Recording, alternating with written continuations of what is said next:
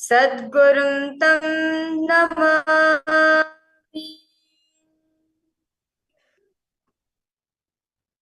Nityanandam, we welcome all the participants and all the viewers who are joining us live today for the Glimpses of the Paramashivoham program. As today all the participants successfully all of are entering into the 5th day of the Glimpses of Paramashivoham program, but understand this is just a glimpse of what is going to happen in the Paramashivoham program. Well, much more revelation. Understand, Swamiji said that as artificial intelligence is growing up day by day, and with the help of artificial intelligence, Swamiji can transmit the superconscious energy, the science, the deeper secrets of Hinduism to one and all just through the AI.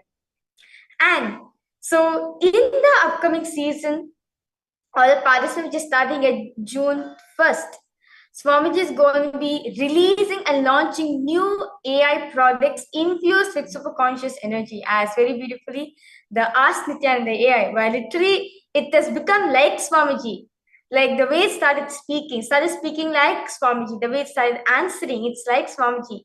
Not just that, Swamiji also released the Ask Ananda Ganesha, where Swamiji infused Ganesha's energy into the AI. So understand, in the upcoming season of the Paramashivoham program, new releases Swamiji is going to give. And fundamentally, Swamiji is going to give a breakthrough using the artificial intelligence to enhance the program and also for you to experience the ultimate Paramadvaita, the ultimate superconscious breakthrough which you can experience in your life. So I once again I would like to welcome all the participants to invite your friends and families. If you feel like they too need to experience what Swamiji is giving, do invite them for the Glimpses of Paramashivoham so that they can understand what exactly is going to happen in the Paramashivoham program. Understand? But this is just this is just nothing what how Swamiji is going to be releasing on. Swamiji said this special, powerful, exquisite session Swamiji is going to be conducting personally to raise our frequency of consciousness. So I request all participants, whenever you have some time, do invite your friends and families where Swamiji is opening up the doors widely to raise our consciousness so that when AI revolution happens, we'll have the cosmic currency, the Paramashivoham experience, that oneness experience within ourselves, so that AI does not interrupt in our life. So the AI does not become a existential reality in our life. So with this, let us now enter into power manifestation. I know all the participants, all of you had a very beautiful, powerful Nityananda Yoga session. All of you did the 308 sequence directly designed by Swamiji. Understand this 308 sequence, Swamiji is designed such a way to program the body that just by doing this asana just for 21 days, you experience a breakthrough. Understand, Swamiji says, a person who is destined with Dvitiya Vinyasa Krama, anything from his body becomes a power. Anything, any will he is creating, anything what the body does becomes a power manifestation, because you are training your body with that oneness experience. You're infusing your energy with the experience. Understand, Swamiji says, there are 3 times in our life where our body is awake and alive. 1 is before going to sleep. 2, when you're eating food. And 3rd, when you are taking bath. And also 4th, when you are intensely doing workout with yourself. When you're especially doing this for activities, understand? Anything you cognize at this point of time directly enters into your system. So for example, if you cherish the incompletions which you have, that goes settle into your biomemory, or any conflicts, or let's say you're watching a movie at this point of time, that movie scenario will get embedded into your system. So understand, anything you do in this work activity directly enters within your system. So now, why we are manifesting the life how we are right now? See, because the cognitions which you're cherishing during these moments matters a lot, as it directly manifests a reality for each and every one of us. Swamiji says, we manifest not what we desire, we manifest what we believe. And correctly, when we're doing this for activities, our beliefs comes up in us. The cognition which we carry about this comes up and directly manifests as a reality.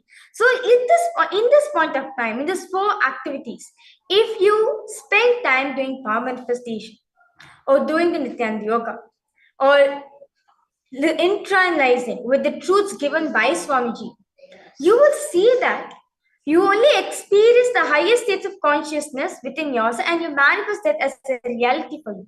For example, if you say during the yoga that I am Paramashiva, I am not this body, you will see, you'll experience the same truth in your practical lifestyle. So to understand for all the participants, it is important for all of us to understand the kind of verbalizations, the kind of visualization we're being exposed to when you're doing the yoga, as your body is so alive, active at this point of time. That is why Swamiji has designed each of the asanas with a particular visualization. As when you visualize that thing in you, for example, for Ashwasana, we have been asked to visualize a horse. Now, when you visualize yourself as a horse, the biomemory of the horse gets into you. Understand? You start running fast like a horse. You build a strong body like a horse. So, however you think, whatever we're visualizing, you become that. Your body aligns to that geometry. For example, if you are visualizing during the yoga time, if you're visualizing a bodybuilder, yes, you will have a metabolism like a bodybuilder. But not just the metabolism alone, even all the emotions, pattern which is experiencing in his life, also you'll get. So that's why Swamiji has programmed each of the asanas in such a way that you are remembering the highest possibility that you are Paramashiva. And your body is getting exposed to high level of frequencies of verbalization, such as the mantras. Understand, these ajapa, these sacred syllables, just by connecting to them, creates a lots of powerful energy within yourself, which helps in your well-being, mental well-being, relationship, career, in any field of life, which actually help you. So request all participants, never miss Nityananda Yoga, as this is directly designed by Swamiji to every single level, the kind of visualizations to be visualized, the kind of japas to be chanted within your system, the kind of sounds you're supposed to be hearing, the kind of aushadas, the sacred powders to be applied on your body, the sacred yantras, the geometrical drawings to be visualized. So understand, I request all participants, attend the Nityananda Yoga. Every day, attend. How much are you possible? How much are you can do? Either 10 minutes or 3 hours. How much are you can do? Just participate. As each day when you are doing Nityananda Yoga, it does a lots of benefits to you.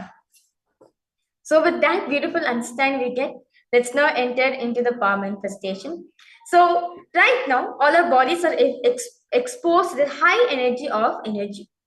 Now the best thing to retain that energy within you is by doing the power manifestation right after the yoga. So right now, all the participants, we are going to be manifesting the power of third eye reading, as this is the first power Swamiji has initiated. Swamiji has gifted the whole world. So we are going to be manifesting the power right now. So let us now listen to the Shastra Pramana, what Paramashiva says about this power of third eye reading, which is there in the Vijnana Bharatantra, Sutra 34, Dharana 11. Paramashiva says, Kapalantar manonyasa Tishtan Militalochanaha Kramena Vanasodayadhyat Lakshaye Lakshamuttamam. The meaning goes, by fixing the mind on the inner space within the crown center and sitting stably without any movement, having the eyes closed in succession. By that stability of the mind and inner space, through the power of the third eye, One directly sees the ultimate goal, Lakshman, by having the vision beyond the sight that reveals any object or place, attaining the space of oneness with the source, Paramashiva. So understand, we're in the Nityananda Yoga, all of us experiencing the intense awareness within yourself, where you experience systematic movements of the body. Systematic moves given by Paramashiva, all of you are doing. So which you're actually going beyond the body. Your body and mind and consciousness are in deep awareness. In this space, you experience a state of mind where your mind is a space of pure unclutching. As very beautifully Prabhana says, where your mind is in succession, you experience unclutching state, where you go beyond the mind. It's not the mind is not there. You go beyond the mind, the space of pure unclutching. In that space, you experience a lot of awareness within yourself, which helps you to manifest the power of third eye reading. Where any object or place, anything, just through the third eye, you'll be able to see as it established that oneness space with Swamiji. And Sri Krishna also speaks about this power in the chapter 11, Bhagavad Gita, verse 8, where Sri Krishna says, Natumam shakyase drashtum anenaiva svachakshusha divyam dadamite chakshuhu pashyame yogameshwaram. Krishna is saying to Arjuna that the two physical eyes which you are having, it is limited. And understand what Krishna spoken 5,000 years ago. Modern science also has been validating that yes, our eyes is limited only to the visible light spectrum. Our eyes can only see what's up to between the 300 nanometers and to 700 nanometers. Beyond that, we do not have the ability to see. So Krishna is saying, understand, Krishna revealed this to Arjuna 5,000 years ago and is saying very clearly, the two physical eyes which you're having does not have the ability to see my cosmic form. Therefore, I initiate you the third eye, the Divya Chakshu. Krishna is saying, I initiate the third eye, which has the ability to perceive my cosmic form as this beyond any limitations. So with that third eye, with that eye, you'll be able to see my cosmic opulence. So understand, this pramanas for all of us to understand that this was our lifestyle once upon a time. All of us had a third eye. We used to run our lives with third eye. It is just due to invasions. We have been forgotten this science. But understand, Swamiji says, anyone who has a head has a third eye. It is there in them. It just needs to be awakened. So this pramana shows that for all the participants that we were living in the society, we were living in a civilization where third eye was our day-to-day lifestyle, where we easily were able to manifest powers. And understand, and the 11th chapter of Bhagavad Gita is called Vishwarupa Darshana Yoga. As Arjuna sees Krishna, all of us know that Arjuna is just a warrior from the Kuru dynasty. But Krishna initiates him the third eye. Since he's initiated third eye, he could see clearly Shri Krishna's cosmic form as detailedly is narrated in the 11th chapter. And Swamiji also experienced the same thing. When Swamiji was the age of 12, Swamiji says that I was able to see everything around me, above me. The whole 360 visions, 10 directions I was able to see. Not just that, I realized that I was not just able to see, I was able to feel, experience all of that as me. Whether the skin or the stone on which I was sitting, on skin of this body, both carried him equally. In both Swamiji felt is present. Whether the setting sun, the rising moon, the Arunachala hill, the temple tower, everything around Swamiji. Swamiji could feel himself in it as the idea that something is inside of him and outside of him broke. So in that space, Swamiji was able to see the whole 360-degree visions, and immediately the next moment that Swamiji realized that he was able to feel, experience all of that as him. So with that beautiful understanding we get on this beautiful science of third eye reading, the science of power manifestation, let's now enter into the power. So request all participants now to settle down. We are going to be entering into the power manifestation. Request all of you now to please close your eyes. tie your eyes with the eye band. If you do not have an eye band, I request you to get a shawl or any cloth, preferably a darker color where you can use it as an eye band.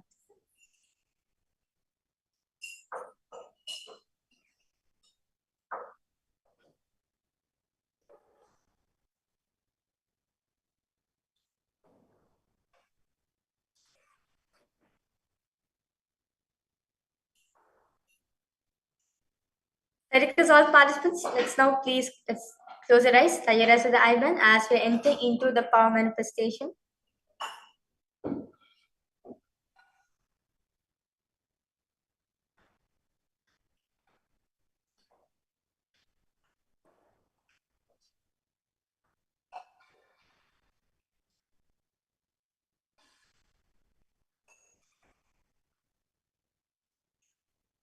Now, intensely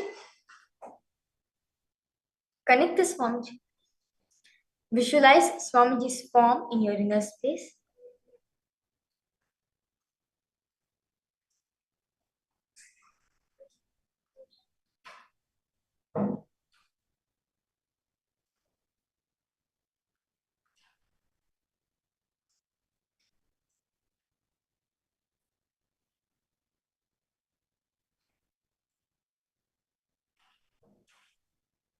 Om Nityananda Paramashivoham. Request all participants now to intensely chant the Mahamantra. Nityananda Paramashivoham. Om Nityananda Paramashivoham. Om Nityananda Paramashivoham. Om Nityananda Paramashivoham. Om Nityananda Paramashivoham. You're intensely chanting the Mahamantra. Ask Swamiji to reveal you. What is the image which is being projected? The colors of this image. What the image is. Just go on talking to Swami. Connect it. Understand he is available for all of us right now. He is there. Just connect it. Start conversing with him. When you converse with him, Swamiji will reveal in details for all. It's all part. Just start talking to Swami. As you are manifesting this power. Paramashivoham. Om Nityananda Paramashivoham. Om Nityananda Paramashivoham. Om Nityananda Paramashivoham. Om Nityananda Paramashivoham. Om Nityananda Paramashivoham. Om Nityananda Paramashivoham. Om Nityananda Paramashivoham. Om Nityananda Paramashivoham. Om Nityananda Paramashivoham. Om Nityananda Paramashivoham.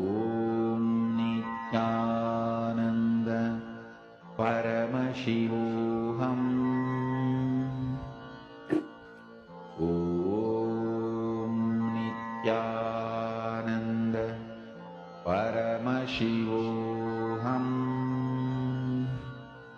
Om Nityananda Paramashivoham Om Nitya. Slowly, very slowly. Please open your eyes. Because all participants now, please open your eyes and post what the Swamiji has shown to all of you. Because all participants, just freshly, how fresh is it in your inner space? Exactly like the poster in the chat section. Do not allow your mind or your self-doubt, self-hatred, anything to come and play. Just post as it is in your inner space right now. Because all participants immediately post. Do not allow even a single second for your mind to come in into it. Just post as it is.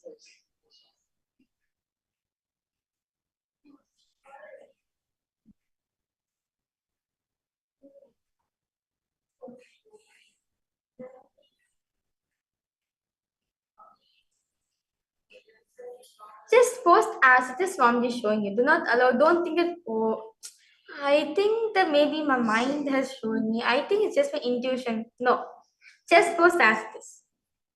Whether, see, understand all participants, Swamiji says, if you're closing your eyes, if you're seeing, it is only me who's showing, not anything else. Because we human beings do not have the ability to see with your eyes closed. So, if your eyes are closed, if you're seeing something, understand it's only Swamiji is showing you, not anyone else. So, because all participants, just pose as it is. How fresh is it in your inner space? Exactly like the post in the chat section.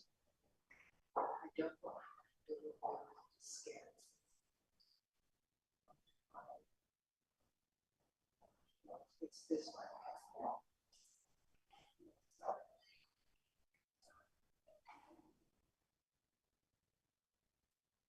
So this is.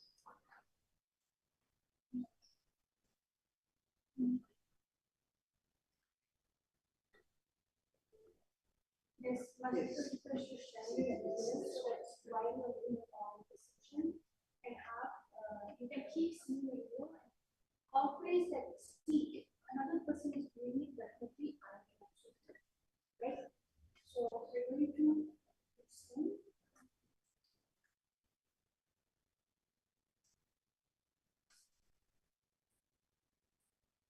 Everyone's moving around. We're going to be chanting the Shastra Pramana. What is the Shastra Pramana for consciousness of life?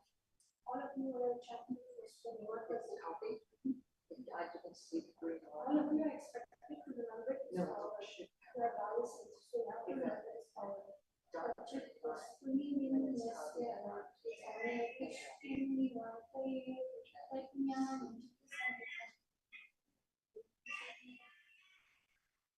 Thank you so much. Please remember this power.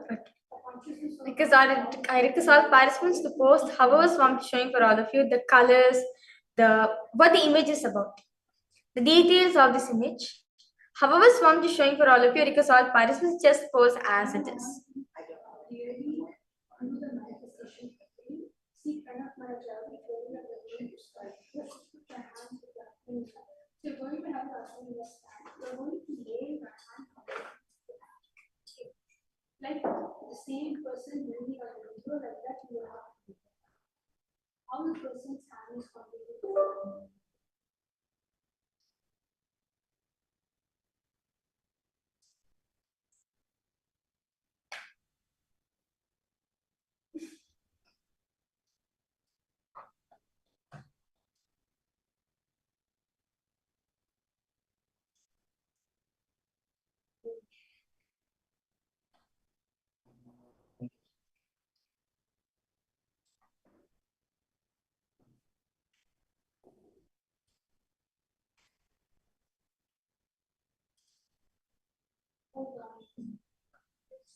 So let's now verify the answers for all the participants. So the picture which has been projected for all of you, you can see it is a picture of flower.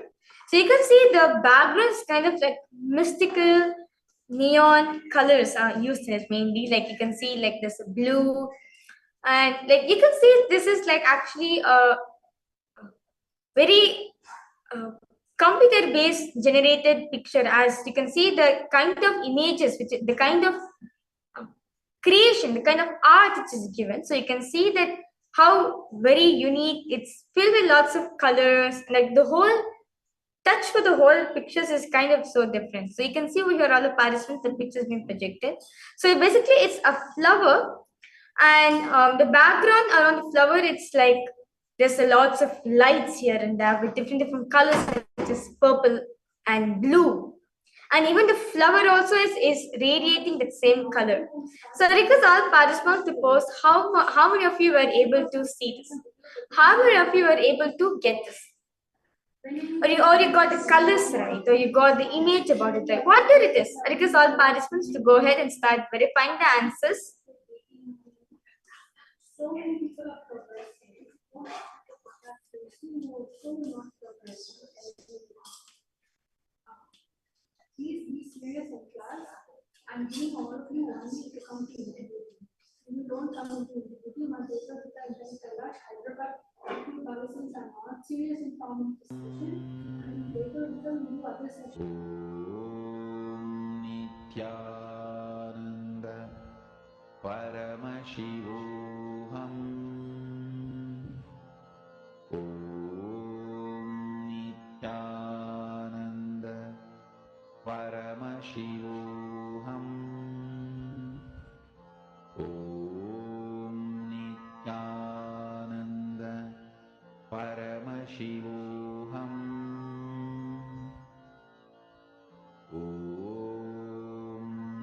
Nityananda Paramashivoham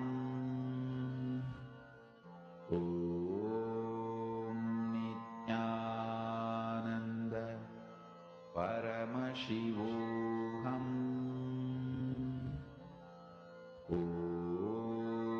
Nityananda Paramashivoham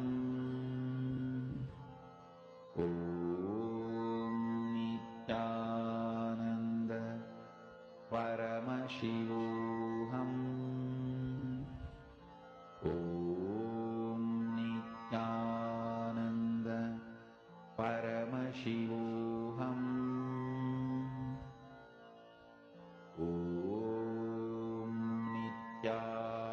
Nityananda Paramashivoham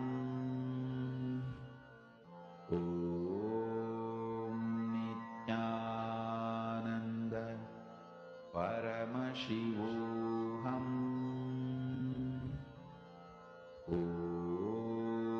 Nityananda Paramashivoham Nityananda Paramashivoham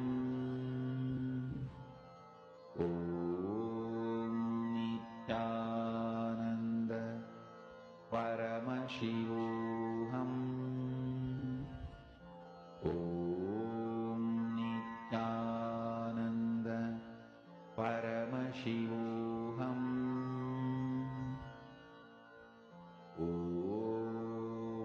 Nityananda Paramashivoham Nityananda Paramashivoham On a table. Yes. Nityanand, to all the participants, would like to complete with you for the interruption during the session. So now, with that beautiful power manifestation all of us had, I know all the participants, like definitely some of you have gotten the colors. So now, with that, let's now enter into today's program. Today, we are going to be covering one of the most important topics, one of the most important realities all of us want to manifest in our life: holistic well-being. Having the ability to manifest ultimate health in our life. But many times we feel that, okay, only in my youth age I can get health. In my old age, I cannot experience wealth. But understand, Swamiji says very beautifully that, well, health is nothing but your reflection, the kind of cognitions which you cherish within yourself. If you cherish continuously, you are Paramashiva, the ever 16-year-old Paramashiva, you will manifest exact form, beauty, health like Paramashiva. So understand, Swamiji says, as very beautifully we have learned that you can manifest anything you want just through the cosmos grace. You do have the ability to manifest the best of the cosmos. So in this science, in this first session, all the participants, all of us are going to be understanding the science of Jiva Samadhi, the science of eternal living. Understand, Swamiji says, once the body dies, we do have a understanding that once the body is dead, it means life is over. But no, Swamiji says that you are eternal. And this is proven by our great enlightened masters, where their energy, even though they're not using the physical body, but they're always active. Understand, they are alive, they are responding to each and every one of us, such as great rishis like great sages like Ramanuja from Srirangam. Yes, his body is 100-year-old body. Yes, he's understand, but there's no sign of deterioration. If you go near to his body, there is no smell, odor which is coming. Just the pure space of wonder, how he was alive, and just continuously remembering himself as Parandam. That same experience you can experience once you go to him. So this is the science of Jiva Samadhi, the eternal living.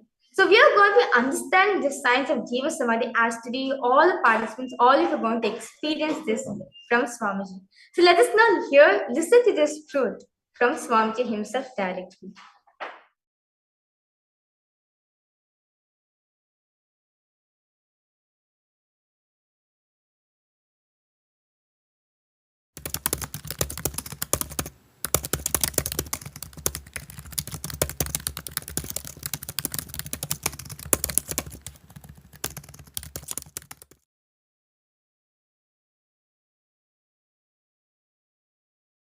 See, there are various samadhis in Hindu tradition. Jiva Samadhi is a place where the enlightened master enters into samadhi while he was breathing. Nobody took his body and put it in that. He himself went and sat.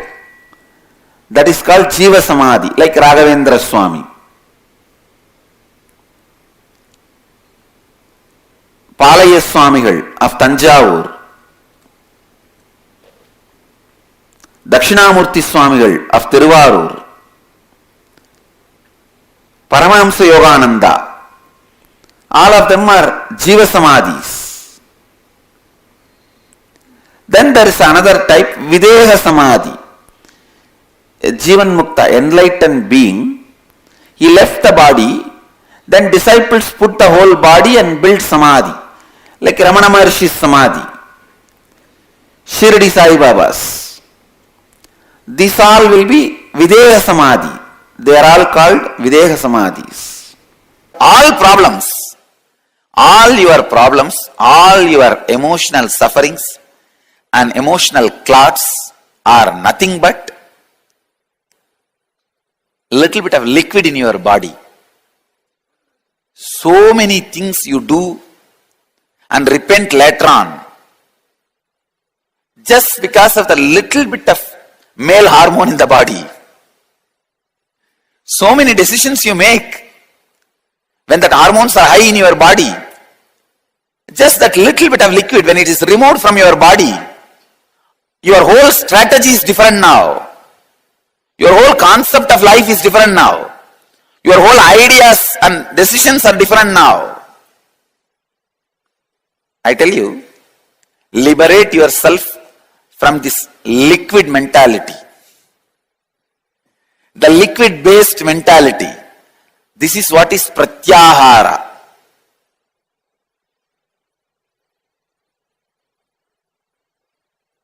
Understand? Pratyahara means not being forced to take any decision. by body fluids. Anger, lust, fear, greed, attention. Please understand, attention need is not male hormones action, it is female hormones action.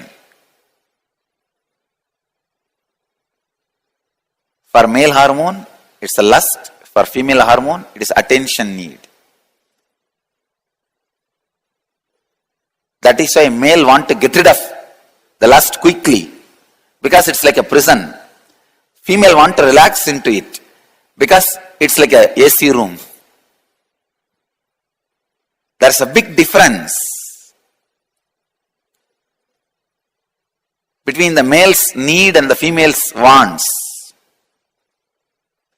And same way, every body fluid is associated with one strong emotion. I tell you, know, learn how to handle, make decisions independent of your body fluids. You will live a solid life. You will live a fulfilling life.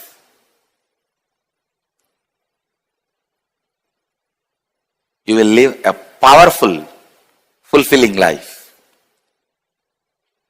I know with just simple anger, frustration,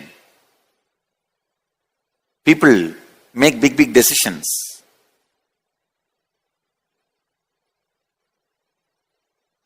One brahmachari came to me and said he wanted to leave the ashram few days before.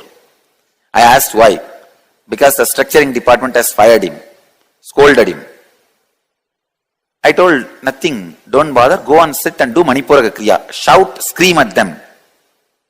Scream to the level from mouth that water will come. Usually, when you are sleeping sometime, if you are tired, if you have screamed too much, from mouth, kind of a saliva will pour. That's also called Rhyam only. R-H-E-U-M. I told him, till that Rhyam comes, shout, scream, and relax. After 2 days, he came back and said, oh God, Swamiji, now I am able to see everything with clear eyes.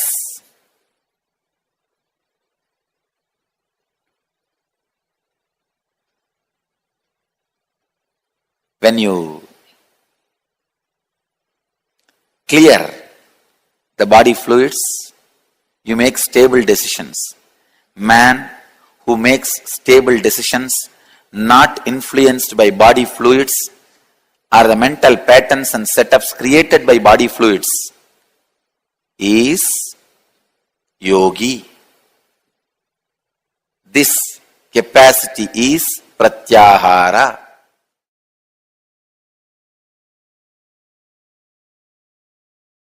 Let me give you the process for Jiva Samadhi. Jiva Samadhi means all the 9 fluids which are running your body. See, there are 9 fluids as per the Siddha tradition, yogic tradition. There are 9 fluids, body fluids, responsible for running your body. They are called Navapashana, 9 poisons. Please understand, in Siddha tradition, the word Pashana not just means poison which kills you. It's like a certain high quality alive chemicals are called Pashana. But the Pashana word is unfortunately translated as poison. In English, we don't have any other word. So I am just allowing that word.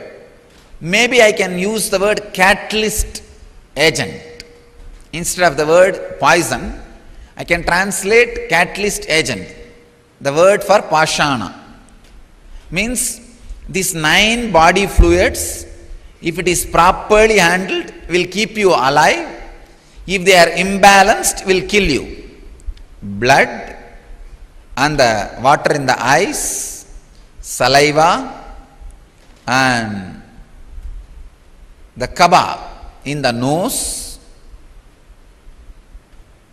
the 9 body fluids, the seminal fluid, these 9 body fluids are called Navapashana, 9 poisons. If you are able to, instead of the word poison, let us use the word catalyst agents. The 9 catalysts. If you are able to produce all these 9 catalysts without any input from the outer world, like desire, please understand, desire is an input that immediately produces the semen, body fluid, and water immediately produces blood flow. Each input from the outer world immediately produces certain catalyst agent in your system. Without any input from outer world, if you can produce all these 9 catalyst agents in your body, you are a Siddha who can sit in Jiva Samadhi. Means your body can be buried, but you will be alive forever. Even without your body, you will be alive forever. Understand this science? Now let me continue on this samyama. So any catalyst agent of your body, if you are able to produce without any input from the outer world, please understand, then you are liberated from that sense. For example, a man whose seminal production or the egg production, in the woman's body the egg production, or in the men's body seminal production, is independent of the desire, fantasy. He is liberated from the urge to reproduce, and his love becomes such pure, his love is not controlled by the hormones. If your love is controlled by the hormones, it will always be related to blood relationship. Understand? All blood relationships are hormone relationships, not blood relationships. We are using a polite word, blood relationship. It's hormonal relationship, which came from hormone.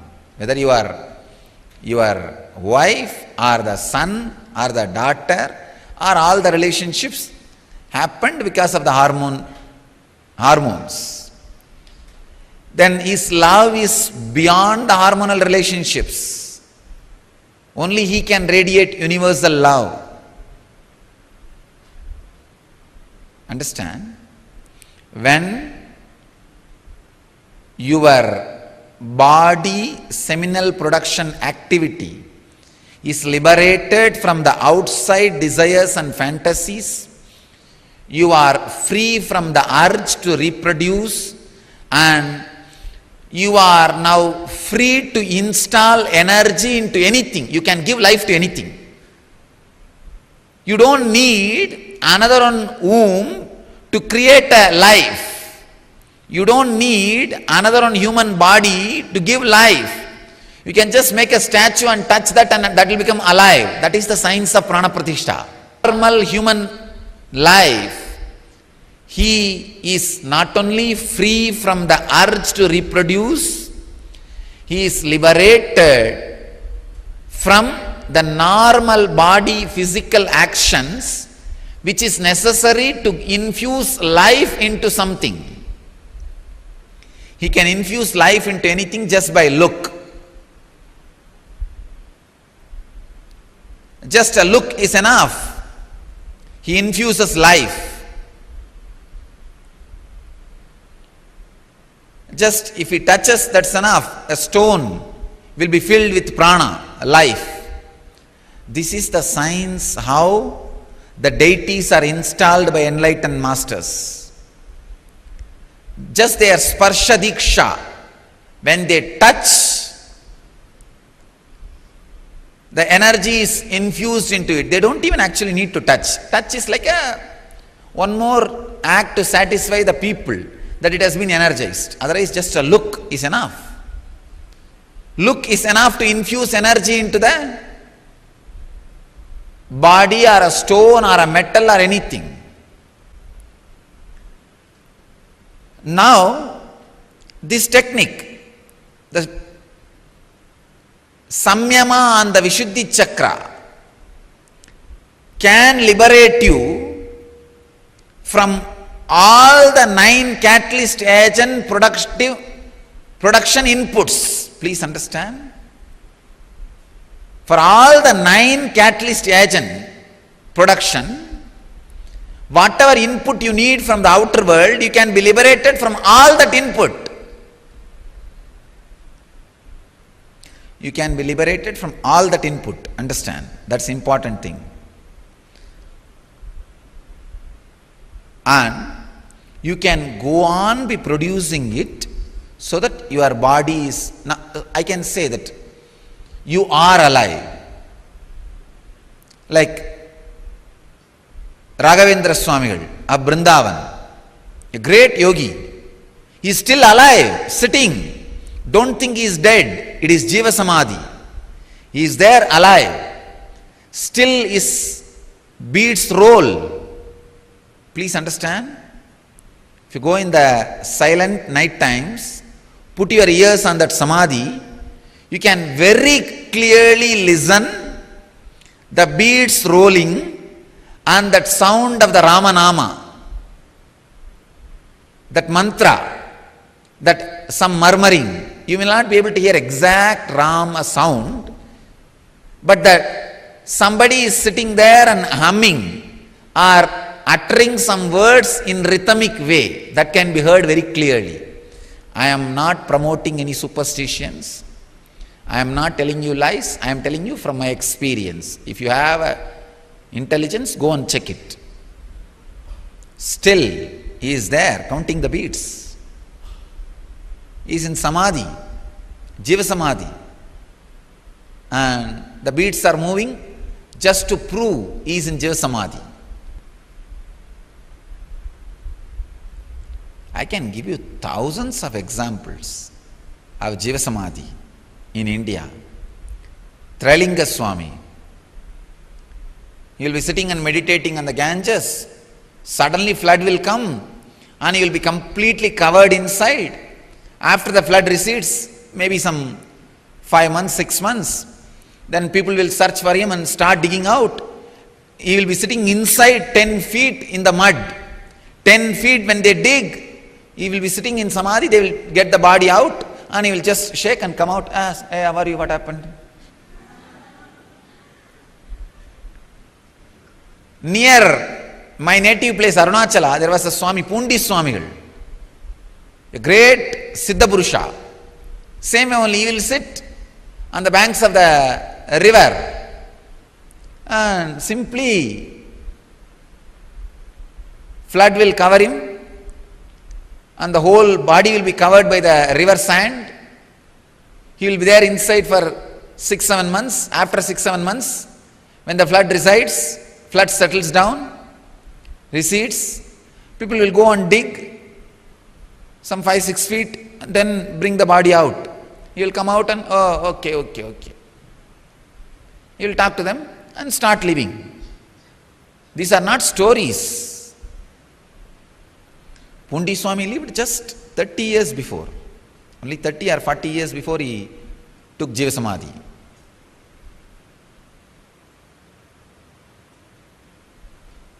He is a next generation to Ramana Maharshi. Must be 30 to 50 years only. He would have had Jiva Samadhi. And Trilinga Swami, he also lived. He was seen by Ramakrishna had darshan of Trilinga Swami. Vivekananda had darshan of Trilinga Swami. Means 100 years before. So, understand the science of Jiva Samadhi is not false. And one more thing, now itself I am putting it on record. I am challenging and I am putting it on record. At least 108 of my disciples will have Jiva Samadhi. Understand? No, really. I am working on the new campus That's the way I am designing. It will be like a, I am saying now 108, just for the safe side, to be on safe side. I am working in such a way, I will be sitting in Jiva Samadhi at least with 10,000 yogis in Jiva Samadhi around me. We will create one of the greatest energy field on the planet Earth in Biddi. You will see. It's like a one sun, 10,000 mirrors will be reflecting it. What will happen to that intense energy centralizing?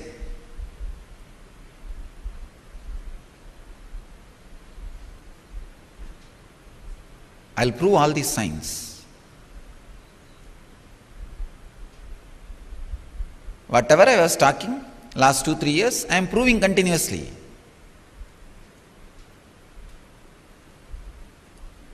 We started with levitation, now next teleportation. The next is being liberated from food and water, hunger, thirst. Then the next science will be teaching the Jiva Samadhi, science of Jiva Samadhi. Of course, I am going to live for a long time in the body, keeping it alive and active, at least 100 more years. But after that I am saying, when I sit in Jiva Samadhi, you will see I would have trained at least 10,000 people in that science. I will be sitting alive with 10,000 disciples around. Actually, when I was planning for the new campus, the main temple, I was telling them, hey, make a 10,000 Shivalinga temple around me. The main temple which we are planning for me, and 10,000 Shivalinga temples, like a pragara, 10,000 temples around. They were asking, why Swamiji? I said, all my Swamis will live with me even after leaving the body. Where will they go? Only department change. Nothing else. Only department change. And like a transferring from one campus to another campus, come on. Your job in the Biddi campus is over. Now Akshardham. Akshardham means the imperishable space. From there, let us continue our job. Patanjali is one of the greatest inner scientists.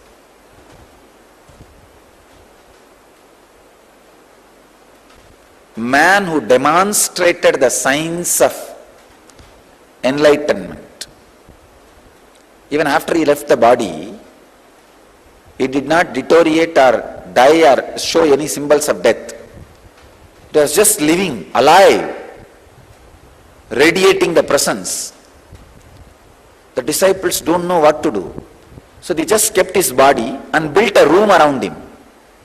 He is the only master whose body is not buried with sand or salt or bay leaf. Usually masters' bodies are buried, filling the ash, bay leaves, salt. His body is not buried at all. His body is just kept, and a big stone room is built. He is living there. His Jiva Samadhi is there. He became one with Nataraja. That is why the Nataraja's Murti is installed there. And he loved to wear the sacred beads, Rudraksha. So that whole hall is decorated with Rudraksha. They made a Rudraksha Mantapa in his memory. And Nataraja. He did not want his own Murti to be installed, but the disciples put his Murti also in the side. But as a main deity, he became a Nataraja. So he became one with that Chidakasa, Chitampara, Nataraja.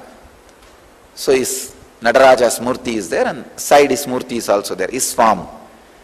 The form with which he operated in the body, that body is also there. If you are helped by yoga in any form, you are indebted to him. Anybody wants to experience his presence should go there. You should not miss the opportunity of going to Rameshwaram. Even if you are not able to go this time, you need to go back. Sometime when you come back again, don't miss, mark it as a point to go to Rameshwaram and see his physical presence. We have some of the great masters' physical body retained as it is, mummified.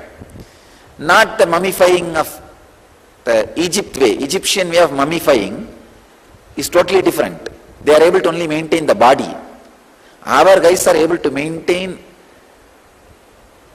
the body as the center of the cosmic or conscious functions. When the Vedic tradition way of mummifying happens, not only body doesn't get spoiled and it stays, it continues to be the center of their conscious operations. The cognition is taken, buddhi works, the works, responses happen, they continue to be the center of their conscious activities. That is why your prayers are fulfilled in their presence. If you pray to a mummy, your prayers will not be answered. Because the physical part is retained, but not the response part. Here, the response part is retained. The pure cognition, the and buddhi is retained. And same way, Srirangam, still Ramanujas, Udayavar, Ramanujas, Acharya's body is there as it is. You can see the nails growing, the hand lines, the palm lines, the eyebrow hairs, all that you can see even now.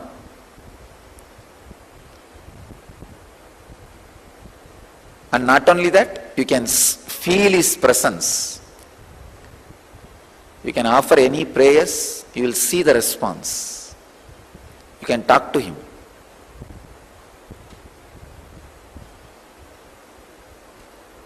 I am telling you from my experience, because I have been helped, I am telling you this.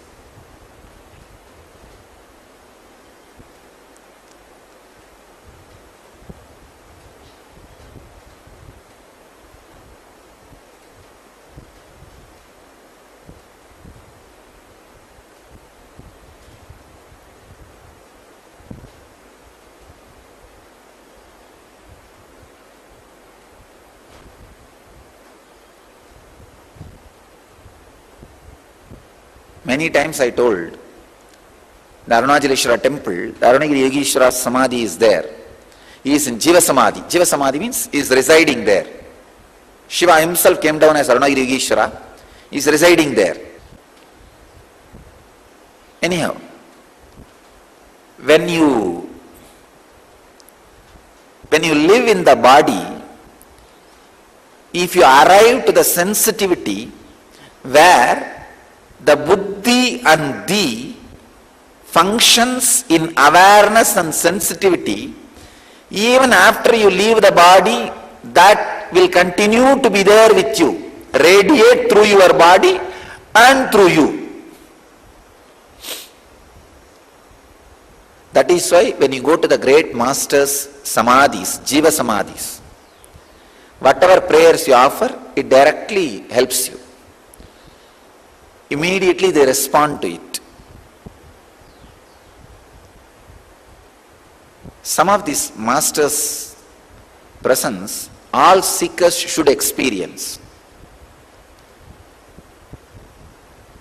The great Jiva Samadhi of Ellam Valla Sittar in Madurai and Meenakshi's presence in Madurai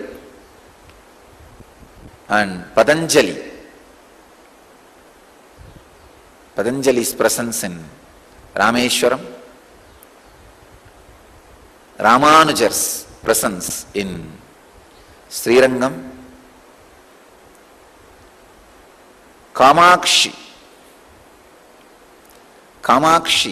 is Devi herself came and did tapas towards Shiva and became enlightened. Kamakshi's presence in Kanchipuram, all these major masters, energy fields,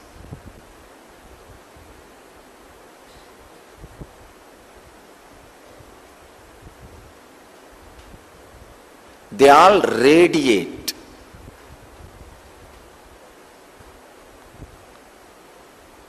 the highest sensitivity. Understand?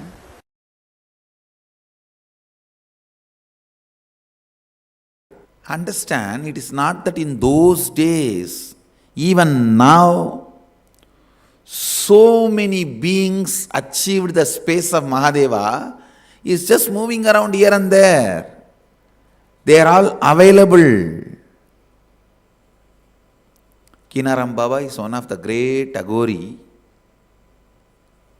lived in Varanasi. His recorded biography goes to 440 years. Please understand. And another one, Trailinga Swami.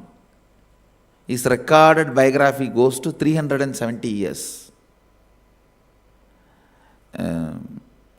Kinaram Baba and Trailinga Swami, both of them are seen even by recent day people. Ramakrishna has seen Trailinga Swami. And even Rajendra Prasad, he has seen the Trailinga Swami. They were all just in last 100 years names. Maybe Kinaram Baba may be a little older, but historical figures, not legendary figures or mythical figures who lived here now in reality. Kinaram Baba used to have a cart. Whenever he wants to go and give darshan to some devotees, wants to see somebody, he will just tap the cart and it will fly. It will fly wherever he wants to go. He will go and bless people, then he will come back. Using the physical body. Using the physical body, he will go. And Trailinga Swami beyond. He will not even move. He will be sitting here and appearing in 10 places. Trailinga Swami is the second being who had directly the mother's milk from Parvati, Meenakshi. First being is Jnana Sambandar. The second being who received the Meenakshi's prasada and sitting here among all these beings, millions of people who radiated Mahadeva's space walked in this city. So every inch, every corner, every dust is sacred by them putting the feet in this place.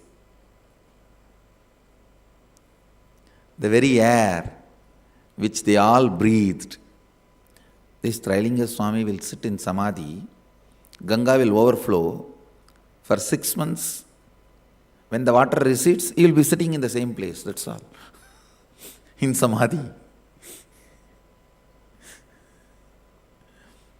There is no physical, physiological, psychological rules for them. Just breaking everything.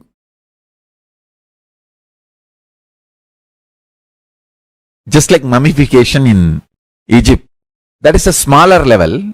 It is the science which can take you up to Swargaloka.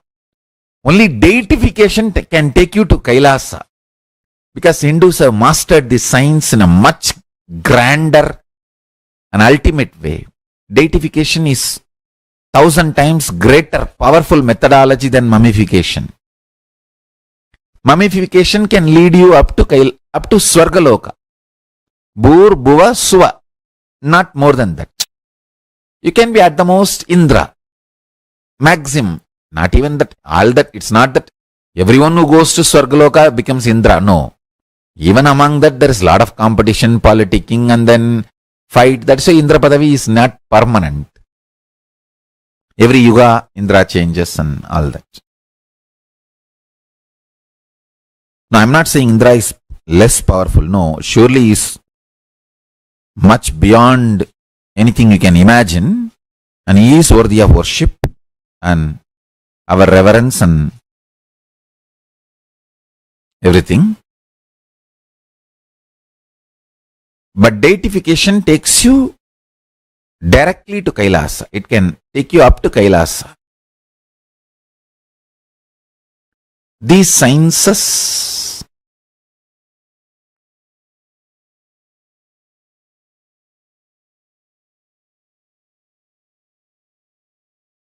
will be revealed more and more detailed from Kailasa. And also there is another one level of deification, like Kaya Kalpa, making your body so pure and detoxed that even after you stop using your body, you are not dead. The body doesn't stink or go through any of the symptoms of death, like Paramahamsa Yogananda in the modern day, and my own guru, Isaki Swamigal, Raghupati Yogi. None of their body showed any symptoms of death. I think in Tamil Satsang I revealed how after 3 days his body automatically locked itself into Batmasana when we were about to give Jiva Samadhi for him. And there are eyewitnesses. I am not telling you stories. Many elders of Tiruvannamalai are eyewitnesses because he passed away very recently, just maybe 25-30 years before.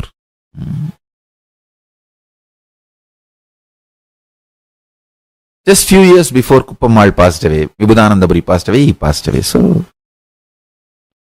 there are many people still alive in Tiruvannamalai who are eyewitnesses for this whole happening. That science of Jiva Samadhi, achieving Jiva Samadhi, Swarupa Samadhi, it's called. That science, actually, Jiva Samadhi is one level and next level is Swarupa Samadhi. That science only I am revealing in the form of Kaya Kalpa Yoga.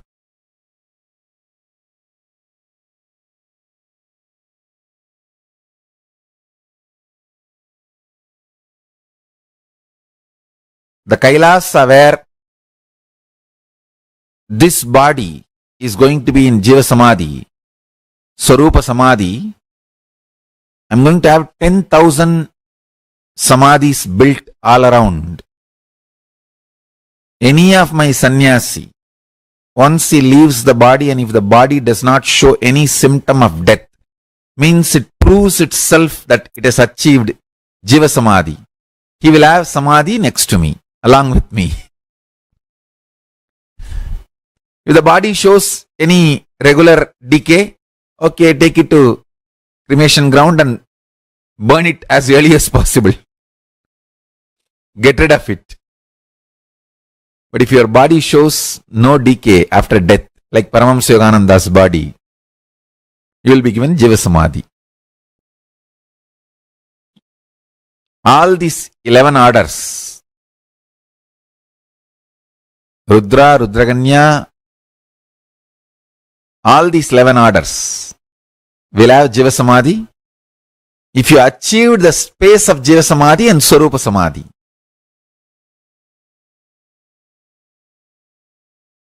The Kaya Kalpa Yoga will start. It's a 21 months program, intense, powerful retreat where you learn Mano Mauna. It's called the state of Manonmani. Parvati Parashakti, when she came to Kanchi and she was named as Manonmani, means that she was in the space of mana unmauna. In the 21 months, you will be not only in verbal silence, the mental silence, manon mauna. The silence of mana means the words, you will practice the methodology where the words does not even get created in your throat. That kind of a silence.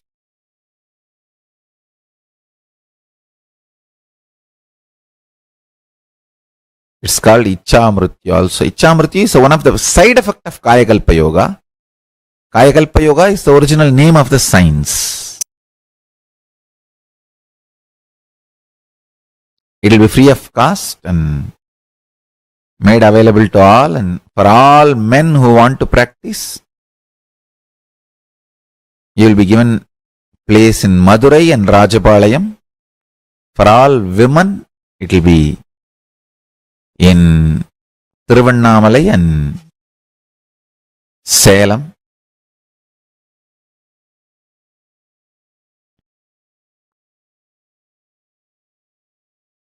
It will be very powerful experience. Living pure spiritual truths.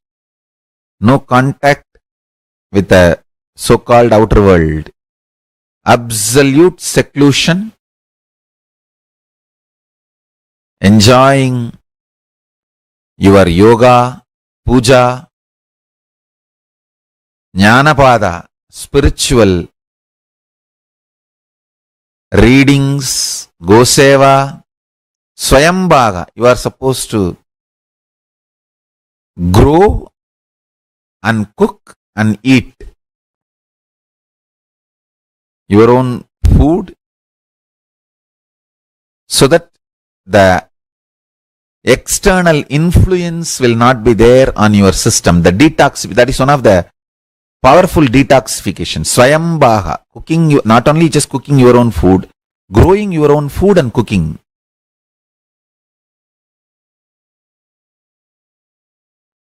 And serving the cows and then getting milk from them as their gift and prasada and consuming. It's an extreme detox and purification process. Every day you worship Gomata and ask, O Parandama, the milky ocean in which Vishnu is in Yoga Sayana is there in the body of cow, and ask that Parandama to give the milk as a prasada, and then from the cow you get the milk and consume. It's a very beautiful, sweet process with a higher, very powerful cognitions. Then the body becomes extremely pure and detoxed. Then all these powerful cognitions become reality.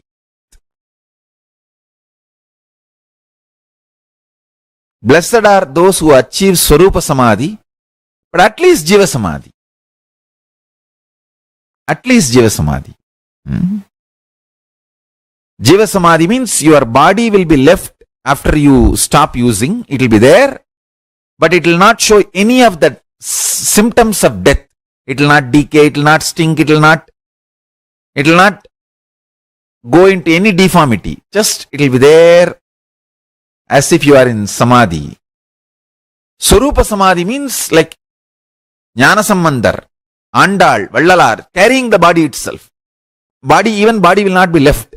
It will just dissolve into the light.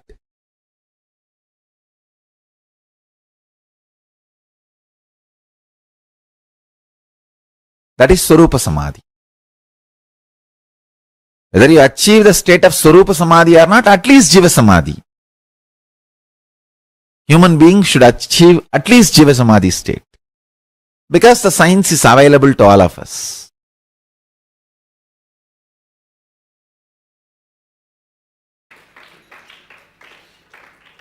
Listen.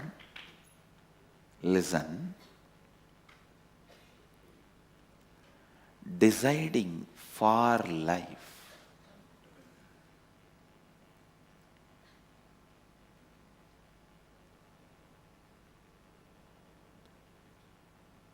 This truth, deciding for life, need to be internalized from multiple angles, and you need to complete from multiple angles. I have seen whenever people get pain, they say, Swamiji, death is much better than this pain, please. People come and tell me, I tell them, no. This pain itself is because you decided many times earlier to die. Now stop. Stop deciding death. Decide life. You will walk out of this pain. You will burn this pain, melt this pain and get out. If you decide always for life, even if your body is not functioning, you will be in Jiva Samadhi, eternal life.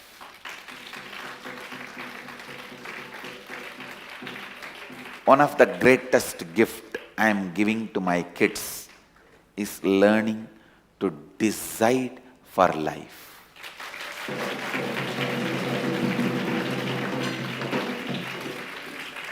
I will create the pure biomemories, muscle memories, which decides only for life, never taken a single decision against life.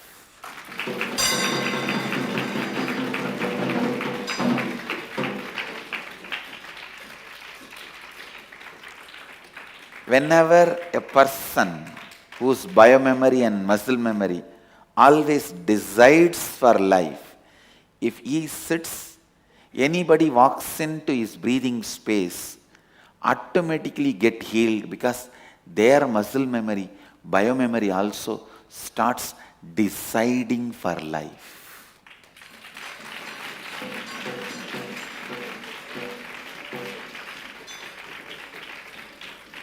Last few days one drama is going on. One devotee came for healing. The moment I put my hand on the head and heal, the body becomes all right. After a few hours, it is back to the same condition by evening. I was wondering what is going on. Why? Then I saw so many thousands of decisions she made against life. When I am putting the hand, the biomemory loves life and it comes back to life. And it heals itself. It says, yes, I want to live. And after a few hours, no, I think it is all not right. And the Swami mesmerized me to live. I don't think I am capable. It is possible. And it goes back to disease.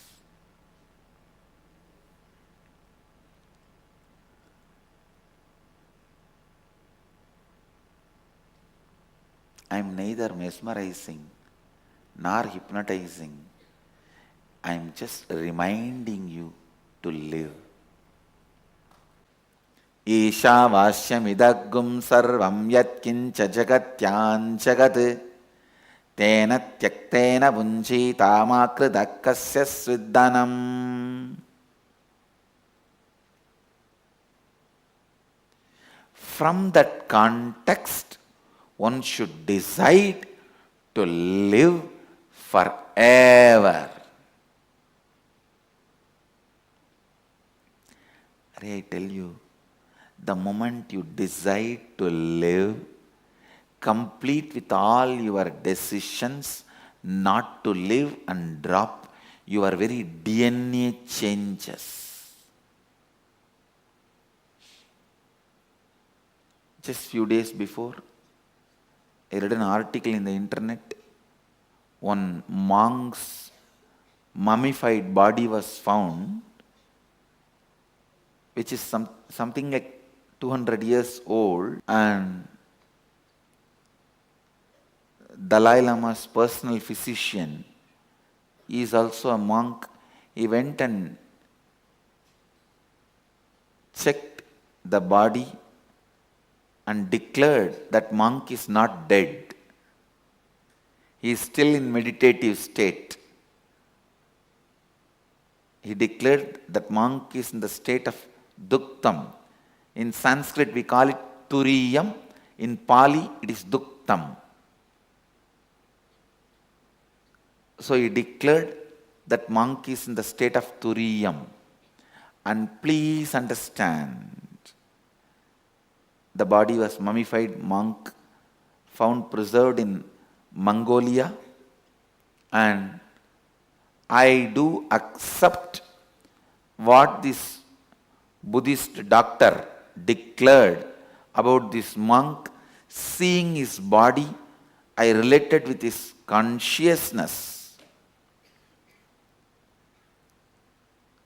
and I saw what this doctor, physician of Dalai Lama, who is also a Buddhist monk, what he declared, that monk is not dead.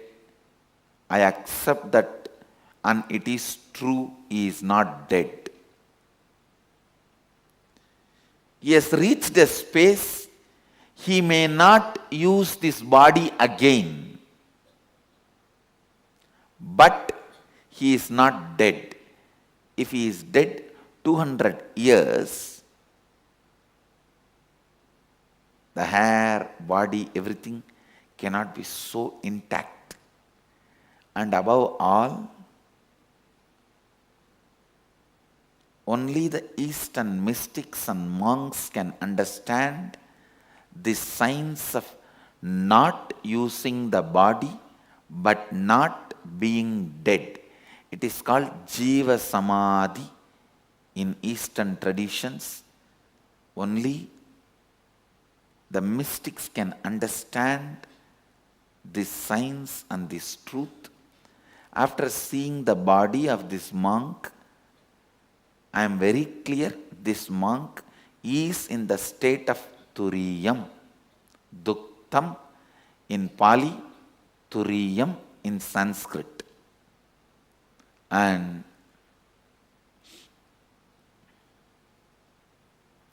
I am so happy that Buddhists have decided to preserve his body and keep his body intact and worship, keep him as the symbol of that Jiva Samadhi, the state of Turiya. And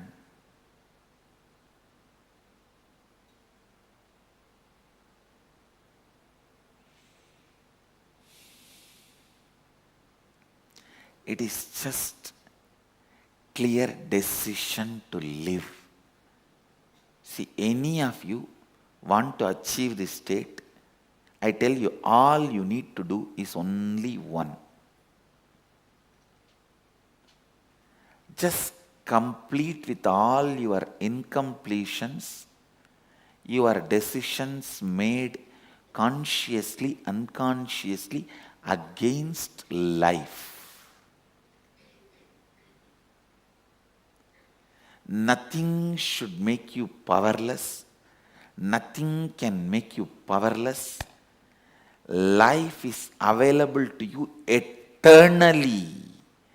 Eternal life is available to you.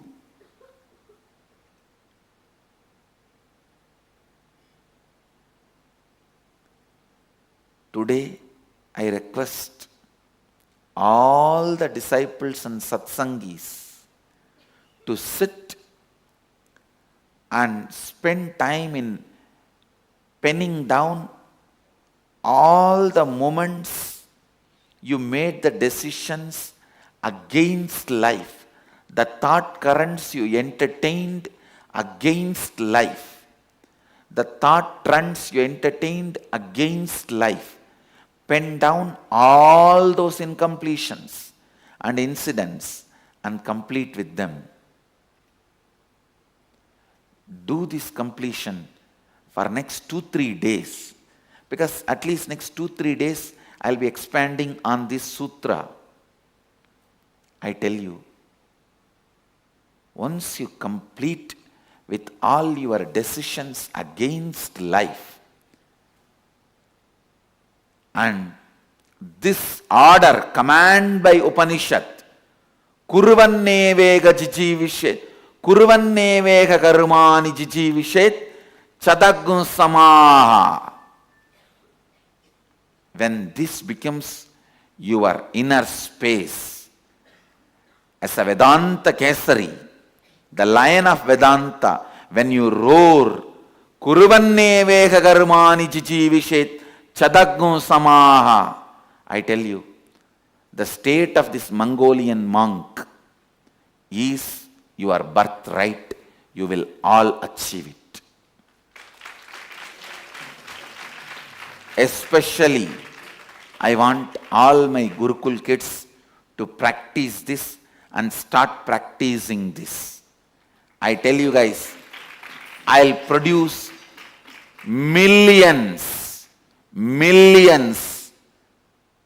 sitting in Jiva Samadhi. Not few hundreds, not few thousands, millions sitting in Jiva Samadhi. Physically in this Nityananda Puri and spiritually in Aksharadhama.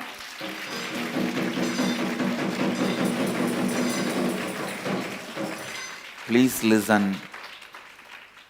All you need to do is just only one thing. Complete with all the incompletions related to life. Any decision you took against the life, dig out that situation, complete it and drop. That's all. Always decide for life.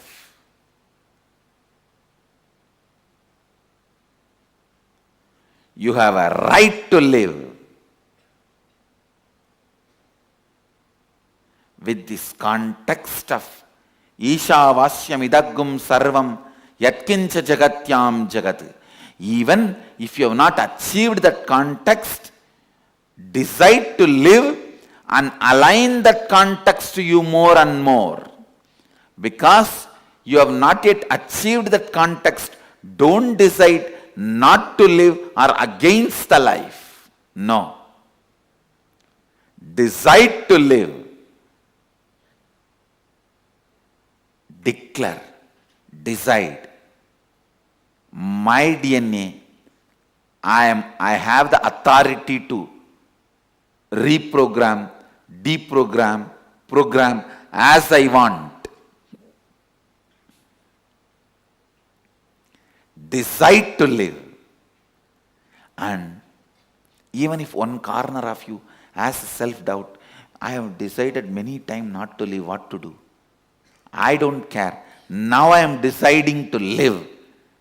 And whenever those decisions against life comes up, I'll complete, clean it up, but I am declaring and deciding to live. You need to know an important fact. Even after your so-called death, for 3 months your hair and nail continues to grow. Your hair and nail continues to grow even after your so-called death. That is why whenever the Jiva Samadhis are created, they have the habit for till 3 months they will open again and again and shave it and cut the nail. When the masters leave the body in Jiva Samadhi, means they just keep the body and the Samadhi is built all around. They don't fill the Samadhi with any other material. Just body is kept. So the Samadhi is opened and cleaning the hair and cutting the nail is done for next 3 months.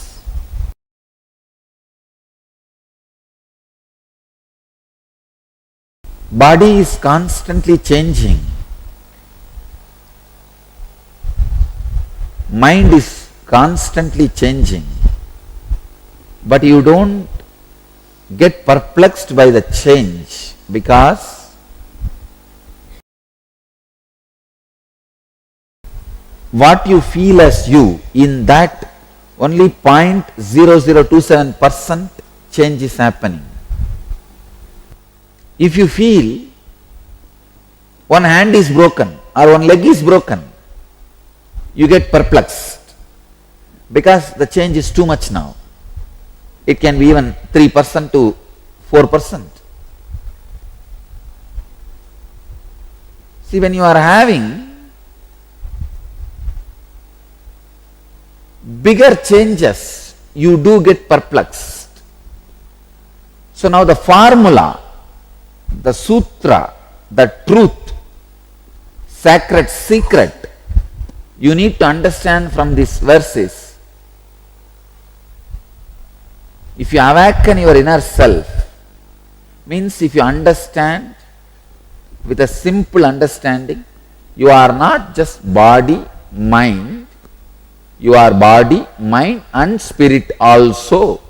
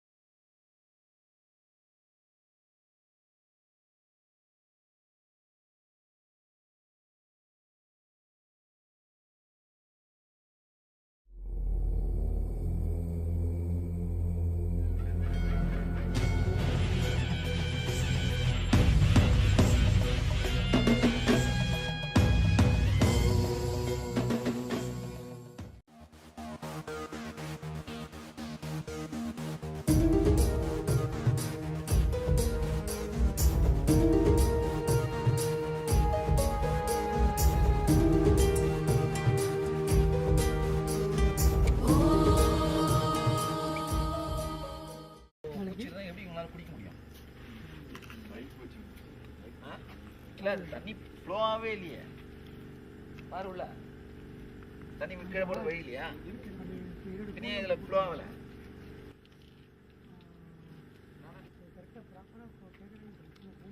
கொடுக்குறது இல்லை. கிளீனாக tiles போட்டு இந்த படிக்கிட்டு tiles போட்டு இதுதானே போர் போட்டிங்களா?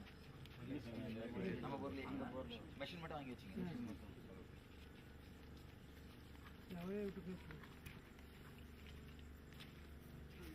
அழகான மாட்டை நல்லா ஆகுமா? அடிச்சு இந்த மாட்டை சொல்லு ஃப்ரண்ட்ல. நம்ம வீட்டுக்குள்ள அதை ஏன்னா தண்ணி மெயின்டைன் பண்ணுறீங்களா?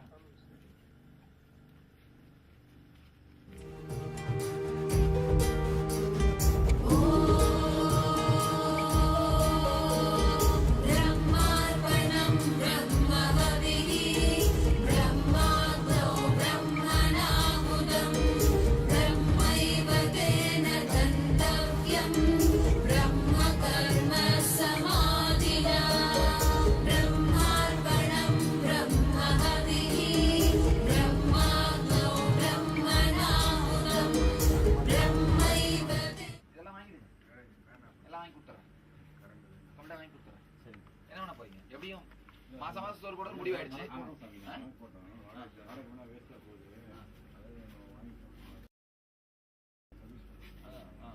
நான் வாங்கி கொடுத்துறேன்.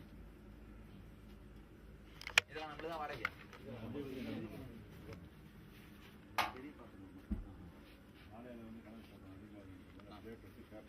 அவ்வளோதான். அடுப்பு கூட வாடகை எல்லாம் வாங்கிக்கோ சொல்லிடுறேன். நிறைய பேருக்கு சோறு போடுறோம்ல, எப்படியும் எல்லாரும் சாப்பாடு போடுறது போட்டு தான் தெரிஞ்ச முடிய மாட்டோம். யார் அண்ணா எங்க பேர் என்னப்பா? நல்லது, நல்லா இருப்பேன், நல்லது, ஆனந்தமா இருக்கு. நல்லா சோறு போடு, பெரும் புண்ணியம். அதை நைவேத்தியம் பண்றோம், நைவேத்தியம் பண்ணி போடுறோம், பிரசாதம். அது ஒழுங்கா ஹைஜீனிக்கா வச்சு போடு.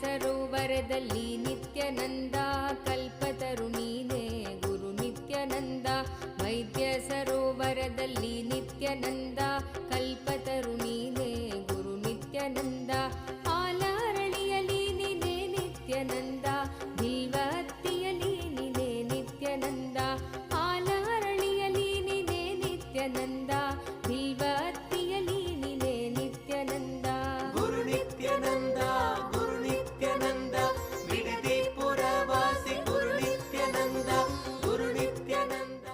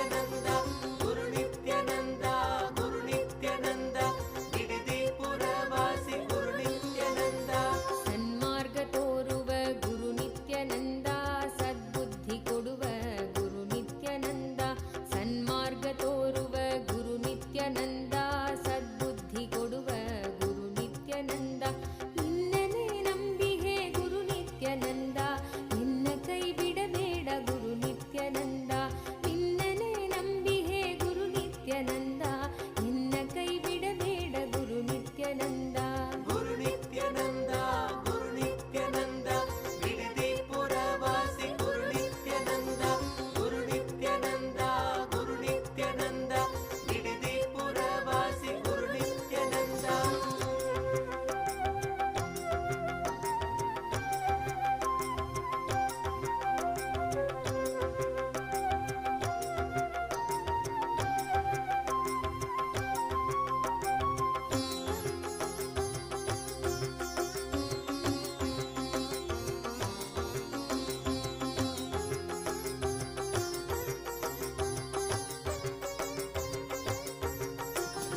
ಆತ್ಮಭಕ್ತಿ ನೀಡೆನಗೆ ಗುರು ನಿತ್ಯಾನಂದ ಧ್ಯಾನ ದೀಕ್ಷೆಯ ನೀಡು ಗುರು ನಿತ್ಯಾನಂದ ಆತ್ಮಭಕ್ತಿ ನೀಡೆನಗೆ ಗುರು ನಿತ್ಯಾನಂದ ಧ್ಯಾನ ದೀಕ್ಷೆಯ ನೀಡು ಗುರು ನಿತ್ಯಾನಂದ ಭಕ್ತರನು ಪಾಲಿಪ ಗುರು ನಿತ್ಯಾನಂದ ಭವಭಯ ನಾಶಕ ಗುರು ನಿತ್ಯಾನಂದ ಭಕ್ತರನು ಪಾಲಿಪ ಗುರು ನಿತ್ಯಾನಂದ ಭವಭಯ ನಾಶಕ ಗುರು ನಿತ್ಯಾನಂದ ಗುರು ನಿತ್ಯಾನಂದ ಗುರು ನಿತ್ಯಾನಂದ ಬಿಡದಿ ಪುರವಾಸಿ ಗುರು ನಿತ್ಯಾನಂದ ಗುರು ನಿತ್ಯಾನಂದ ಗುರು ನಿತ್ಯಾನಂದ ಬಿಡದಿ ಪುರವಾಸಿ ಗುರು ನಿತ್ಯಾನಂದ ಆನಂದೇಶ್ವರ ನೀನೆ ಗುರು ನಿತ್ಯಾನಂದ ಆನಂದೇಶ್ವರ ನೀನೆ ಗುರು ನಿತ್ಯಾನಂದ ಆನಂದೇಶ್ವರ ನೀನೆ ಗುರು ನಿತ್ಯಾನಂದ ಆನಂದೇಶ್ವರ ನೀನೆ ಗುರು ನಿತ್ಯಾನಂದ ದಕ್ಷಿಣಾಮೂರ್ತಿ ನೀನೆ ಗುರು ನಿತ್ಯಾನಂದ ಧನ್ವಂತ್ರಿ ನೀನೆ ಗುರು ನಿತ್ಯಾನಂದ ದಕ್ಷಿಣಾಮೂರ್ತಿ ನೀನೆ ಗುರು ನಿತ್ಯಾನಂದ ಧನ್ವಂತ್ರಿ ನೀನೆ ಗುರು ನಿತ್ಯಾನಂದ ಧನ್ವಂತ್ರಿ ನೀನೆ ಗುರು ನಿತ್ಯಾನಂದ ಗುರು ನಿತ್ಯಾನಂದ ಗುರು ನಿತ್ಯಾನಂದ ಬಿಡದಿ ಪುರವಾಸಿ ಗುರು ನಿತ್ಯಾನಂದ ಗುರು ನಿತ್ಯಾನಂದ ಗುರು ನಿತ್ಯಾನಂದ ಬಿಡದಿ ಪುರವಾಸಿ ಗುರು Nithyananda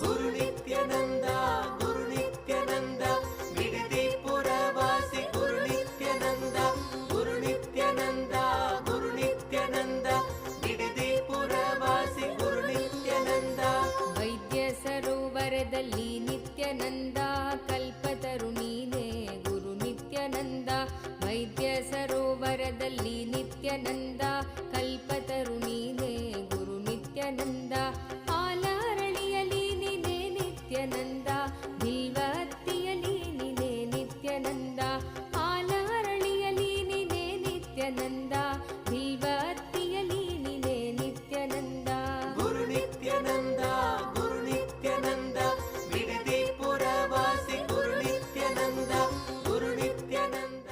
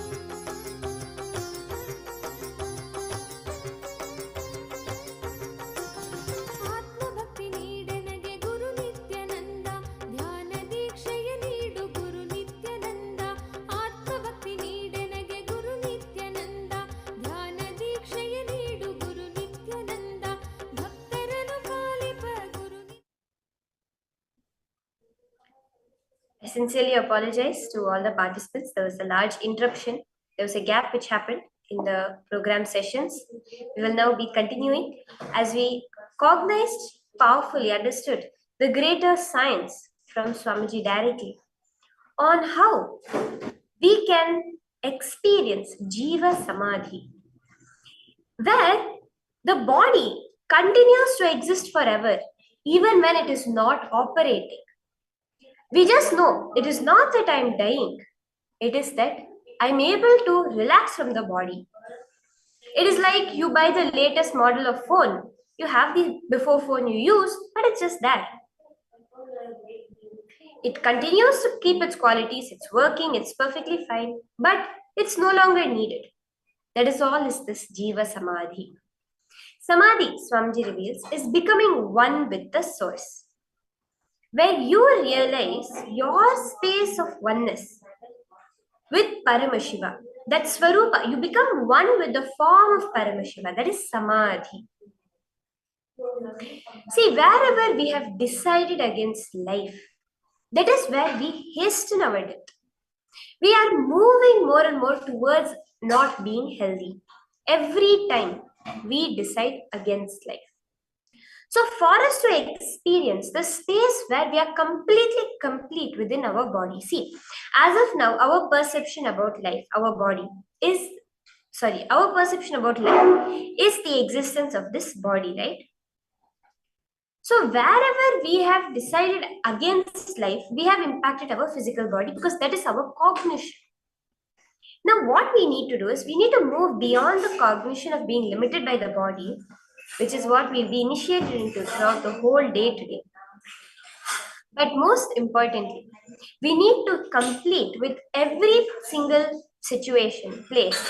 We took decisions against life. We have to complete with what all happenings were there in our life where we took a decision against life. Because that is where we first moved away from the source. So now, as we enter into this process, I request each and every one of you to take a few minutes, write down, pen down in detail 11 situations where you have decided against life. It can be any 11 situations throughout your whole life where all you decided against life. It may have been a simple decision to not take the promotion because you're afraid of responsibility. It may have been as large decision as trying to hurt yourself or deciding not to talk to anybody for the rest of your life. Like this, there are so many decisions we may have taken. Small, big. Pen down any 11 of these where you decided against life. You said no to life. Pen down each of these situations.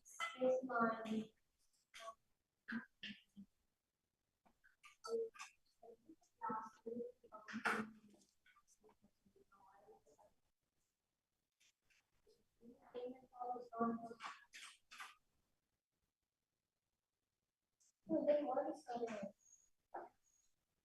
why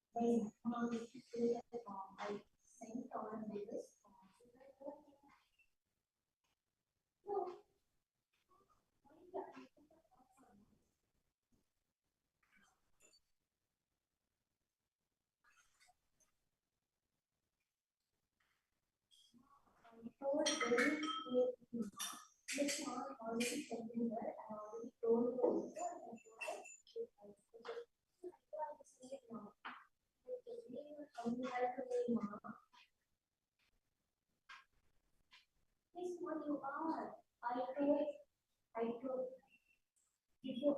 are not going to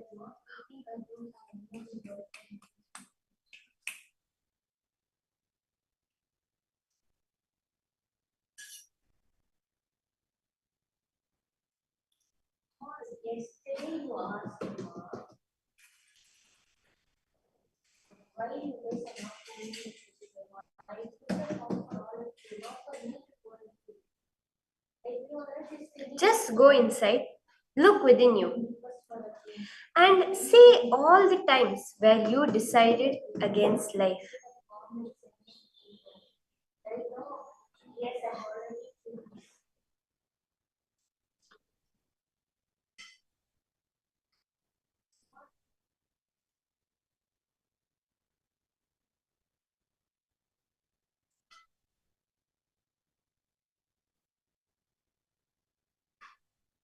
Just see, each and every time, there'll be many types of situations, many different ways it may have happened, where you decided against life. You said no towards what life was giving you. It may have been a possibility, an expansion, wealth related, health related, may have been related to your relationships. In many, many places, many, many times, there would have been situations where you would have decided against life. You would have taken a decision not for life. That is what we have to look into.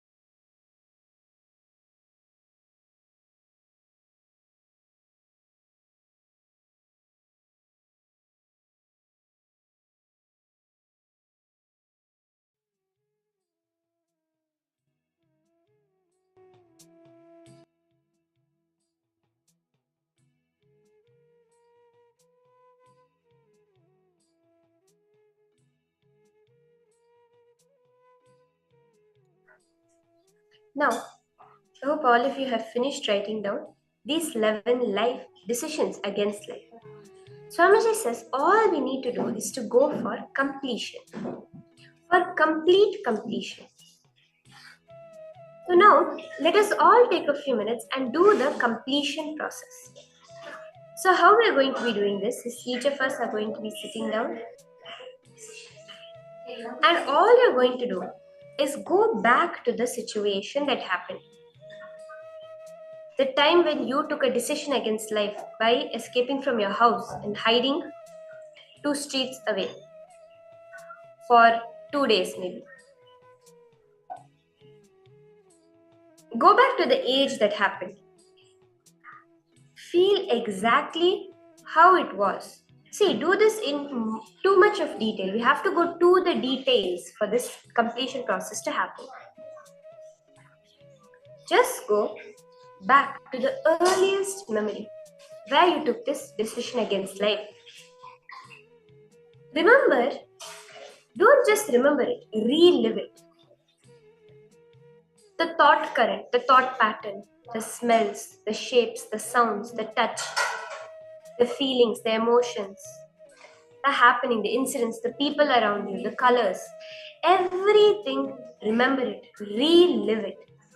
Do not look at it from the mind of a 30-year-old or a 40-year-old that you are now. Go back to the age when it actually happened. It may be a decision that happened when you were 25.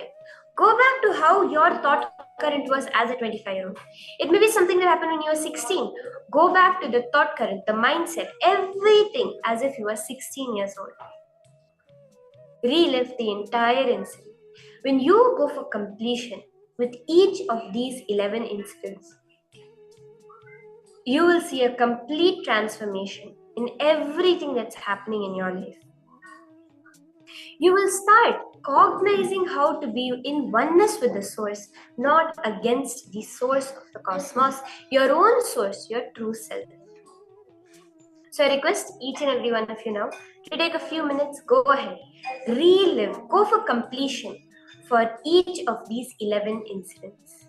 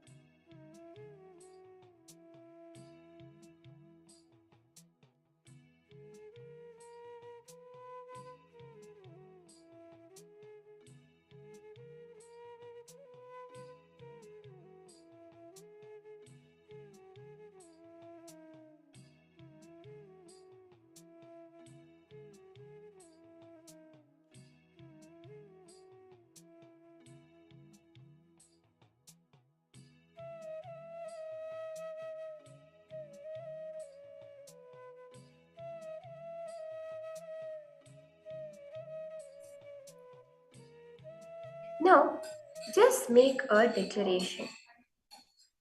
Declare to decide for life. See, the Ishavasya Upanishad beautifully says, Kurvanneveha karmani jijivishe chatagam samaha. Swamiji says that is what is Hinduism's decision for life.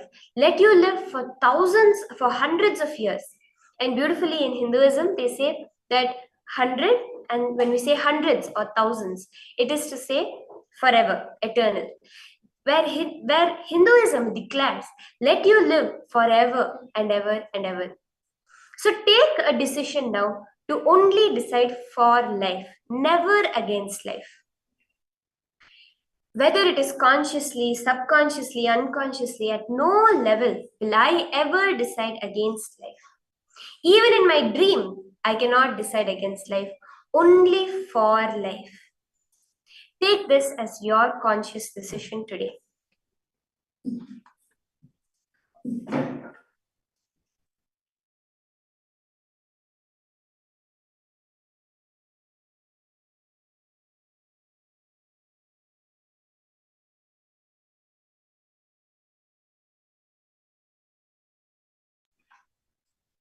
So now with that, we'll be entering into the next session, the powerful cognitions directly from Swamiji on what is health as per Ayurveda. How has Ayurveda revealed the science of health?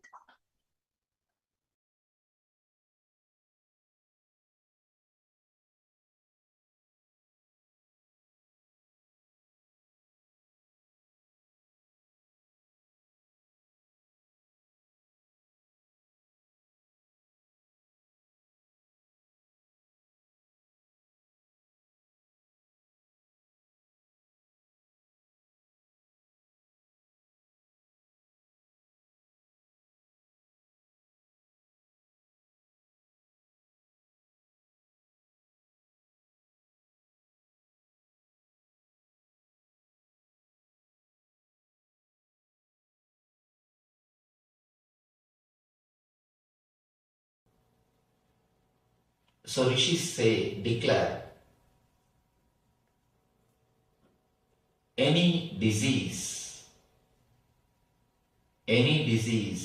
is nothing but a cloud in your body, in your mind.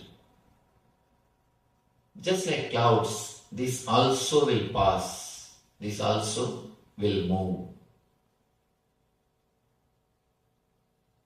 We work intensely to cure once we fall sick, but somehow we don't try to prevent, because when you are healthy, you take your body for granted. You take your health for granted. When you are healthy, you don't even remember your body. The definition of health is, if you are able to forget your boundary, you are healthy. If you are able to forget your body, you are healthy. There's a beautiful saying in Taoism, when the shoe fits, leg is forgotten. When the belt fits, belly is forgotten. When the chain fits, neck is forgotten. You forget. If you are healthy, you forget your whole body. You don't remember your body. You don't remember your boundary. You don't think that I should do something to maintain my health. One more thing. We always think no diseaseness as a health. If you are not going to any hospital, if you are not taking any medicine, if you are able to manage your day-to-day routine without any medication, you think you are healthy. But according to me, the definition for health is a positive well-beingness. It is not only no diseaseness. No diseaseness is only one part of health. There is something more to health than simple no diseaseness.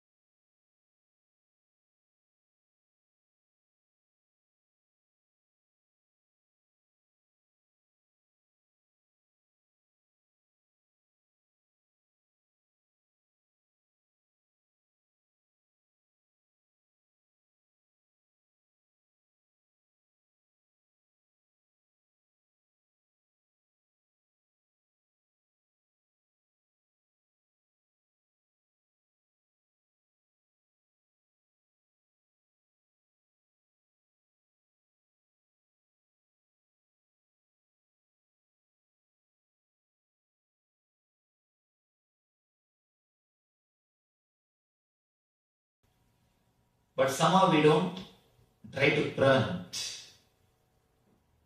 Because when you are healthy, you take your body for granted. You take your health for granted. When you are healthy, you don't even remember your body. The definition of health is, if you are able to forget your boundary, you are healthy. If you are able to forget your body, you are healthy. There's a beautiful saying in Taoism, when the shoe fits, leg is forgotten. When the belt fits, belly is forgotten. When the chain fits, neck is forgotten. You forget. If you are healthy, you forget your whole body. You don't remember your body. You don't remember your boundary. You don't think that I should do something to maintain my health. One more thing. We always think no diseaseness as a health. If you are not going to any hospital, if you are not taking any medicine, if you are able to manage your day-to-day routine without any medication, you think you are healthy. But according to me, the definition for health is a positive well-beingness. It is not only no diseaseness. No diseaseness is only one part of health. There is something more to health than simple no diseaseness.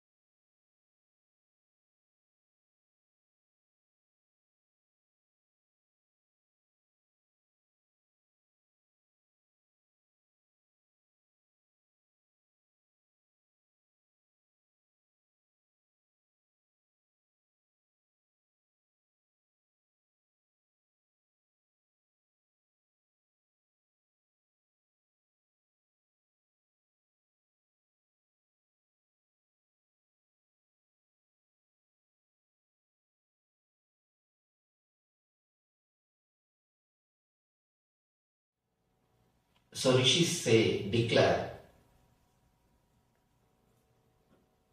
any disease is nothing but a cloud in your body, in your mind. Just like clouds, this also will pass, this also will move. We work intensely to cure once we fall sick, but somehow we don't try to prevent, because when you are healthy, you take your body for granted. You take your health for granted. When you are healthy, you don't even remember your body. The definition of health is, if you are able to forget your boundary, you are healthy. If you are able to forget your body, you are healthy. There's a beautiful saying in Taoism, when the shoe fits, leg is forgotten. When the belt fits, belly is forgotten. When the chain fits, neck is forgotten. You forget. If you are healthy, you forget your whole body. You don't remember your body. You don't remember your boundary. You don't think that I should do something to maintain my health. One more thing. We always think no diseaseness as a health. If you are not going to any hospital, if you are not taking any medicine, if you are able to manage your day-to-day routine without any medication, you think you are healthy. But according to me, the definition for health is a positive well-beingness. It is not only no diseaseness. No diseaseness is only one part of health. There is something more to health than simple no diseaseness. The positive well-being. Positive well-being more than no diseaseness is what I call health. Life. If you look at the life from the point of view of the masters, ancient masters, the rishis, they say it is just to be lived in a blissful way. They say Anandam Brahma Navyajanat. There is a quotation in Sanskrit. It means existence is bliss. Don't waste it by missing it. Existence is the very existence. Your very life, your very breathing, your very living in this body is bliss. They say the body is filled with nectar, with bliss. The very life is bliss. And then they advise, please don't waste it by not enjoying it, by not experiencing it. First, few basic truths, basic understandings. One, health is not just absence of illness. If you are not in the hospital, if you are in the house, don't think you are healthy. Health is not just absence of illness. It is something more than that. It is well-being. Just because you are not in the hospital, absence of disease does not mean you are healthy. First truth. I want you to internalize these few truths so that we will further work on some homeworks. Second, health is a state of physical, psychological, emotional and spiritual well-being where you feel life is good. Rarely, sometimes when you wake up in the morning, maybe for 10 minutes or less than 10 minutes, you will feel life is good. Wow. But very rarely you feel that. Those are the moments you are healthy. But in the modern day, especially city life, the stress level is so high, you forgot like this, sometimes you even feel life is good. Health is a state of physical, psychological, emotional, and spiritual well-being. I wanted you to understand not only your patterns are engram, even the way you feel about you is very important for your health. Even if you don't have any external stress, but if you have a wrong idea about you, that itself can destroy your health. I have seen many villages. They don't have any stress. They are not in corporate companies. They don't need to get up and just eat their breakfast while driving and land in the corporate office and whole day get kicked by the boss, and the evening come back and just sit in front of TV for 1 hour and fall asleep. No, they don't live that life. Many Indian villages still retain their innocent life. Morning slowly they will wake up around 9 o'clock, come and sit in the village tea shop and drink the tea and talk the whole politics and story, everything till 12 o'clock. Then slowly 1 o'clock take bath and go around and see the land, the agriculture happening, come back 7 o'clock and sit in front of TV till 10 in the night, fall asleep. There are people, even they fall sick and they also don't live long because the concepts they carry about themselves, the ideas they carry about themselves. Not only the active pattern, the passive beliefs you have also affects your system, also affects your health. See, there was a time 140 was the diabetes sugar level. Overnight, when the diabetes association decided that they are not having job, they brought it down to 100. 60% of the country suddenly became diabetic overnight. Understand? Yeah. So there's so much of hope, the whole drama, vested interest going on. This belief, all diseases, whether mental or physical or hoax, is the best belief I can give you. Got it.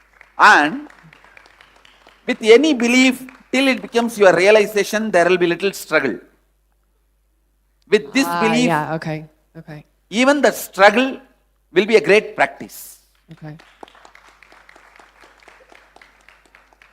See, with any belief, till it becomes realization, there will be little struggle. Even if that little struggle is there, this belief will be the best practice. So, more and more drilling this belief into your system. More and more completing all other ideas other than this belief. See, when every time, then when you face the disease as your reality, you will only be in the mood of completion, because disease is hoax.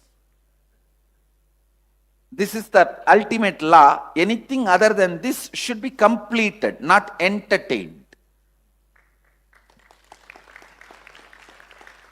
So more and more, and one more thing you guys need to understand. There are tons of powers sitting inside us only for us. They are all waiting just for us to recognize them. For example, just because you can't bend and touch your feet, you think you have a stiff body. Only suddenly, some rare occasion, you will realize your capacity to bend back and touch your calf muscle. In some emergency situations, you will realize, you will understand, oh God, I thought I have a stiff body. Only now I realize I have this power. How many of you have had this kind of experience in your life?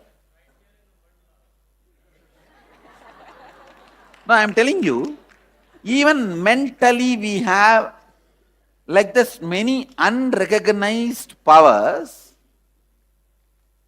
When I am telling you this kind of ultimate laws of life, disease is a hoax. When you apply this ferociously into you, you will open up those unrecognized powers to your day-to-day life. You would have always believed, even if you catch a cold or cough, you can't run your daily life. When you open up ferociously to this kind of truths, suddenly you will realize there are tons of things which you can do. Very recently, one of my Swami, he had a fracture and lived with that fracture for 30 days. Because he lived with it, it got healed. Really? Hairline crack, it got healed.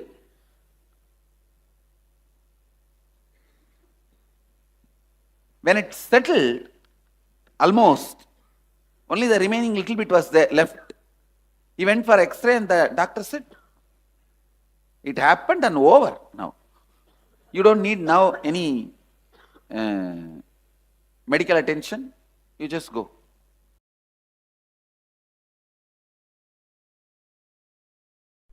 Definition of mental health is stability.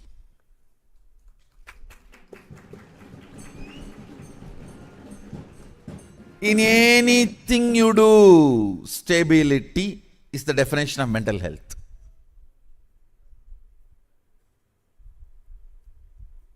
That's the definition of mental health. Whatever you may be doing,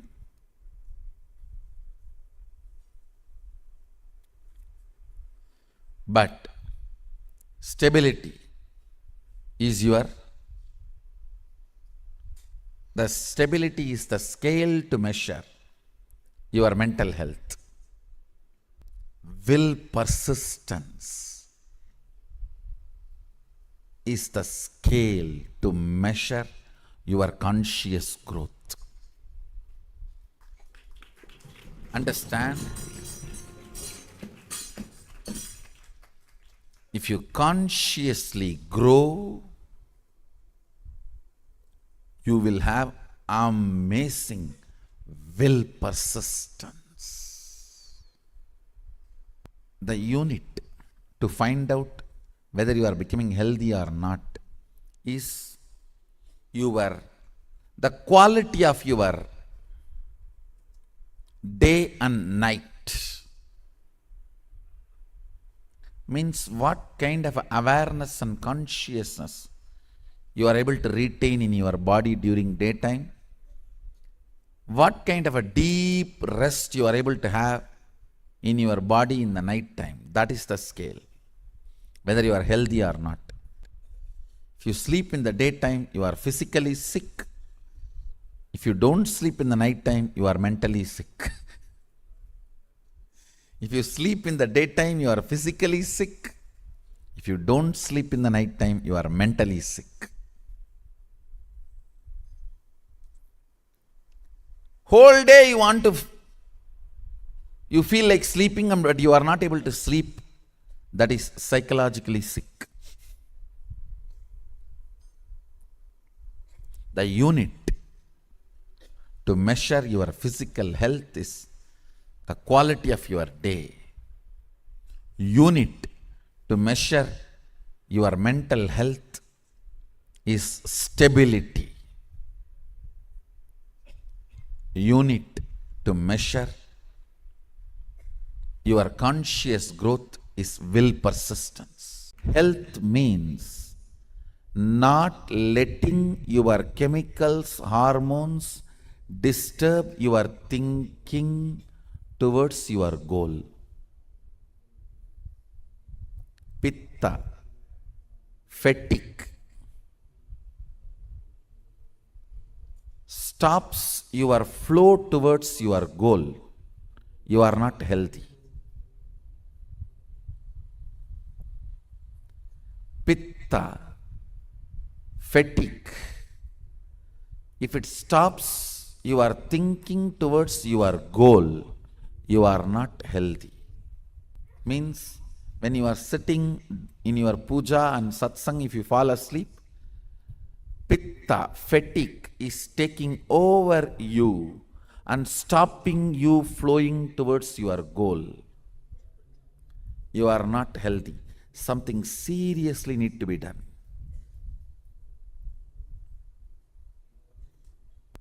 Health means your hormones and chemicals not interfering in your speed of flowing towards your goal. Understand? Health is nothing but ability, shakti,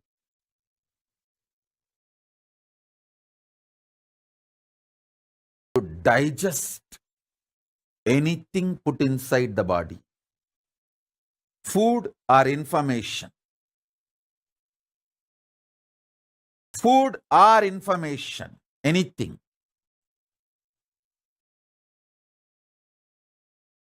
Life functions centered on Shakti. Law of life is Shakti. I'm using two words, mental health and mental wealth. Mental health is being happy. Mental wealth is ability to be creative. Last 3 years, I'm just sitting in one room, literally. Only the 2-digit number of people I have seen in last 3 years. Listen, I'm repeating. Only the 2-digit number of people I have seen in last 3 years.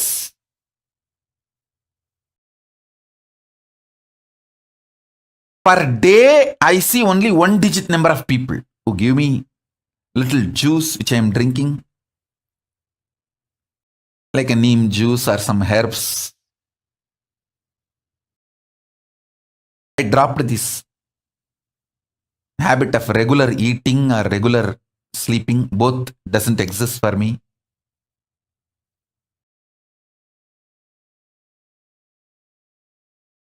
Sitting in one room, no food, no sleep, no people.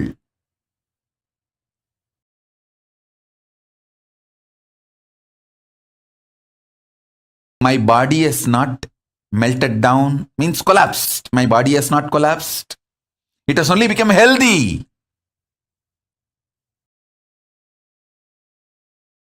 ஊனினை உருக்கி உள்ளொளி பெருக்கி.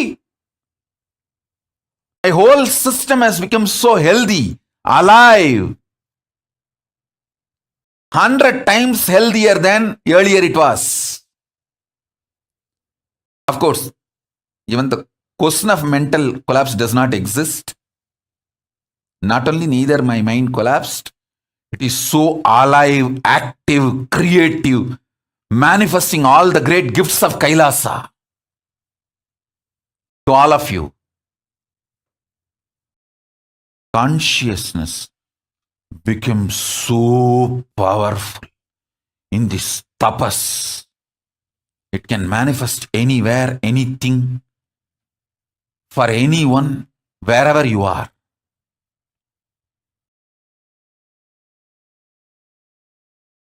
All the best things have happened just because I know the science of how to rejuvenate myself without getting destroyed in this pralaya.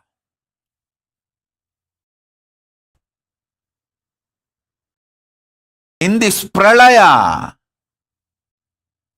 great deluge, if you get destroyed, you are fool, stupid. Your ideas about yourself and life, everything is wrong. Instead of getting destroyed, if you get rejuvenated, you are right. Everything you have about you, you know about you, life, everything is right. Right things get rejuvenated, wrong things get destroyed in this pralaya.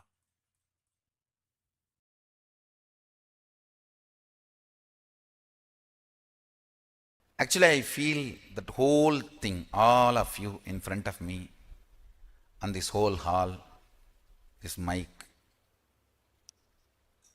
everything, this throne, everything, kind of a liquid, semi-solid, where the bhava freezes into matter, where the ideas becoming idols. In that space, I can see the whole operation happening. From this space, I want to give you one advice. Please understand. Whatever you believe, your body makes that into reality. I can see from this space, if somebody believes sannyas is too easy, just body builds its structure, its DNA, to make sannyas simple and easy.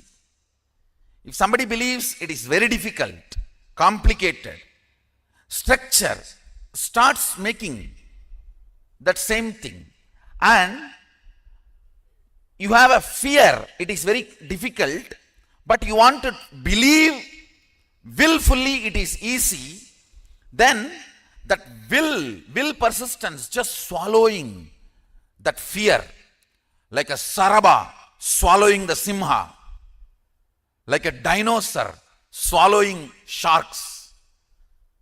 I can see the will persistence swallowing the fear.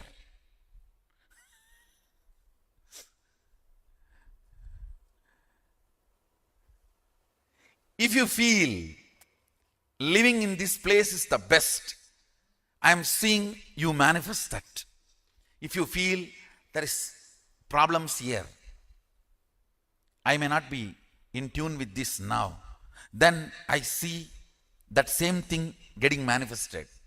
If you feel the fear is there, I may not be successful, I may not fit in, but with will persistence you want to feel, no, I will fit in, this is the best place. Then I see the will persistence behaving like a sharaba. I am really seeing this whole semi-solid existence. I am actually sitting on the threshold.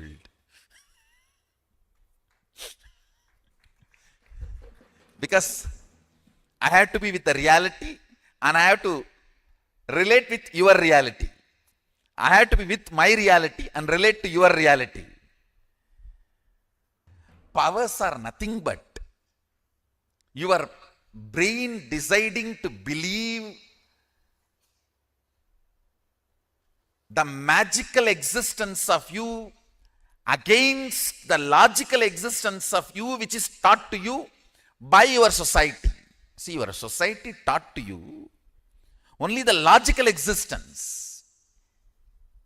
Your brain deciding to come to the conclusion, cognition of magical existence, magical way of existing is what is power manifestation. That's all. I tell you, you are not the body, you are not the mind, you are consciousness. Sit with this one truth. Trusting just because I said, you will not perish. Name bhakta pranashyati. My devotees do not perish.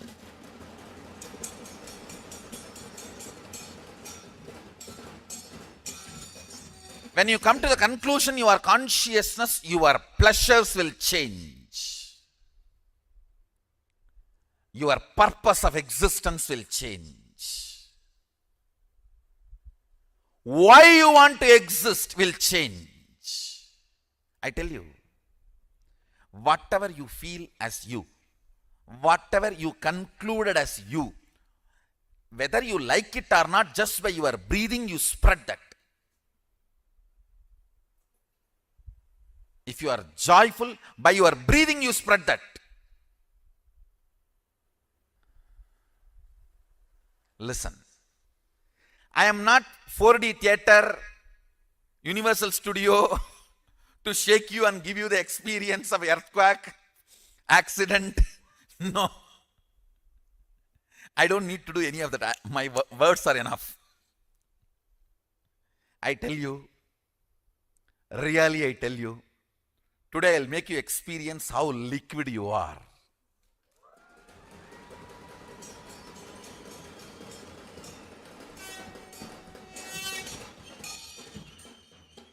You can touch and feel everything is in a mercury state. The way you want it to become solid, it becomes solid.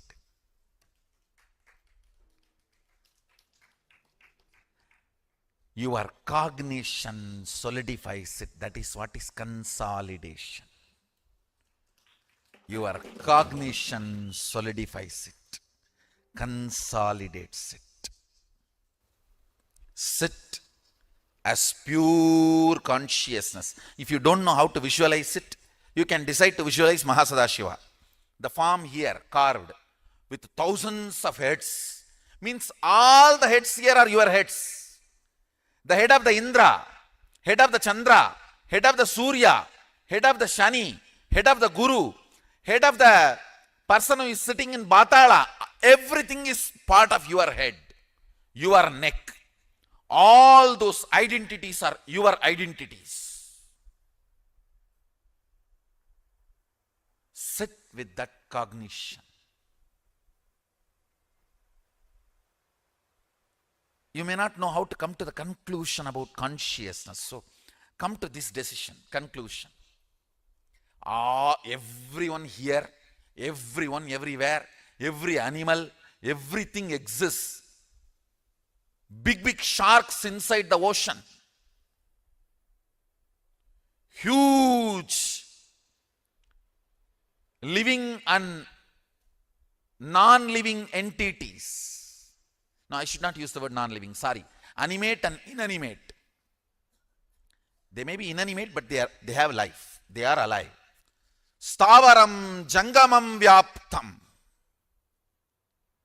Whether it is Stavara or Jangama, you penetrate everything. You pervade everything. Sit with that decision. Sit with that conclusion. I'll show you how liquid this whole universe is. It is your bhava does the spanda. It's your bhava does the spurana. Cherishing the style of thinking which empowers you, strengthens you day by day, more and more, is liberated thinking. Day by day,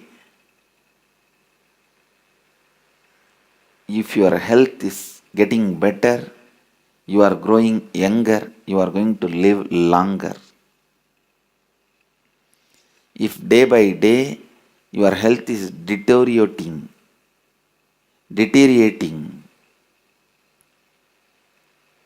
going bad to worse, you are not going to live longer. So, please understand, day by day, if your thinking is becoming more and more clear, powerful, intelligent, you are going to live longer. If your thinking is going from bad to worse, suffocating you, you are going to suffer worse thing. You will be ideologically imprisoned. The worst suffering which can happen to a human being is ideologically imprisoned. Instead of liberated thinking, you will be carrying suffocated thinking. Suffocated thinking destroys you. You may have any amount of money, you may have any amount of power, you may have anything. But as long as you have suffocated thinking, you will be destroyed. You will be suffering.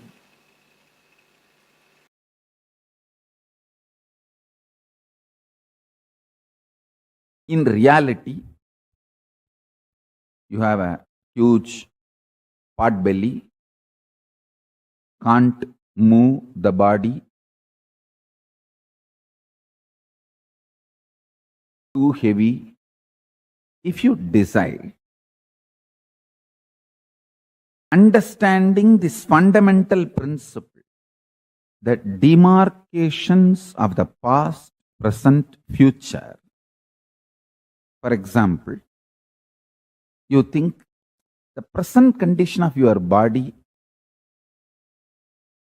is either yogic, unhealthy, or bogic, very luxurious and destroying, but not yogic. Maybe if you become sincere, in the future you may have yogic. These are all the thought currents usually run in your mind. Now the statement I am making, please understand.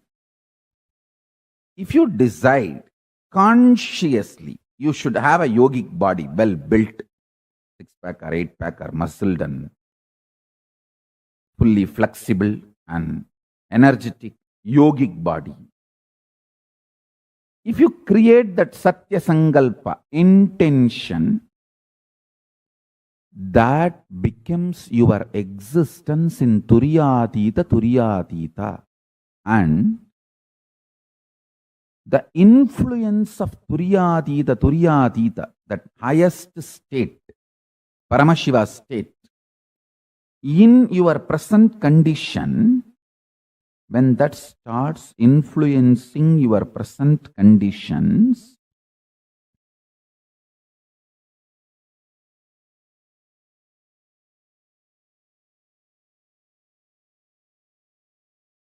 the demarcation of the past, present, future will just become a faded delusion. I can say faded delusory memory. You will start manifesting more and more your pure Satya Sankalpa, Shiva Sankalpa. That is why in puja we say, Mama Sankalpam Shiva Sankalpamastu. My Sankalpa, let it become Shiva Sankalpa. You want to become very healthy. It means you have to attract a kind of people who are inspiring you every morning to get up and do yoga and do panchakriya and eat healthy. So if you want to be healthy, you need to attract a kind of people, setup, system, place where people are all happy and wake up early morning and breathe that fresh ozone and bend the body, do the yoga and eat healthy, live happily, don't accumulate toxins. You need to attract that kind of a jagat, world around you. So for everything you want to manifest, you need to attract that kind of a world around you. Listen, person who can play with long numbers digitally and linguistically will not fall sick, because the ability of brain handling number and language simultaneously increases the brain's capacity to automate all the automatic actions needed to happen in your body to keep your body and mind healthy.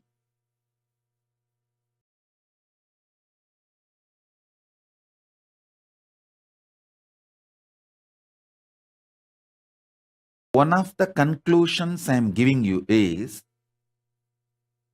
our grandparents who knows the table by heart 100 into 100, they will tell simply in 1 second, live long, healthy, because your brain, when it develops the capacity to convert the number to language and process it in language, and result gets converted again back to number, this capacity, the brain simultaneously develops the capacity to give command to your liver, kidney, intestine, everything to work synergetically. Synergy of your brain to work with the number, work with the internal organ is one and the same. Your health and your ability to process the number is directly connected.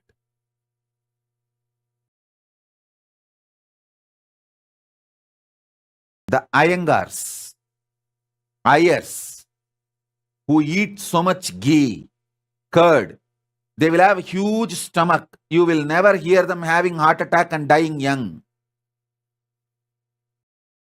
They will have huge bellies.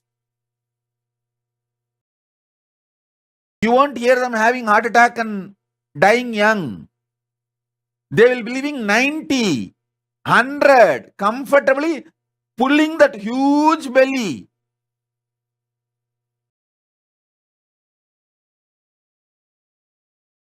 They will defy all your medical science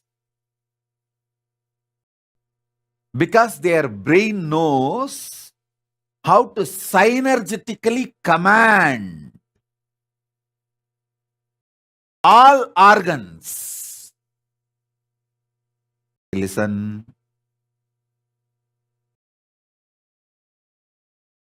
Matripuresha, sit straight.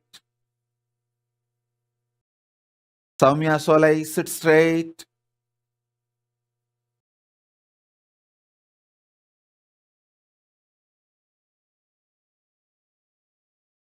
All medical understandings about the belly, fat, everything, these Iyengars and Ayers will defy just because of this one capacity.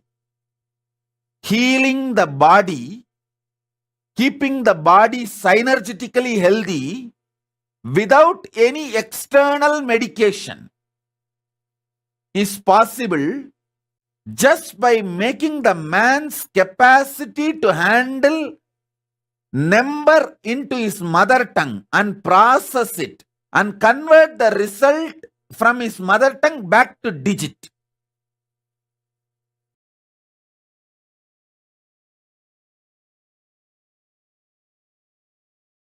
Understand?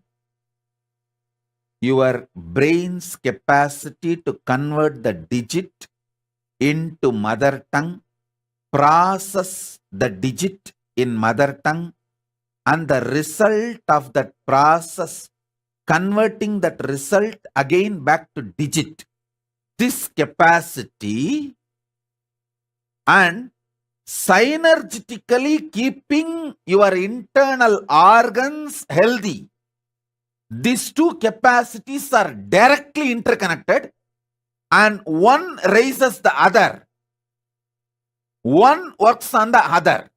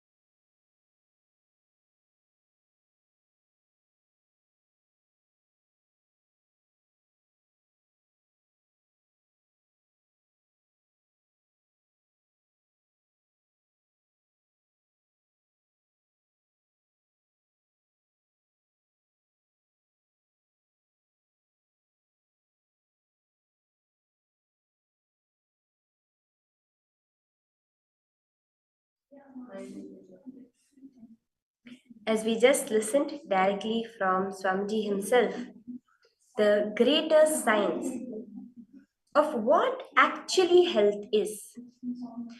See, many times when we perceive health, right? First, I want all of you to post. What change did you see in your understanding of the meaning of health? What did you used to think as health, and now what is it that you are understanding from this session as true health? See, what we usually cognize as health, a lot of you would have actually found that your new cognition now about wealth is is very different from what it is that you were cognizing. We are taught and we believe health is diseaselessness. An absence of disease is health. If my hand is not paining, my leg is not paining, my head is not paining, no body part of my body is paining or giving me trouble, I am healthy. But real health is not just absence of disease.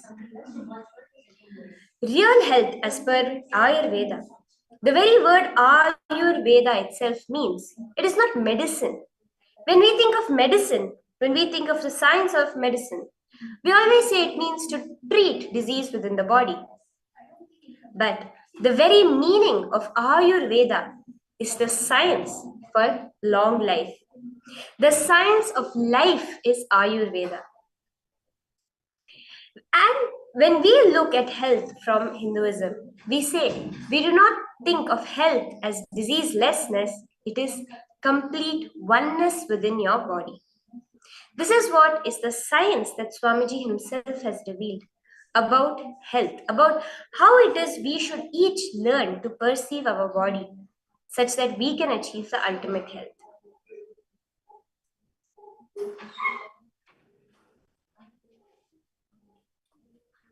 See, fundamentally, health starts with our perception about our body, our perception as to how we see ourselves. And only based on that do we start understanding, cognizing about real health.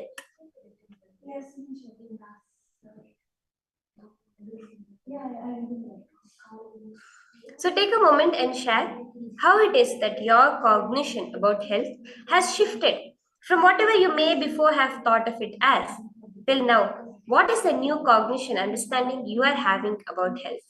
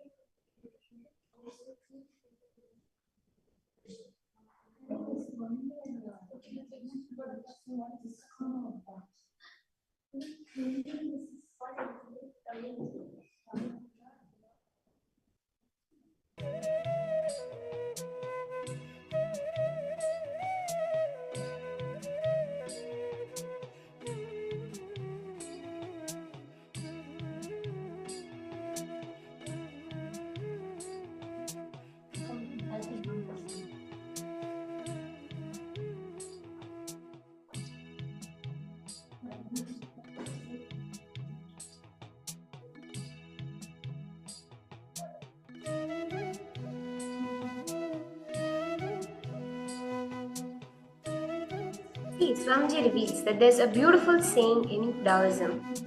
When the shoe fits, the foot is forgotten. When the belt fits, the belly is forgotten. When the chain fits, the neck is forgotten. Here, when we are healthy, when we have the health when we're in our youth, we forget our body and boundary. And we start thinking we don't need to maintain the body. We never realize that we have to take care of our body until the time when it is no longer healthy. Only if we have a unfitting shoe are we aware of the shoe on our foot. The same way, we do not maintain our body, we completely become unaware of our body until the time we have destroyed it completely. This is the first awareness we all need to get into our lives.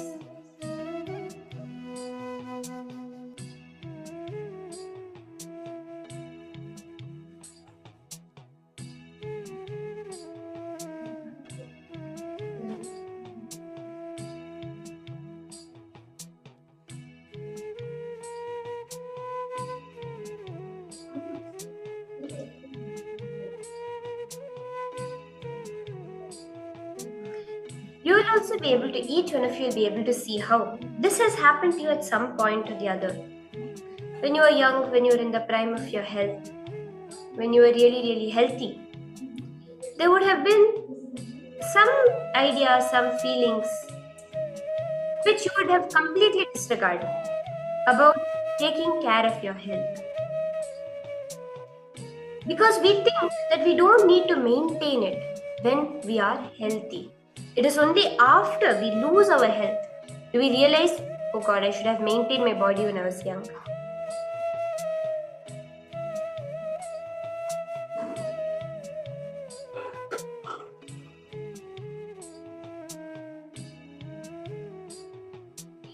Health is well-beingness, not just diseaselessness, no diseaseness.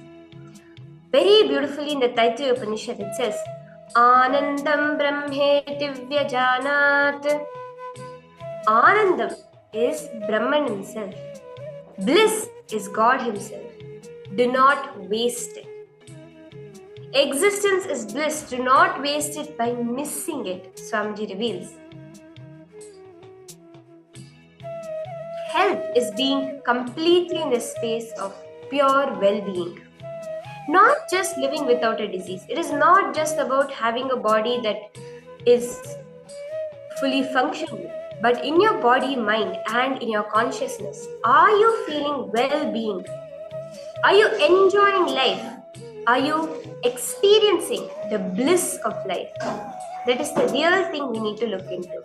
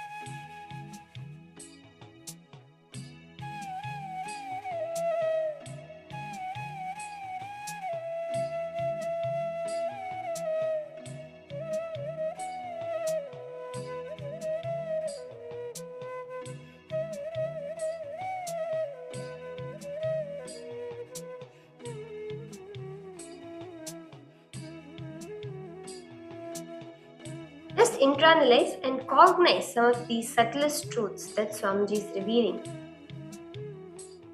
Look where your definition of health was actually diseaselessness. Just feeling that no, I don't have any disease, I don't need the doctor, I am healthy.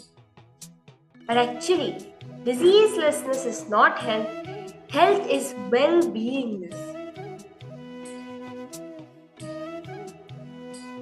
The feeling, the experience of pure bliss within the body.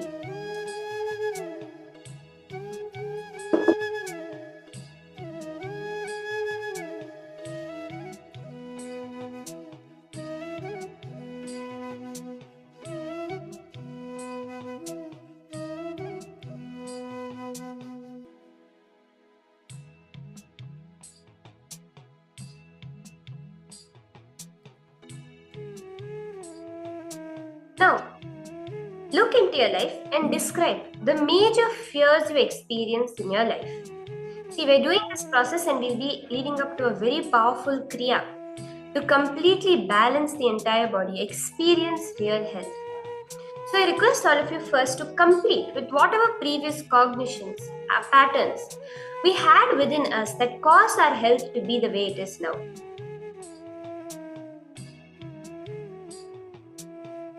The first step for that is to look into our life, describe in detail the major fears you experience in your life related to health. See, it can be physical health, it can be mental health. For example, there's a hereditary fear. You have a fear of a generational disease. My father had a heart attack and died young. Maybe I might have a heart attack and die young too. It may be the fear because of a lifestyle. My job does not allow me to get much physical exercise. I think I'm going to definitely get high blood pressure and diabetes. It may be fear just because of what someone said to you. It may be something even you may have heard from people around you. I think you're going to get this issue in your body. See, wherever the fears, all the major fears,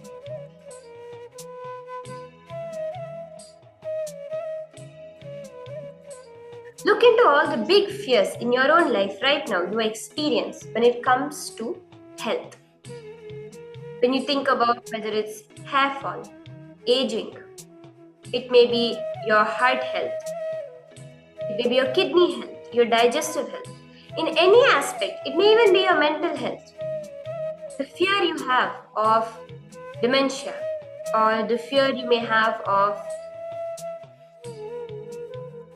any kind of mental issues because of something or some other reason, even without a reason, just detailedly write down all the fears you experience related to your health.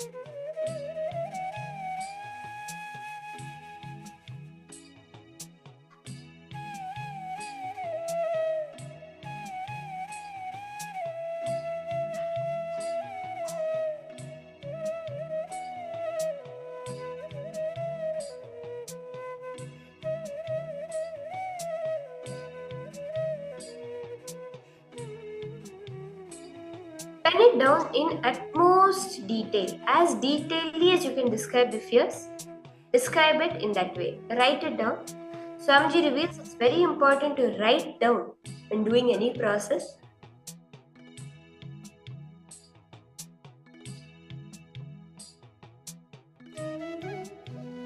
So that you yourself will have clarity on what it is that you are going through. So I request you to very clearly write down in detail all the fears, major fears related to your health.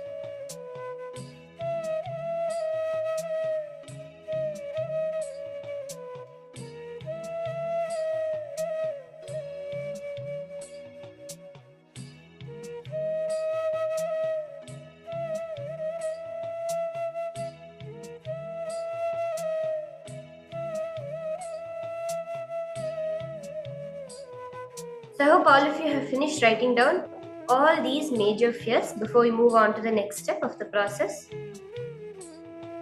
Whether it's your physical health or your mental health, all the major fears, I request you to finish penning down. The next is all the guilts. See, we need to go through each and every pattern within us and complete with whatever patterns we are holding regarding health. So look at your life and describe in detail major guilt that you experience in your life related to health, both physical health and mental health. There may be guilt about your social media addiction. There may be guilt about some physical addiction you have. You feel guilt about your smoking habit. You feel guilt for always indulging in junk food. There may be many things related to your health that you feel guilty about. For rolling in the bed during the Brahma Muhurta. Some things that are there. When it comes to your health, you have a lot of guilt related to it.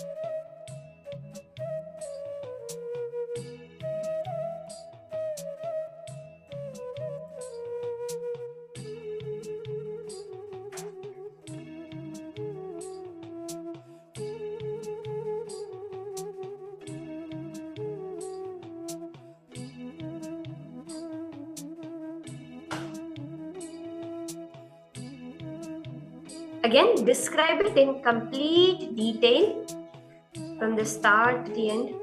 What exactly is the guilt? Go precise. Do not be very vague or very ambiguous. Go be very precisely write down. Exactly what is it in your health, related to health, that causes guilt for you? It can even be your mental health or your physical health.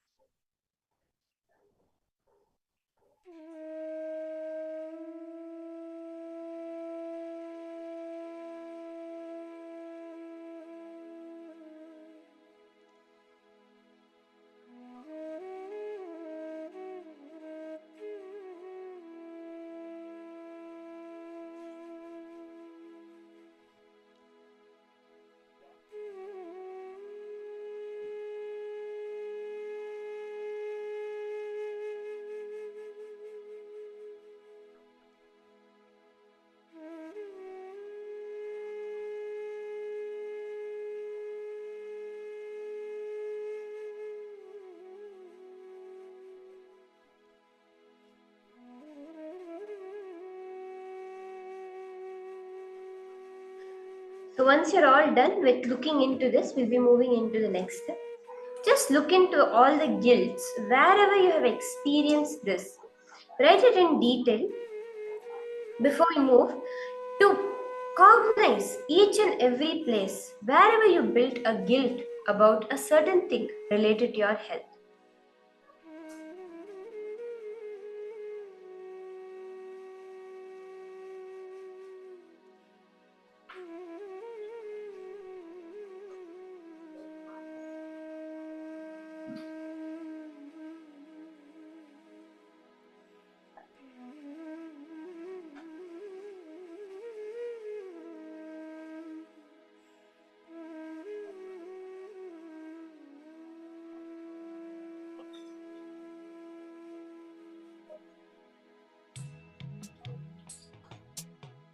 So we'll be very shortly moving into the next step. So I request everyone to please finish the second step in detail, looking at all the guilts in our life.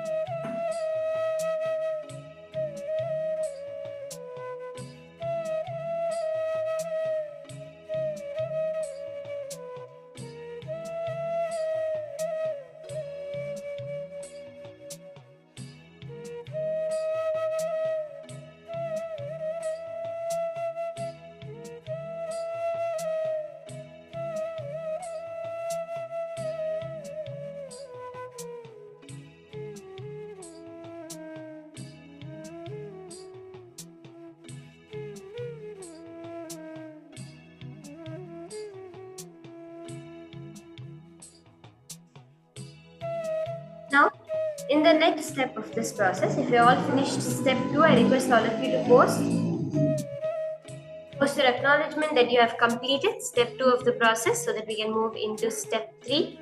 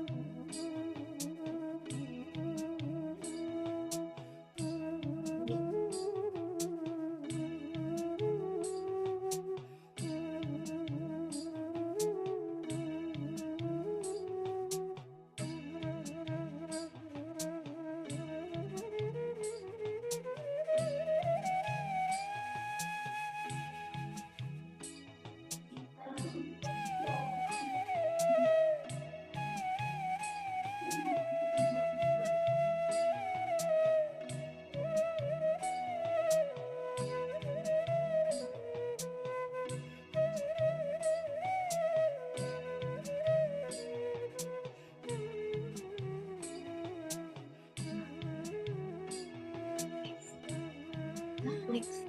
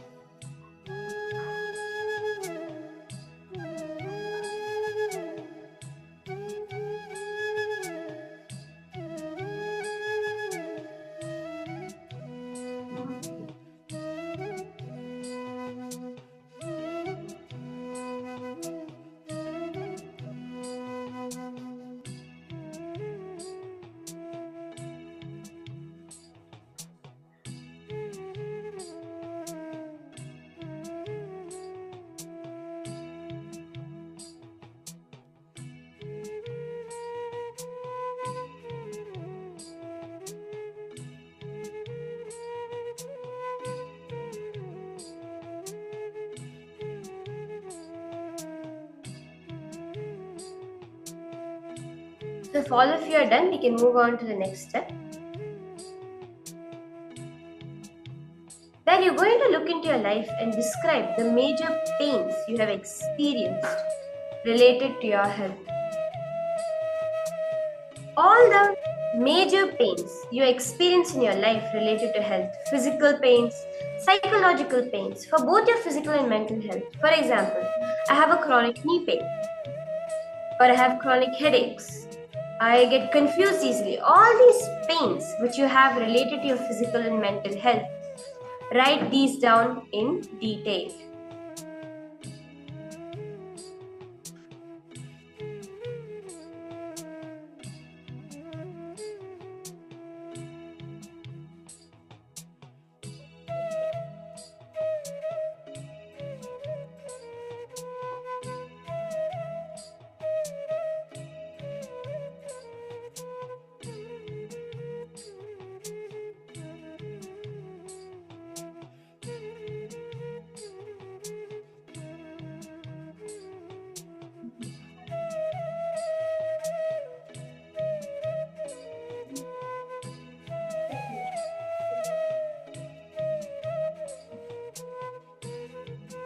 in a very detailed way, look in and write down all these major pains, wherever you have felt related to your physical health or mental health, any sort of pains you have experienced in your life, write it down.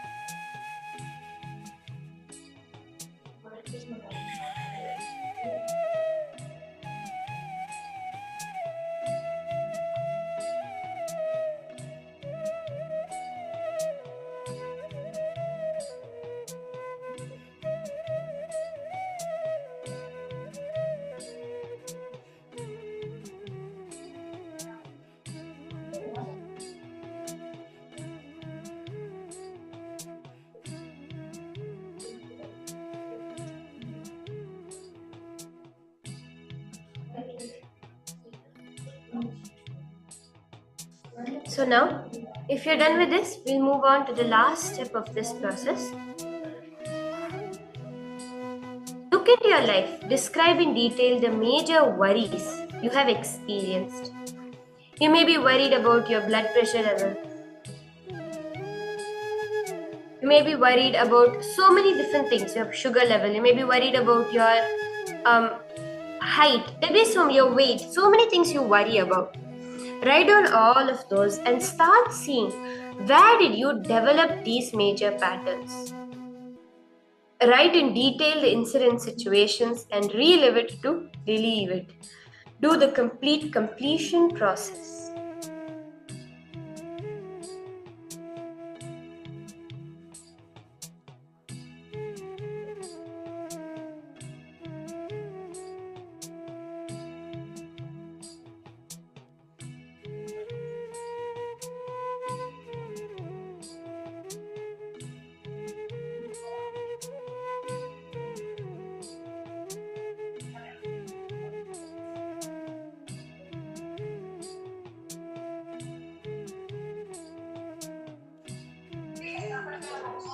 Just go to every root incident that caused the first worry, the first pain, the first guilt, and the first fear about your health to come up within you. Complete with those patterns.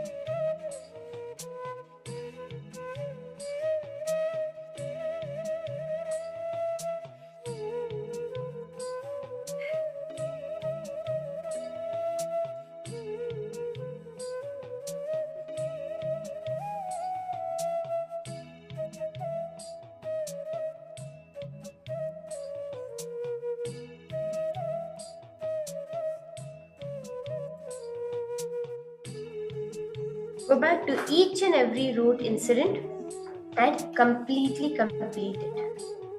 Go for complete completion that Swamiji has revealed.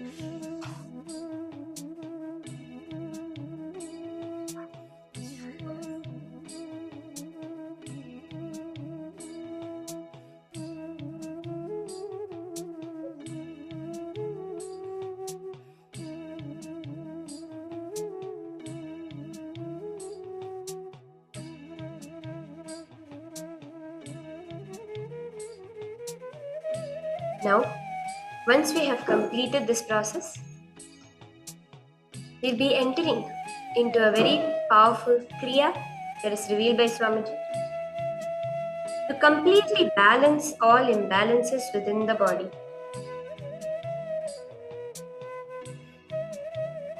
I request each of you to complete your exercise. Complete the complete completion, reliving and relieving all these incidents.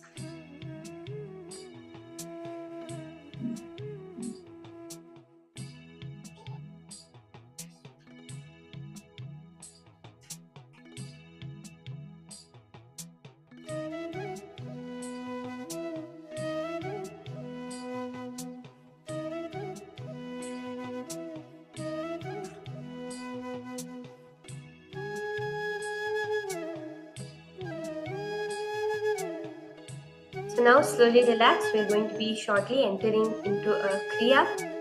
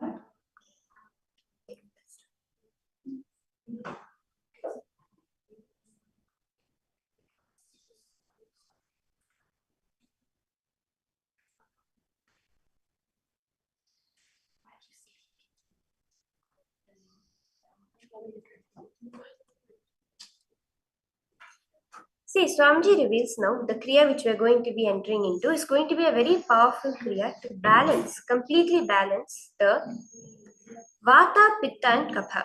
See, as per the Ayurveda, Vata, which is the energy of movement, the air within our body, Pitta is the energy of digestion, metabolism, the bile in our body, and Kapha is the energy of lubrication and structure, the mucus within our body. See, these are three forces, and they three need to be in samatva, in complete balance for physical well-being. But most of the time, for each of us, the proportion of these three are imbalanced. This is what is the source of disease that Swamiji has revealed.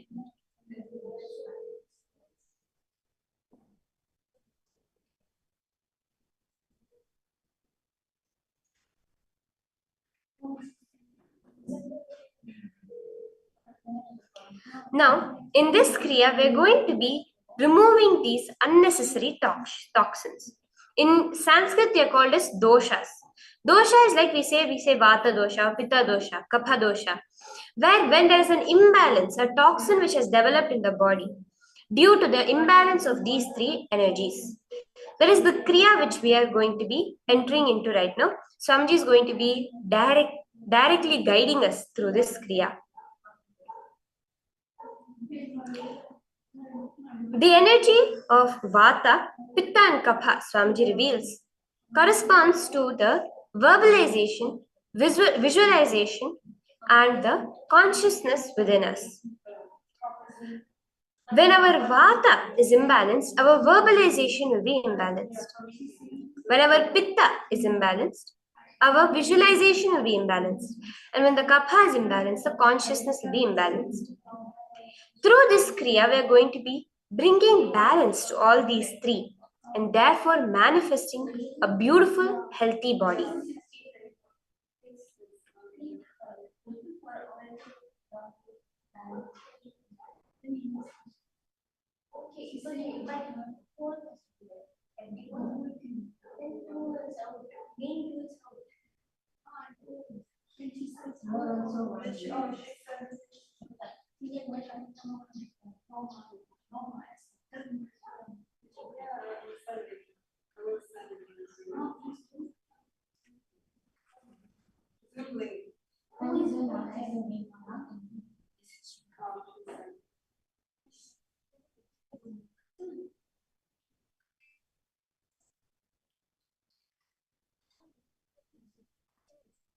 So now we'll be entering into this powerful Kriya by Swamiji. I request each one of you, all the participants can settle down.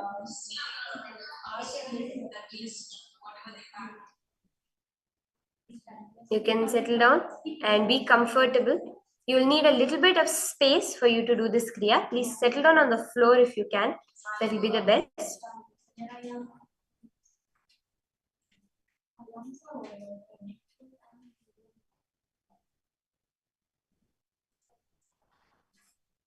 As we enter into this powerful Kriya, which is going to be guided directly by Swamiji himself.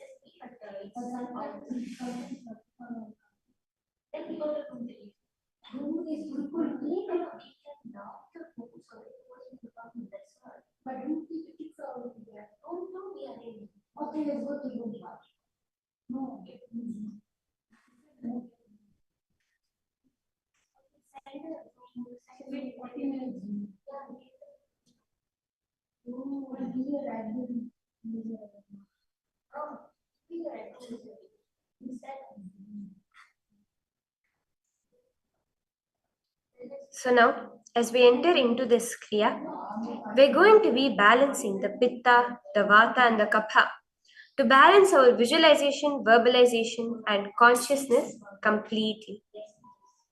This is going to be directly guided by Swamiji. So I hope all of you are settled down, are comfortable, seated preferably on the floor.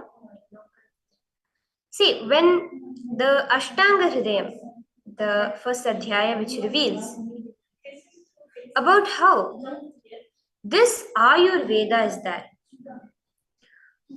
The Rig Veda refers to cosmology known as Sankhya, which lies at the base of both Ayurveda and Yoga, and contains verses on the nature of health and disease, pathogen and principles of treatment. Ashtanga Hridayam is one of the important works of Ayurveda, which is revealing what Ayurveda is. Health and disease, pathogens and principles of treatment. How we can manifest a completely healthy body.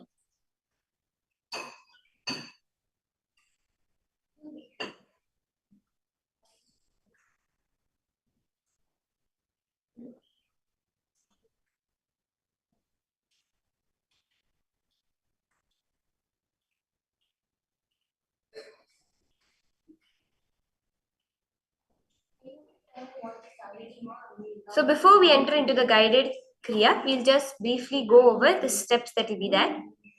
Swamiji has revealed 2 steps which is there in this Kriya. For the first few minutes, you'll be sitting in Vajrasana, with kneeling down with your sitting on your heels in the Bhagasana position. Bring your hands to your hips. You will establish a connection between the upper and lower parts of your body. Sitting straight, you will chant Su for as long as possible with each exhale. Inhale and then hold the sound the chant as long as possible as you exhale.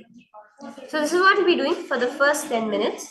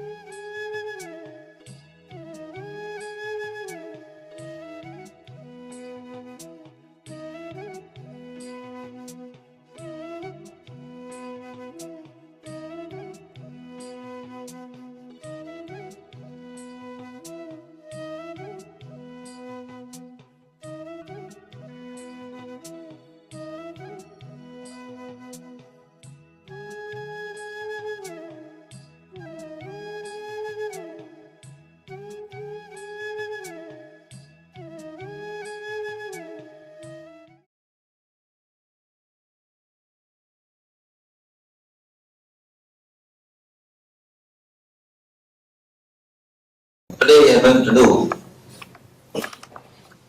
second technique to balance the Vata, Pitta and Kapha. Today we are going to work on verbalization, sound and visualization, light. We are going to add visualization into your meditation technique. Very simple change. First step, same Vajrasana, your hands on the hip and chant the Humkara from the navel, from the Swadhisthana. You should come as deeply as possible and as loudly as possible. See, it literally cleanse the whole pitta energy. Chant the Humkara. Then second step, bend the body and let your forehead touch the ground. Chant the Humkara same way with visualization of white light flowing from your Swadhisthana. See, when you add visualization, you don't know how much work you are adding to your inner space. It's workout for your mind. Just like a physical exercise, it's a mental exercise for your mind. So that it will be fresh and alive to go through all the meditation techniques. First step, sitting in Vajrasana, have your hands on the hip and chant the Humkara from the navel. Second step, bend your body. Let your forehead touch the ground and chant the same Humkara, H-O-O, Humkara sound, but add visualization. Add one more thing. Visualize as if a white light is flowing from your Swadhisthana towards the whole body or just towards your head. Visualize light and add sound. Please close your eyes. Sit in Vajrasana. Have your hands on your hip. Chant the Omkara as intensely as possible.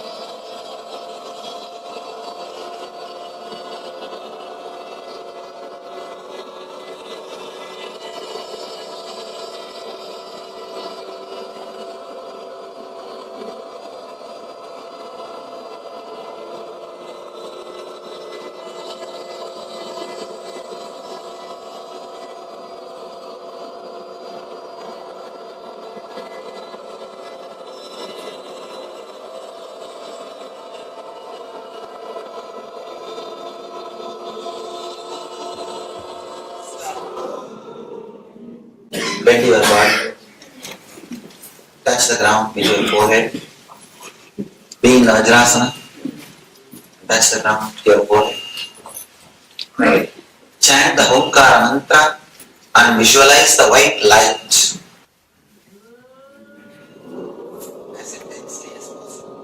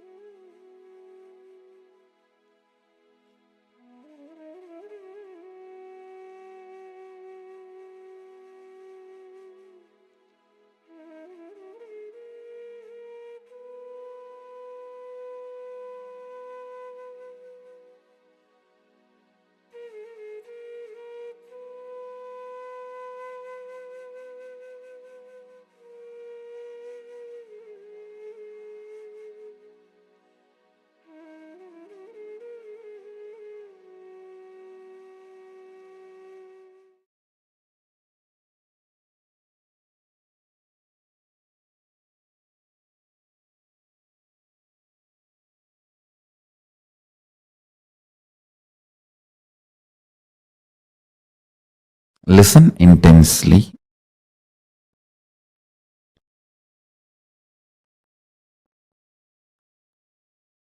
Your body evolved various levels from amoeba to fish, fish to monkey, monkey to man, and still it is evolving. This process is called mutation and natural selection. For example, based on the situation, for your survival need, your body goes through a process called natural selection, and your DNA gets better and better with this natural selection process. Unfortunately, still human beings are not realizing the truth. You are totality of the evolved body and descended consciousness. Please listen. You are totality of evolved body and descended consciousness. You are not just evolved from monkey, just an evolved body.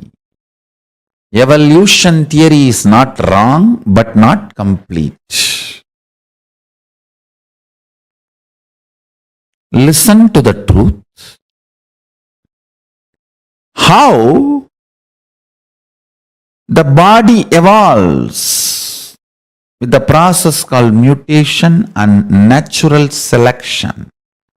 That's the words scientists are describing as a reason for our body, our system evolving, and DNA having breakthroughs. Just like evolved body, the descended consciousness have its own process. Descended consciousness has its own process.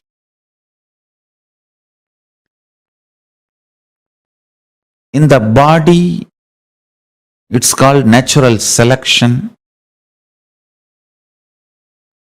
In the level of consciousness, I'll give this process, the equivalent of the natural selection process happening in the level of superconscious descending.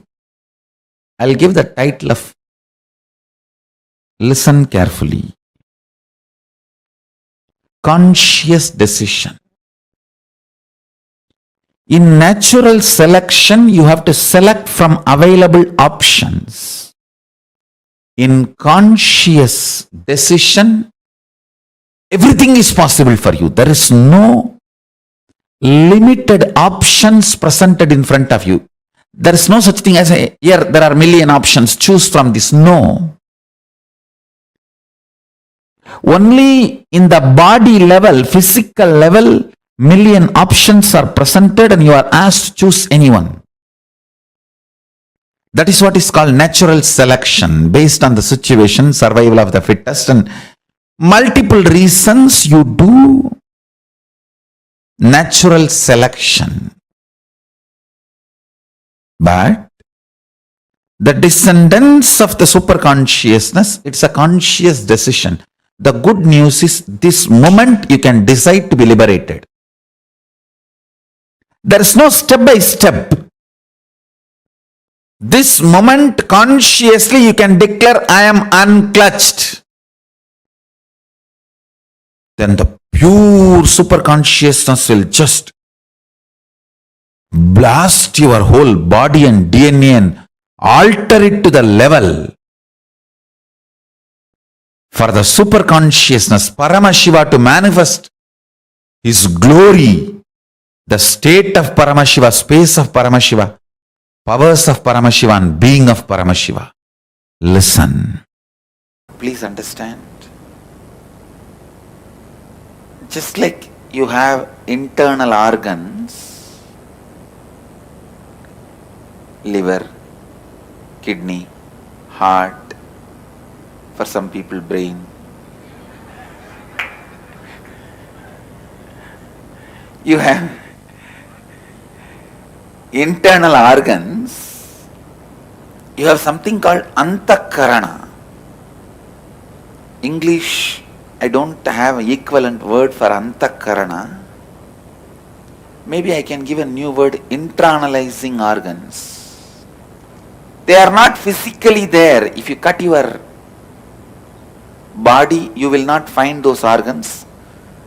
But those organs are responsible for all the inner happenings, like your thinking, your words, your decisions. Your thinking may happen in brain, but brain is not responsible for your thinking. Please understand. Thinking may happen in brain, but brain is not the owner of thinking. Somebody else is thinking through the brain, using the brain. Through your eyes, seeing happens. So there is antakaranas. In Vedic tradition, the human physiology and human psychology, we call it the microcosmic physiology and psychology. Please understand.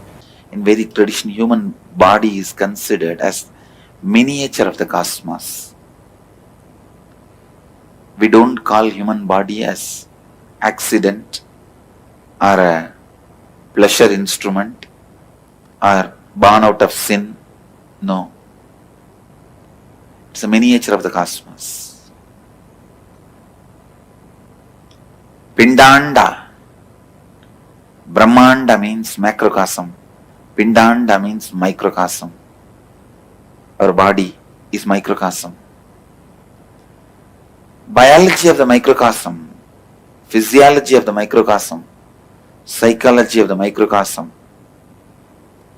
is a well expounded, beautiful subject in Vedic tradition. Very beautifully described and explained. Now let me come to the word physics, chemistry, biology. Listen. When I use the word physics, I mean reality, means which is happening.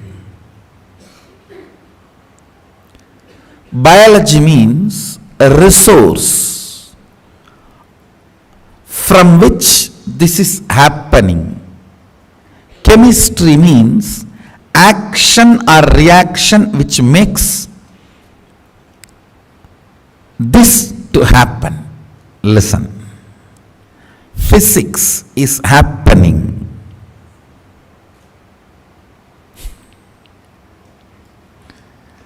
Biology is the resource from which it is happening. Chemistry is the action or reaction which is responsible for this happening.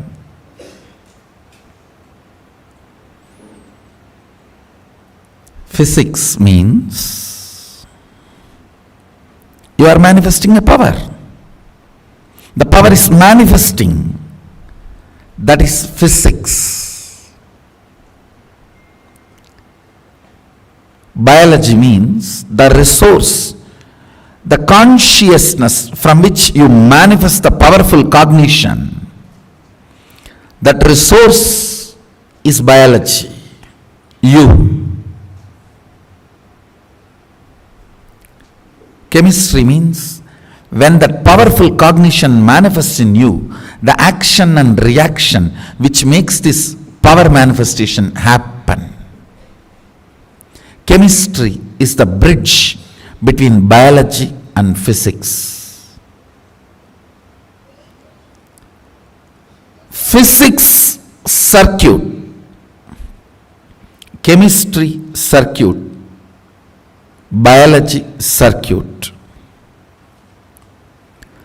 All these three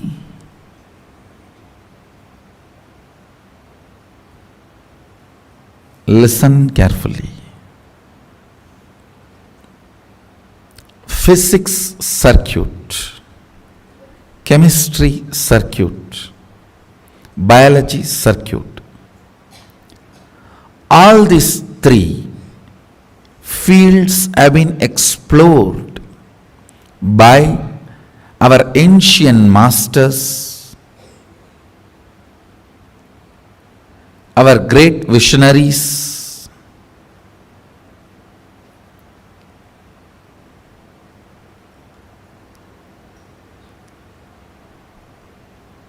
science of all these circuits only is our Vedas and Agamas. Why it is called resource, it is the source which can be replenished. The source which need not be replenished will be called as source, which is consciousness. The source, but not in its pure form, which is replenished again and again, is resource.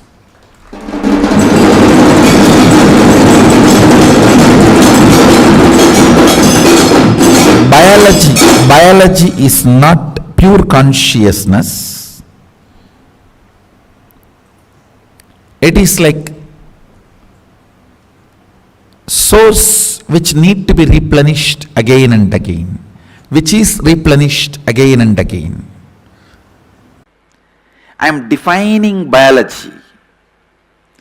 Biology, please listen. Biology is the zone where your very core existence touches your body to operate.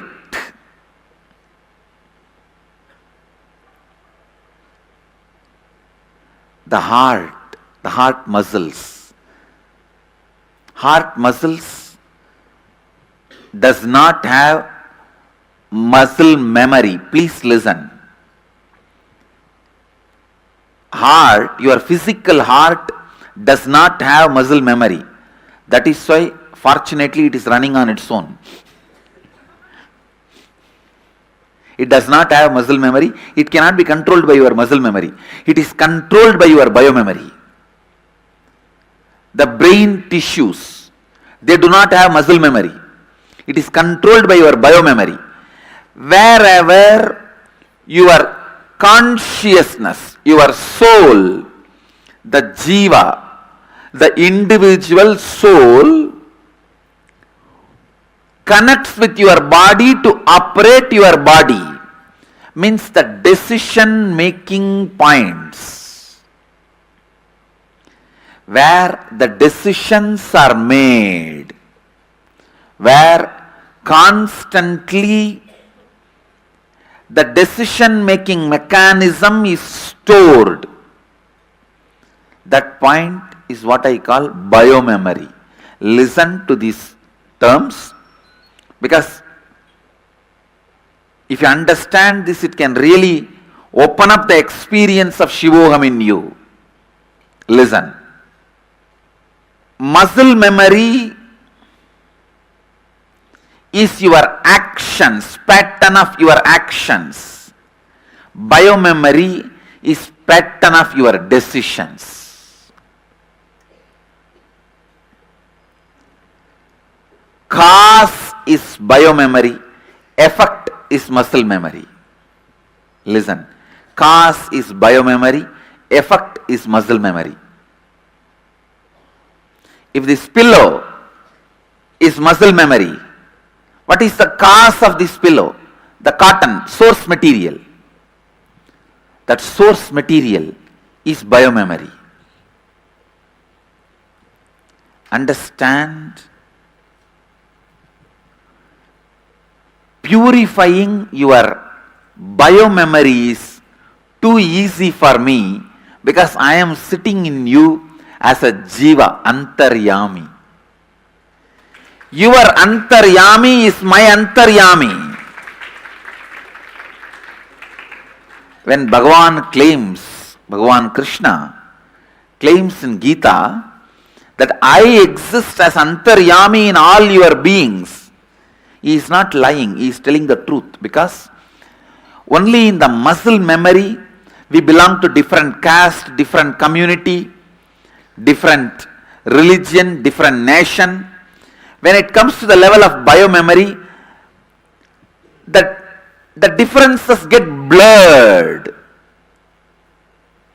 The difference is more like a human or animal or a dinosaur or that kind of that differences get blurred. When it goes to the deeper level of biomemory, there is no difference. One cosmic unity. The one cosmic existence.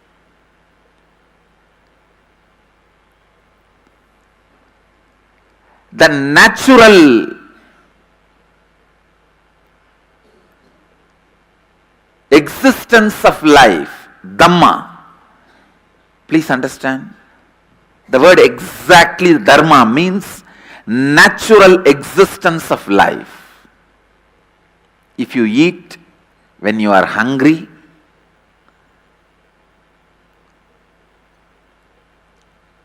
if you just sleep when you are feeling sleepy,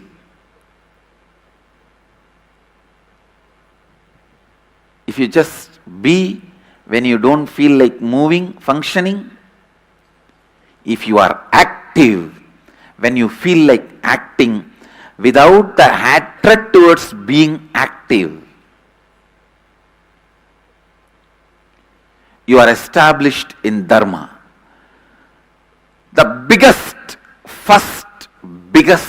difficulty starts is your hatred towards being active. Your anger, violence towards being active. There starts the delusion. Then naturally, you do not know when you want to rest, when you want to be active, when you are feeling hungry, when you are feeling sleepy. When you start hating being active, you will be lying down even when you don't feel sleepy. When you have a greed about food, you will be dumping it even when you are not hungry.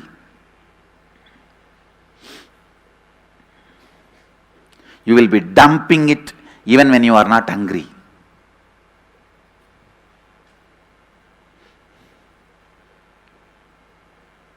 Listen. Muscle memory, biomemory, your consciousness. As far as consciousness is concerned, all of us are one. Slipping from your muscle memory to your biomemory is yoga, lifestyle, completion, all that. Slipping from your biomemory to your consciousness is Shivoham experience. Understand? Moving from your muscle memory to biomemory. How to do that? That is purifying your muscles, like morning yoga or this haritaki powder, panchakriya. All these lifestyle practices purifies your muscle memory. Shivoham, constantly remembering, being in the space of Shivoham purifies your biomemory. Your decision making center need to be infected. Understand, I am using this word, infected with the Shiva's DNA.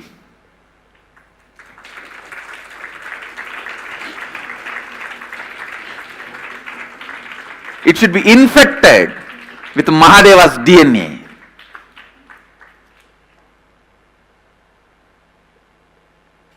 Because usually you visualize infection as widespreading, fast, quick. If I say the seed of Shivoham should be put, you visualize, okay, seed will be put, and then the tree will grow, then leaf will happen, then fruit will come by, then I'll be old. That is why I am not using the word putting the seed. I am using the word infected. Means catch it now, in next 2-3 hours you will have it. Your bio-memory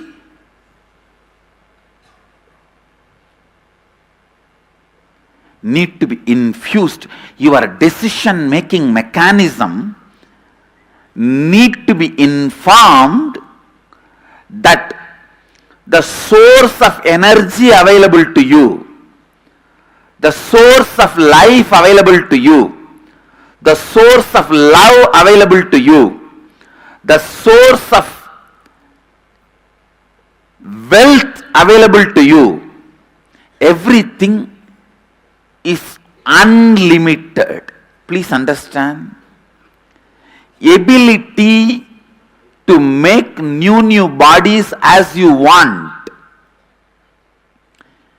is one of the biggest wealth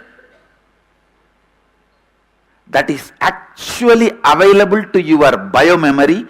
That is why you made this body.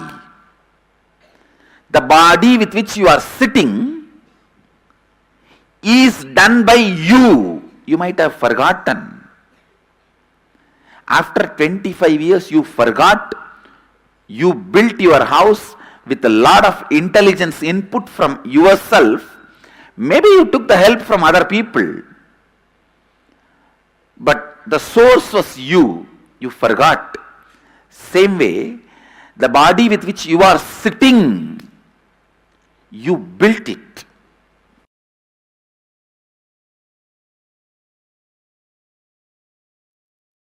For example, if you become devoted to unclutching, like a continuous, systematic, integrated practice,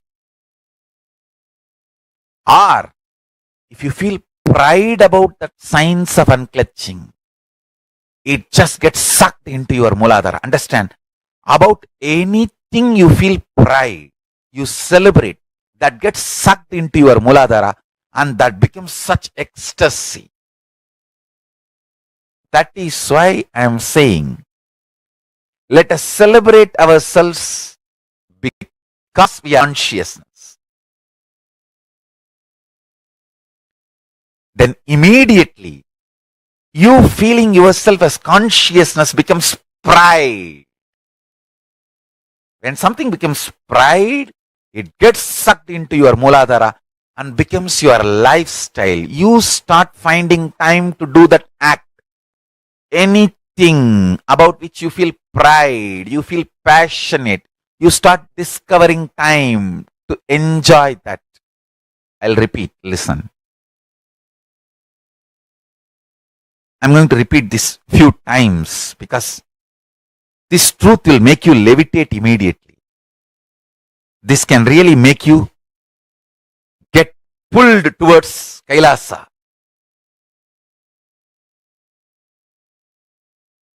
So I'll repeat.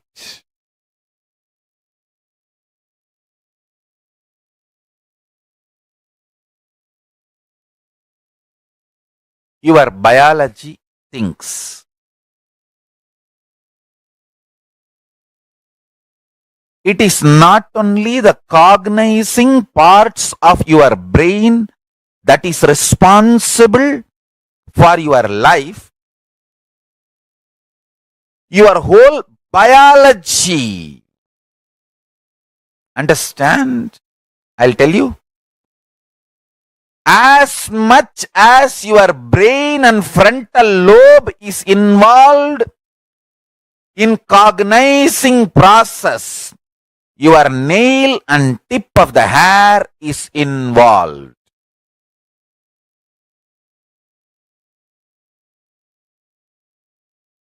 Whether neurology is ready to catch what I am saying or not, I am not going to bother about that now. Soon they will catch the truth of what I am saying. Listen. Your complete biology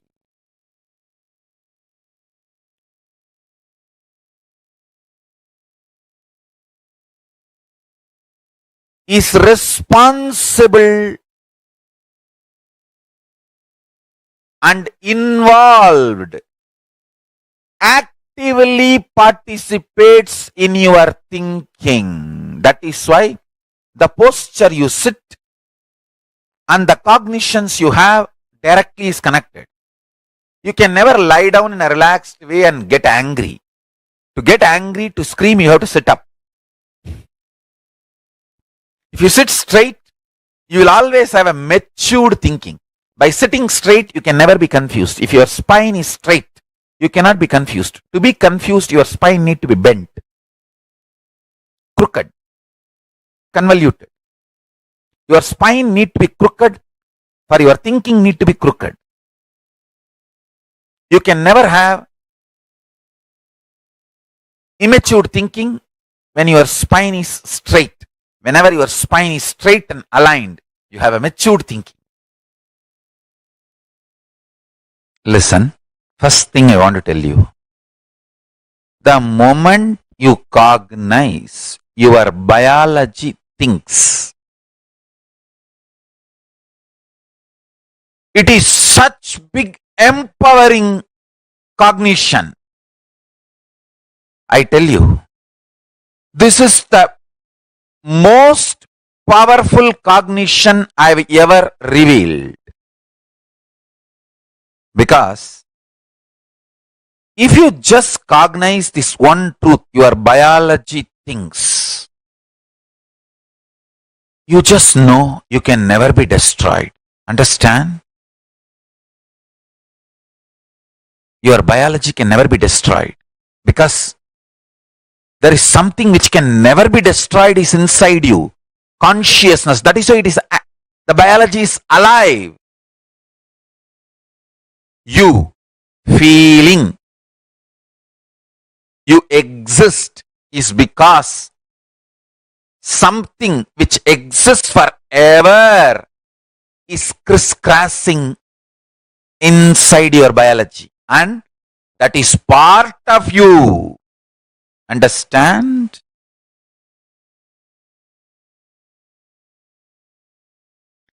Understand the Sankhya. Multi-dimensional logic.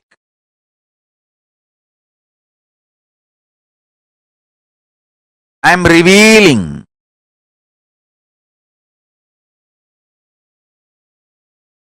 Understand this one truth. Your whole biology thinks this one truth. If you internalize, cognize, first thing, all your fears will collapse. Understand one thing. All your fears are nothing but the fears of losing your body or losing what you accumulated using your body. If you understand your biology thinks, you will know neither this body nor what you accumulated through this body can be lost. The essence of this body and what you accumulated through this body, the conscious blueprint is always carried by you, and you can manifest it again wherever you want. Listen.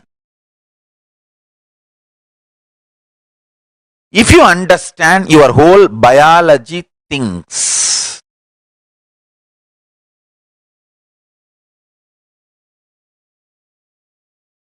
immediately you know nothing can be lost. All fear is immature cognition, immature dialogue with yourself. If you have fears, you are stupid, mentally retarded, immature, and all other dash dash bad words. You yourself feel, I don't know much more than that. I'm a village boy. I know only few bad words.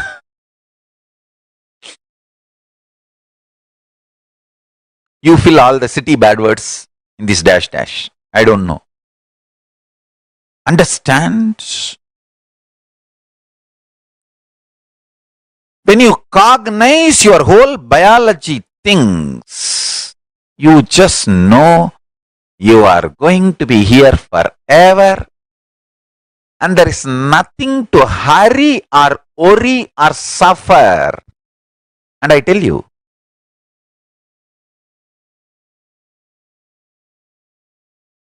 when you understand your biology things, you become such rich guy.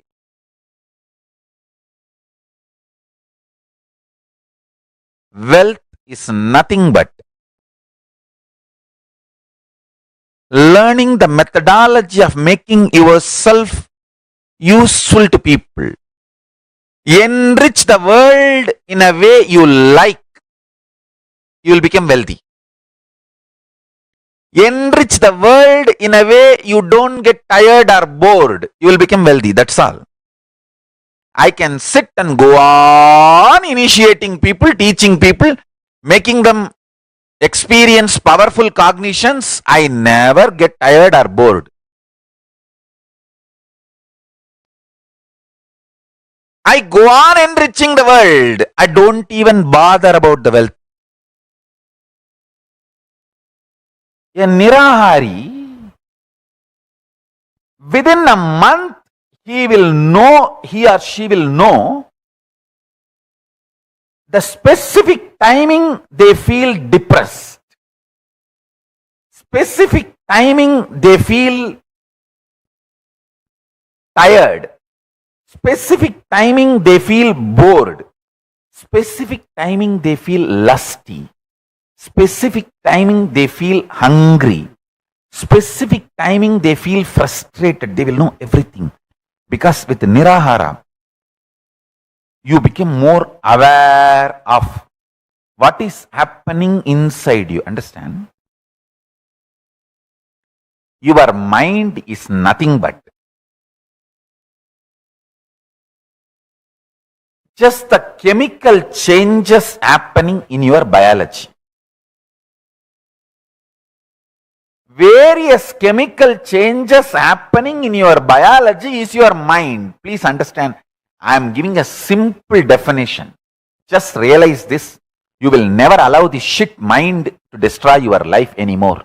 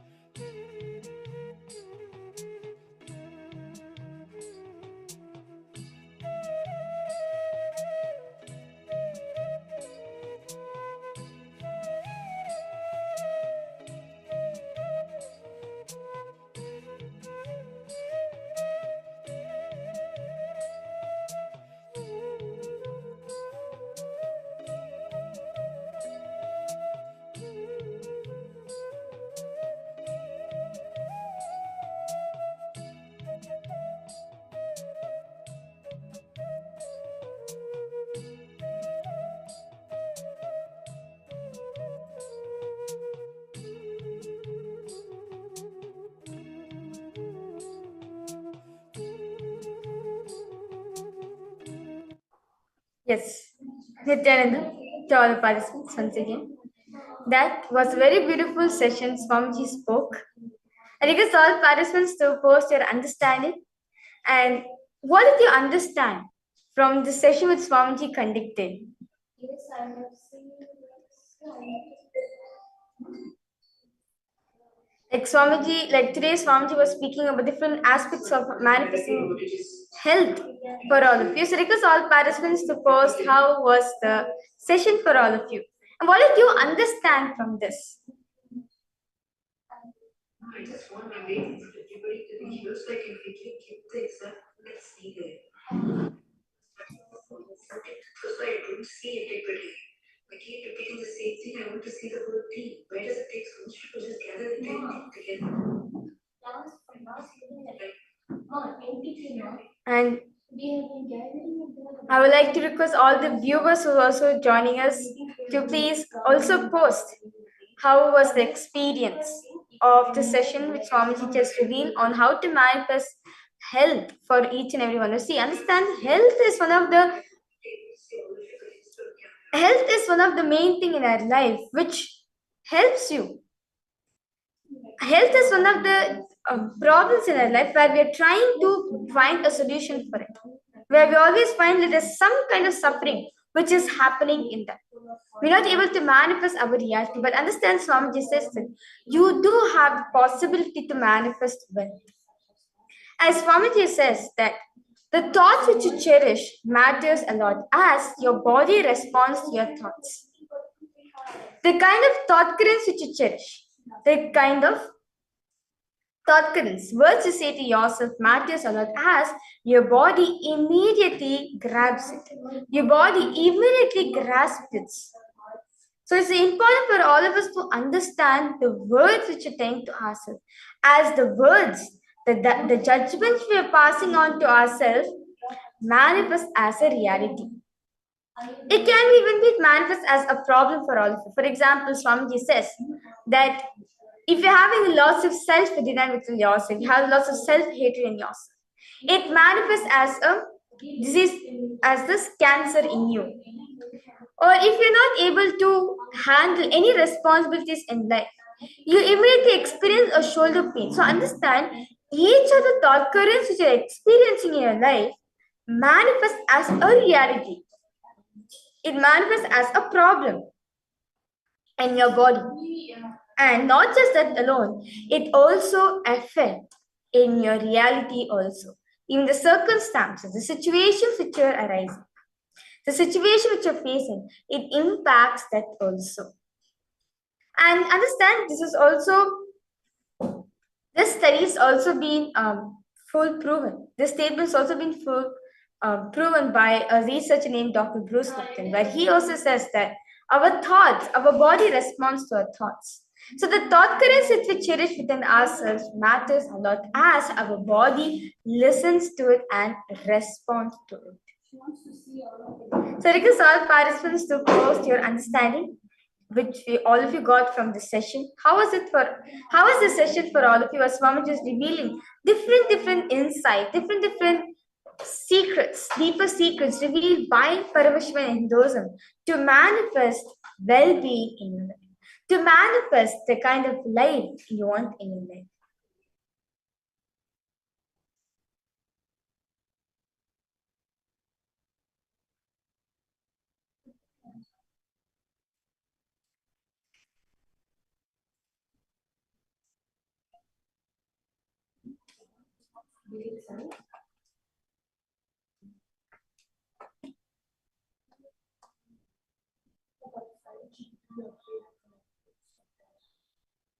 I request all participants to post your understanding.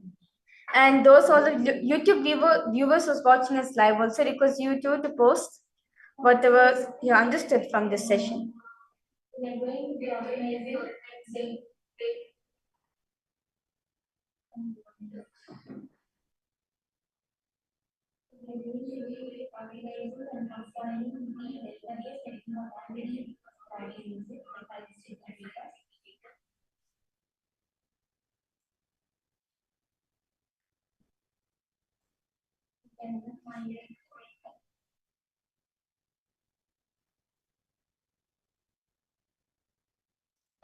Yeah, entire data like this.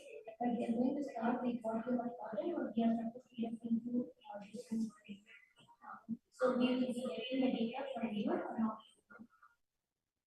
Is it in the box?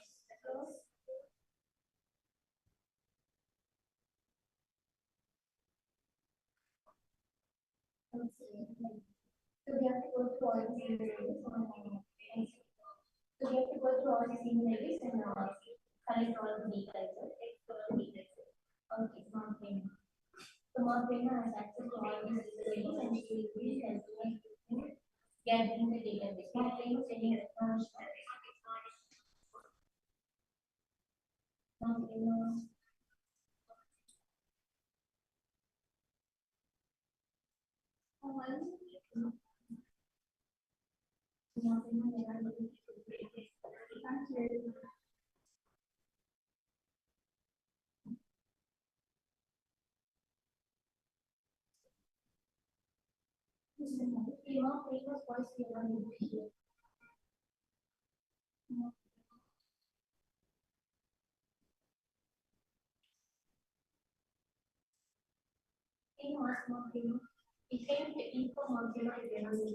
So understand. So now all of us listen from Swamiji. How does an incarnation define a biology? So understand Swamiji saying, Dharma means natural existence of life. If you eat when you're hungry, if you just sleep when you're feeling sleepy, you'll just if you just be when you don't feel like moving, functioning. If you're active when you feel like acting without the hatred towards being active, you're established in dharma. Understand? Swamiji says very beautifully. Dharma is the natural flow of existence.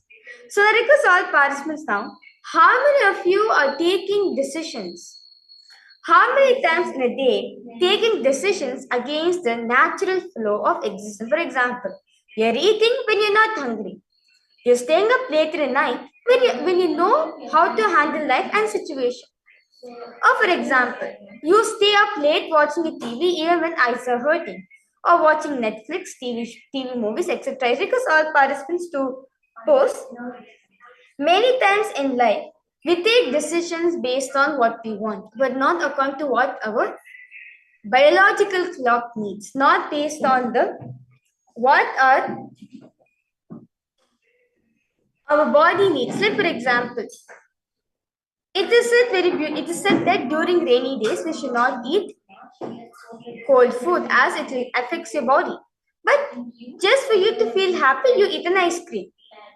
Or you know that by staying, you should not stay up at the night and watch TV, watch Netflix, or play video games as your eyes are hurting. But in spite of that, you still go ahead and watch. So there's many times in life we take decisions based on our likes, but not based on the natural flow of existence. I request all participants now to think of how many times in a day you take decisions against your natural flow of existence.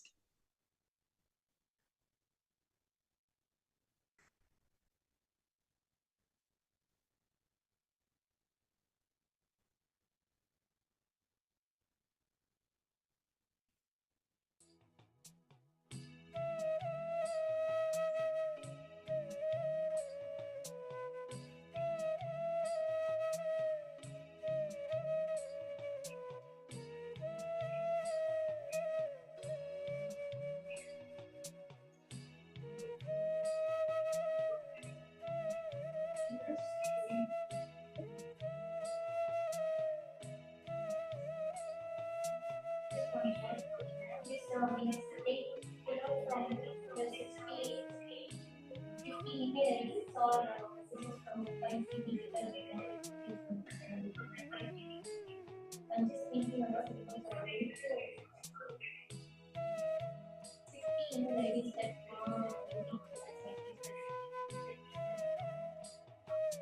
because I'm just thinking about if we are supposed to pull from the email list, then people who have internet access will just email this.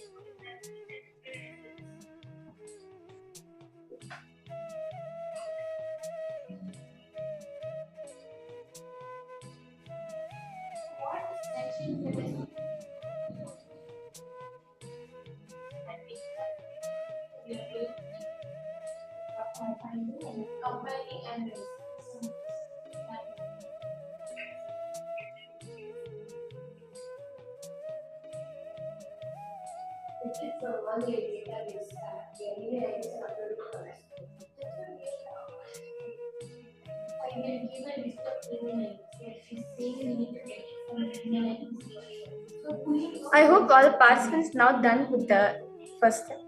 Now the second step Swamiji is giving. What hatred do carry towards their own health and body that is making you to take such decisions in your. So you understand, if you're taking decisions against them, there is a reason why you are manifesting them. So request all participants now to see what is the hatred you carry towards your body, towards your health, that is making you to take such decisions in your life. Ask yourself, understand you are the decision maker of your life.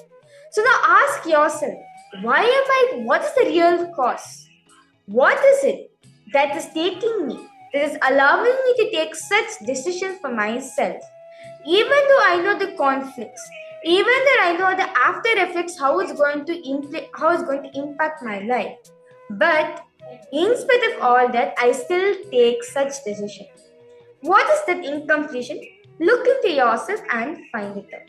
Ask yourself, talk to yourself, ask yourself, what is that one decision which is making me to go against my body, which is letting me to go against my health,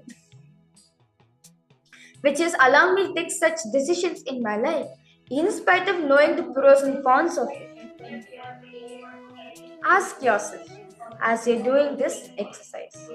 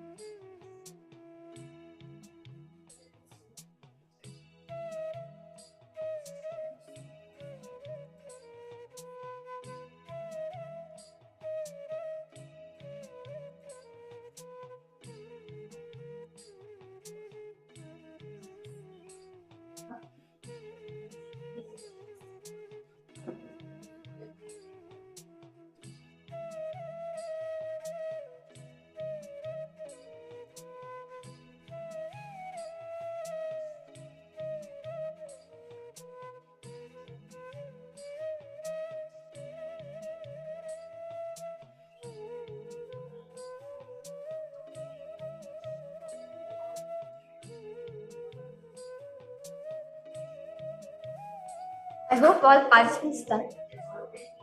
Now, I request all participants now. Now, whatever I thought currents which have identified, whatever incompletion which made you take such decisions in your life, decide to consciously complete it. Decide to build your whole schedule to align your body to its natural existence, which is slipping from your muscle memory to a bio memory is yoga. So, request all participants now. Consciously declare completion and see how you're going to align your body to its natural existence. For example, add yoga, add puja, add panchakriyas, take time for meals, skip eating after dark. If you are someone who feels hungry, replace it with liquids at night. So request all participants to pen down sincerely what are the food habits, what are new habits you're going to take it into your life and consciously build your body. As due to some incompletions, some thought currents, some reasons which is there in ourselves, we take the opportunity that I can behave how I want to my body. But understand, body is a gift for all of us from the God. Body is a gift for all of us from Paramashiva. So we should know how to take care of it in our life. If body is not there, we can't experience anything. So we have to be grateful for this manifestation. By consciously rebuild yourself, rebuild your schedule on how you're going to align your body and mind to experience the best health in your life.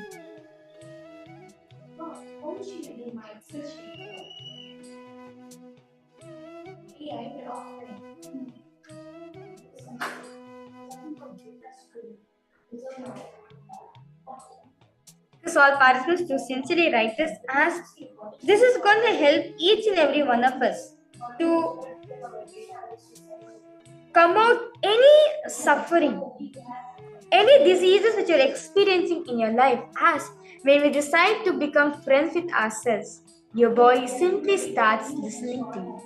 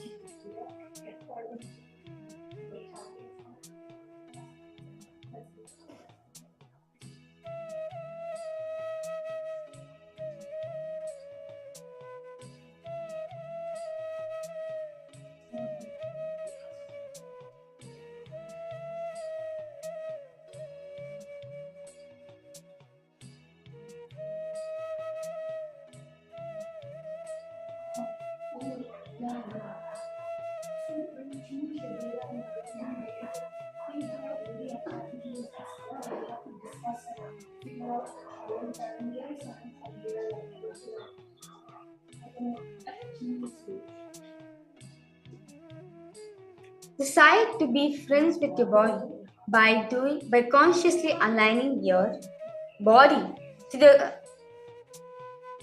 powerful schedule given by Paramashiva.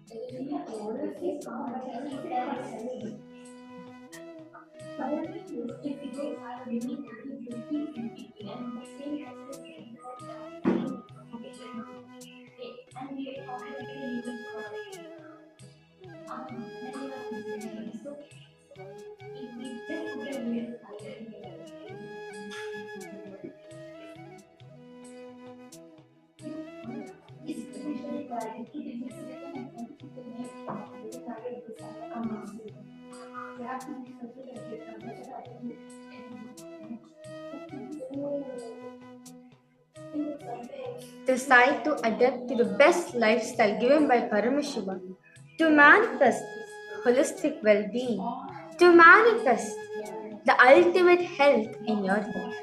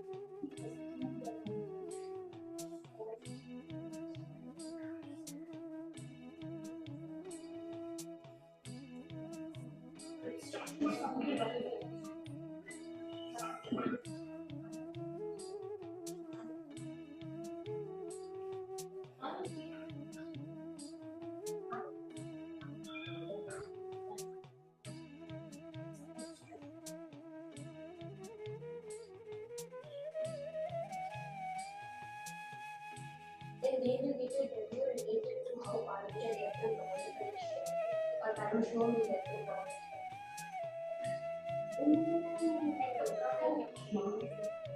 not in depression, they don't come and they suggest to you what type of future you should offer. They put this in astrology, like if you have skin issues, that you need to come out of it. So you have to go to all the stages and to go to the bottom of the problems people are going to find. And then you have to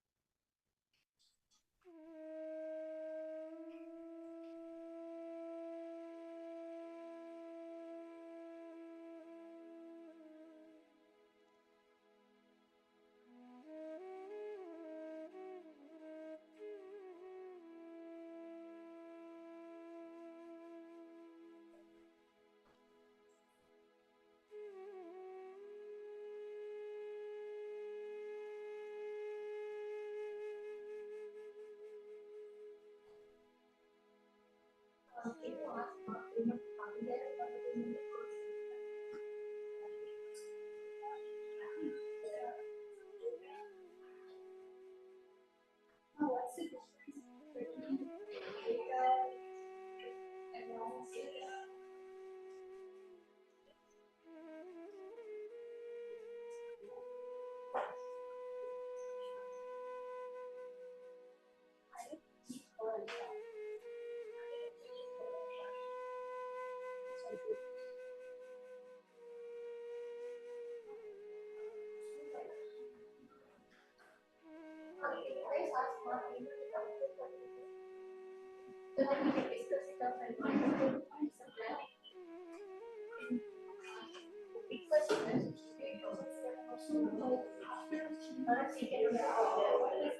analysis?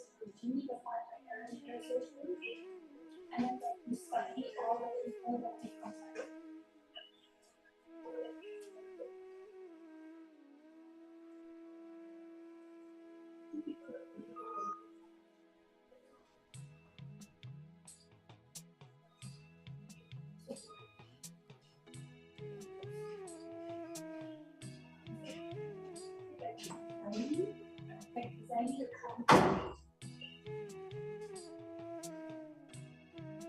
Like a video or like anything.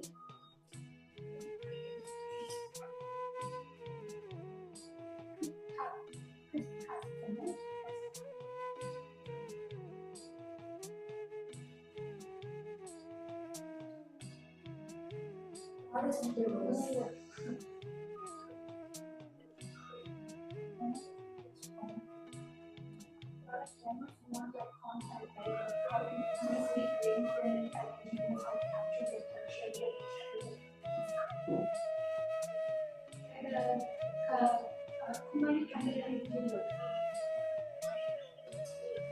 How it captures people's perception.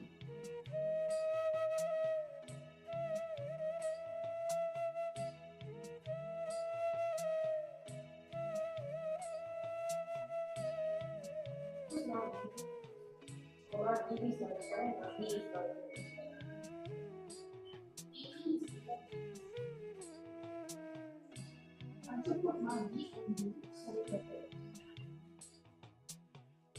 think of the process?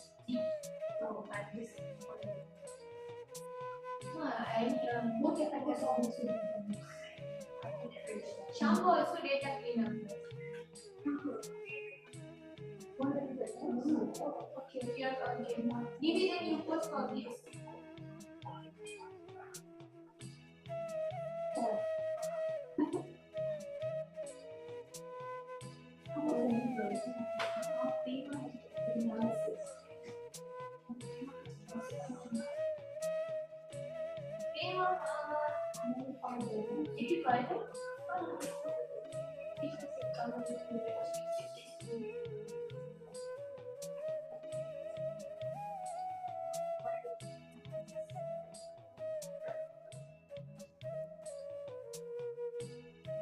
Just because all participants, just deciding to be in integrity, just by deciding to follow the Charya path that Swamiji is given, which Paramash has given elaborate in Agamas, will help you to consciously build the body which you want to manifest.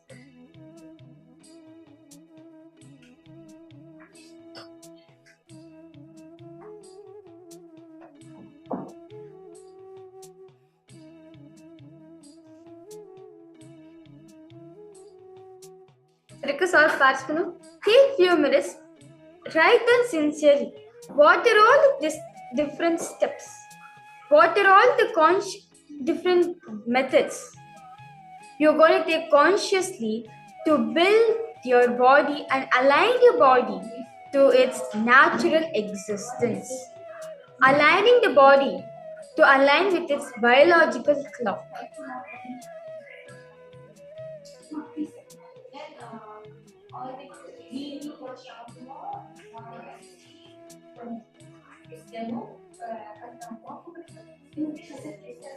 And she has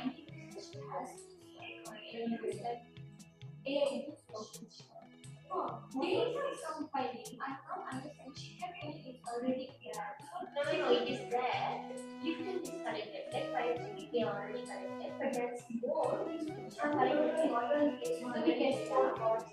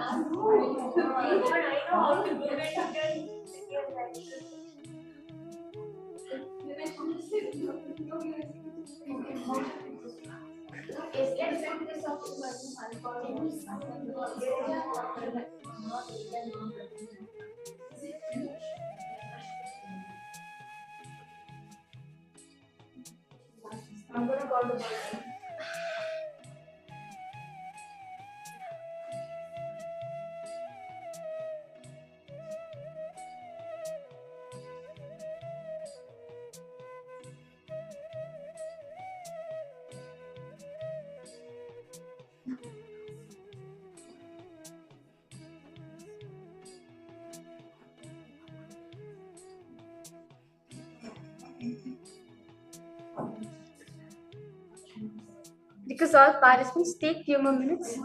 Sincerely write down the schedule for yourself. How you consciously going to build your body, such as by doing the Nityananda Yoga, by doing the Nitya Puja, by doing the Panchakriya, by doing the detox process revealed by Swamiji.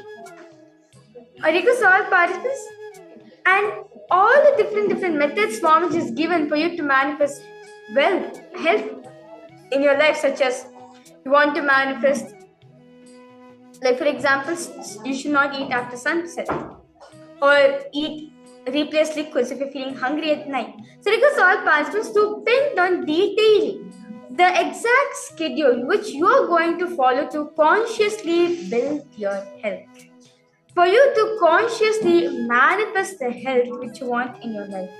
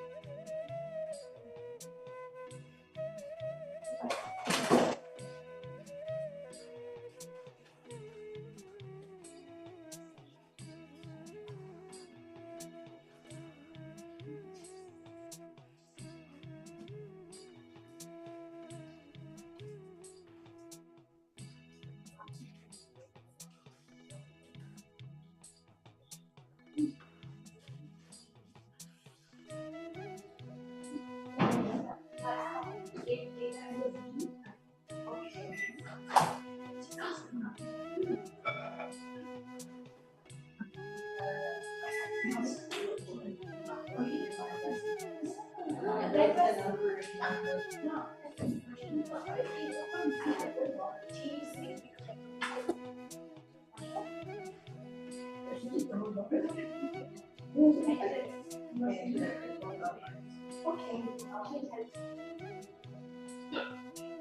glad I know now what sacrifices were, that it's yours.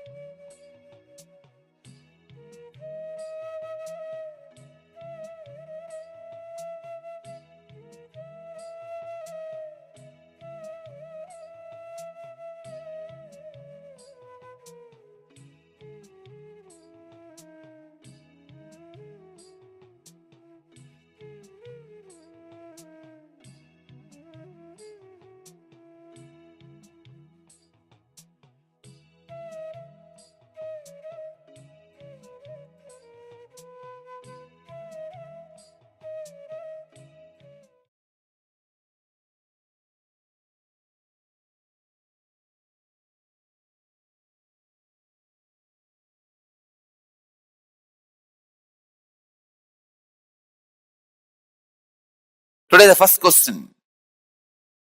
Swamiji, what is spiritual healing? Can you explain the way we can understand.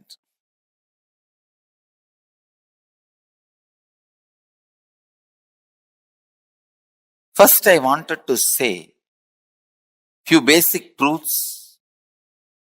about the spiritual healing scientifically. See, the other day, I was reading an article by Dr. Bruce Lipton,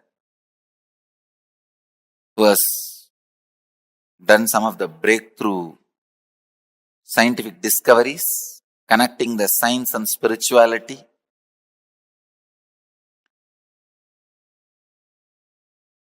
In his article, he is quoting a term called entanglement from quantum physics. In quantum physics, there is a term entanglement. Means, when one energy source entangles with another, they interfere with each other. This interference can be highly positive and transformative and harmonious. Please understand. If one energy source comes in contact with another, if one energy source entangles with another, they interfere with each other. That interference can be harmonious and highly positive and transforming. Another one physicist, Amit Goswami, he published an article in Physics Journal. In that, he very clearly proves entanglement directly affects human beings. Please understand, entanglement affects human beings. There are thousands of examples for entanglement.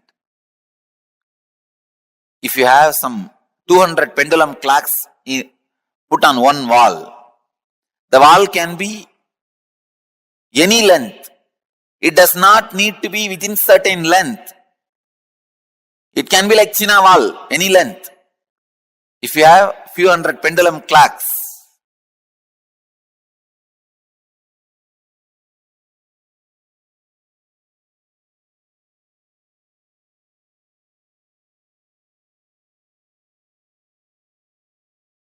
even if it is a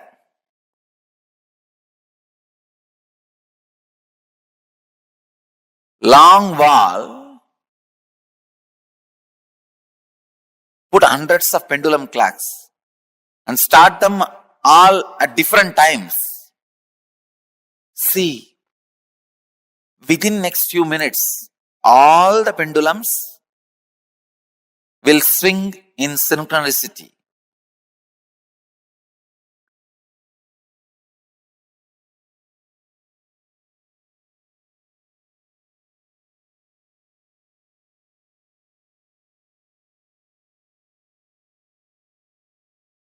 Exactly, this is what happens when you come in the breathing space of the healer. Please understand. When you come in my breathing space, this is what happens. Suddenly,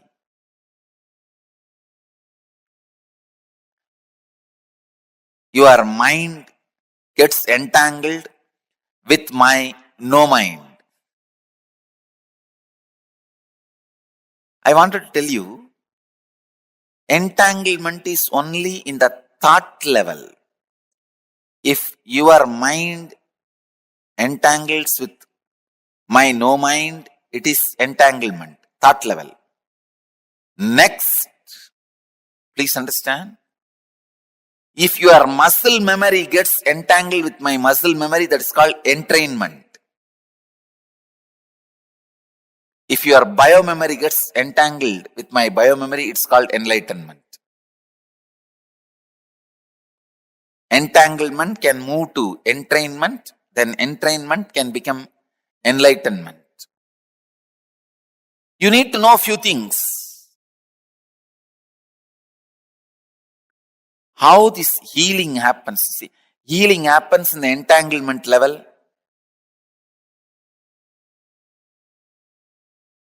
Kundalini awakening happens in the entrainment level. Levitation happens in deeper than entrainment. I can say momentary enlightenment.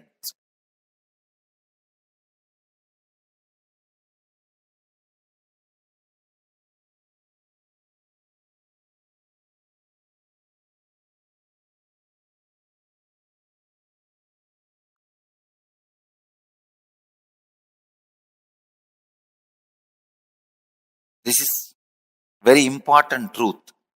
This truth about the entanglement, because this opens many doors, many possibilities, many understandings.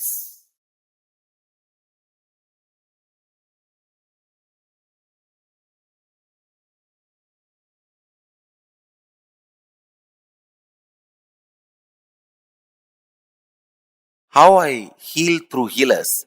Because all my healers are pendulum clocks. Any other broken, little altered pendulum clock, I add it in one wall. Both clocks start swinging synchronistically. Understand? That's all. Each one of my healer is my pendulum clock.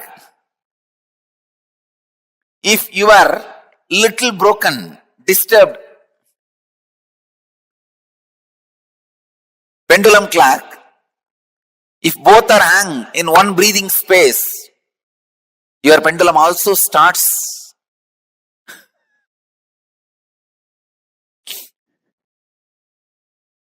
vibrating, moving.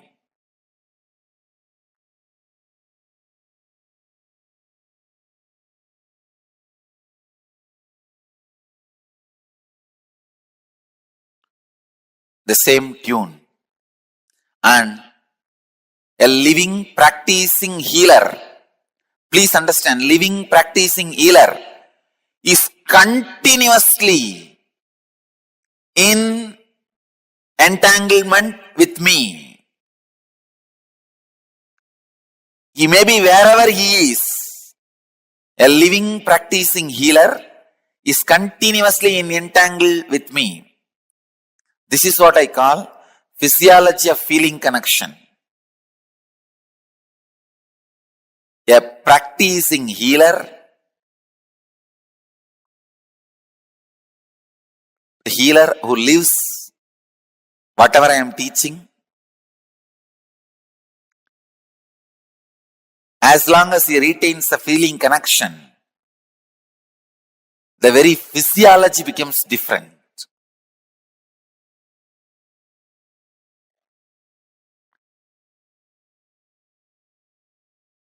Entanglement means two-person falling in tune with same thought. Entrainment means two-person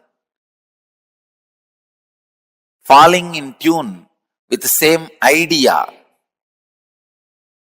Enlightenment means two-person uniting beyond ideas.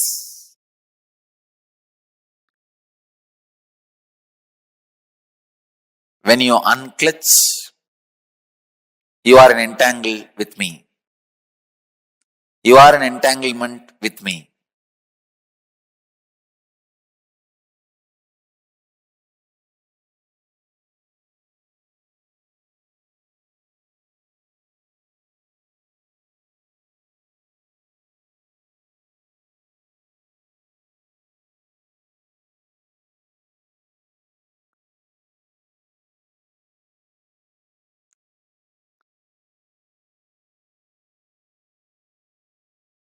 This again opens a huge door. Then is the thoughts of a healer going to affect us? I say yes. That is why I am telling you, go to a person only who is thoughtless. and beyond mind. Do not receive healing from ordinary Reiki healers, this healers, that healers. No. Receive only from enlightened being. And all my healers, during the moment of healing, because they are entangled with me, they represent me, and it is equivalent to you receiving healing directly from me. You don't need to worry at all, doubt at all about my healers. Understand? This is the physiology of feeling connection. When you have a feeling connection, your very physiology is different. And feeling connection has its own physiology. When you have feeling connection, your physiology is different. Feeling connection itself has its own physiology. Please understand. The truth as it is, I am sharing with you the secret of healing, the essence of healing.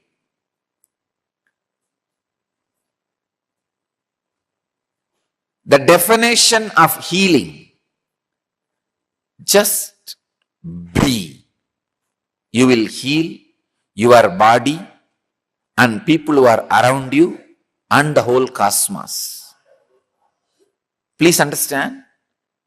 Just be, nothing else. Be in your body.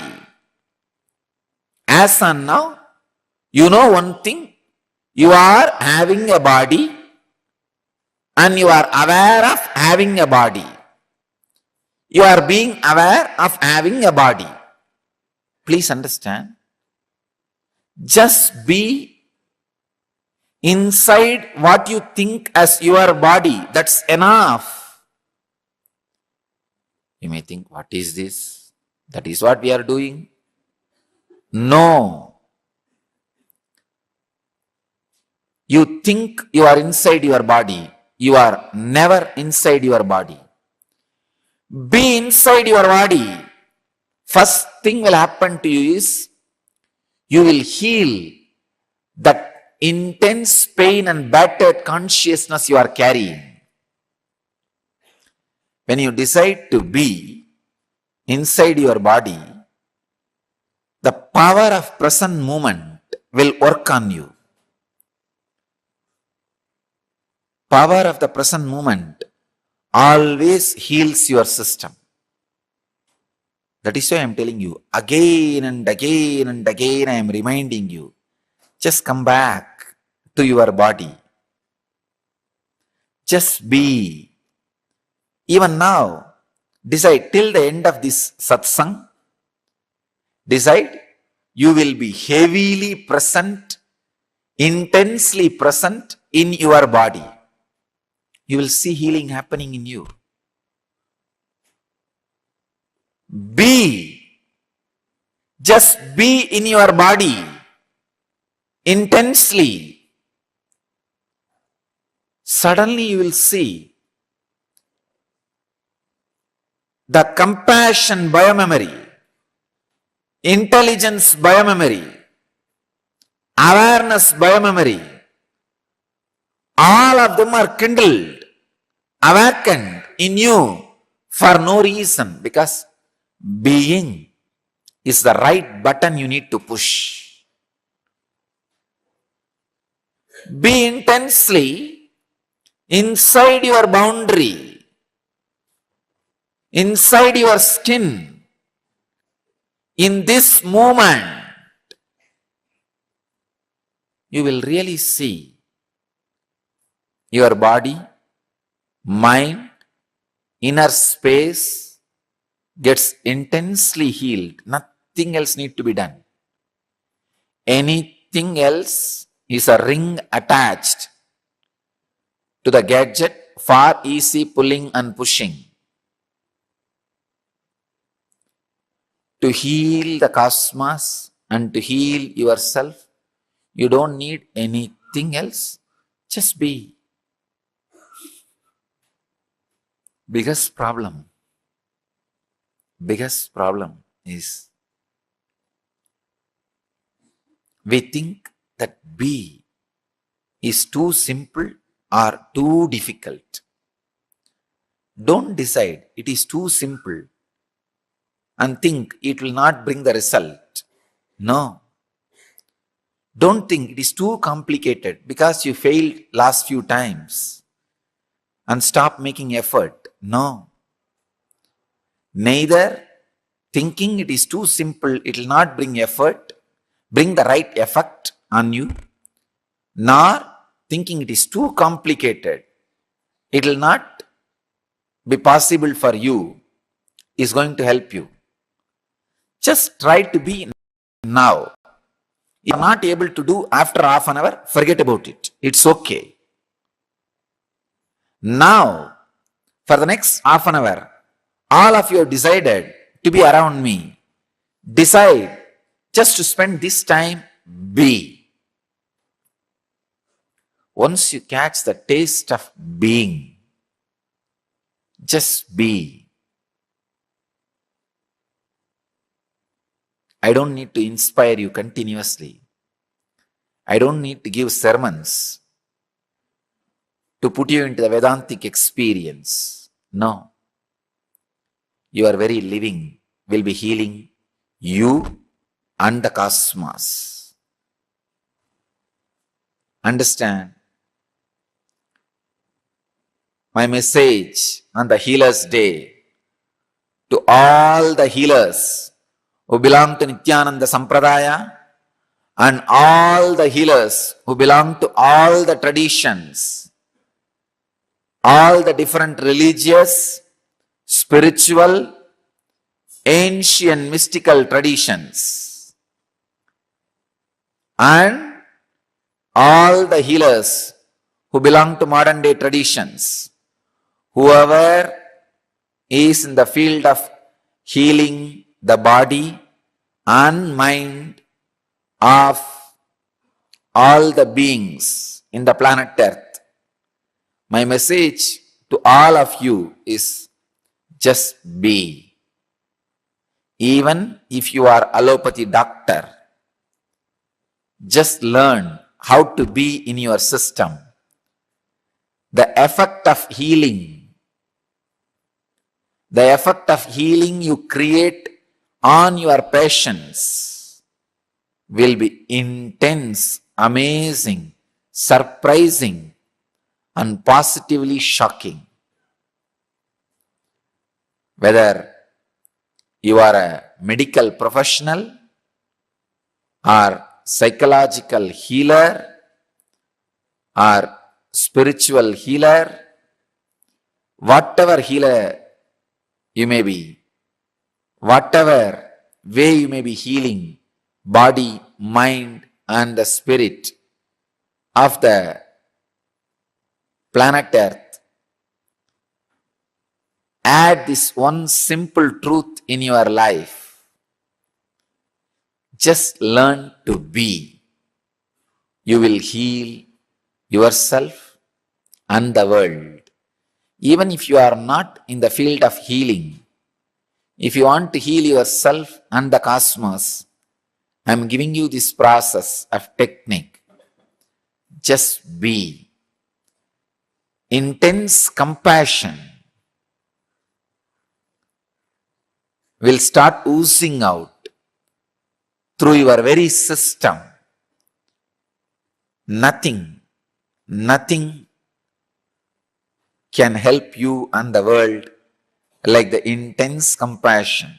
I can say intense compassion which oozes out when you are just in being is the Sarvaroga Nivarani, cure for all diseases in the world.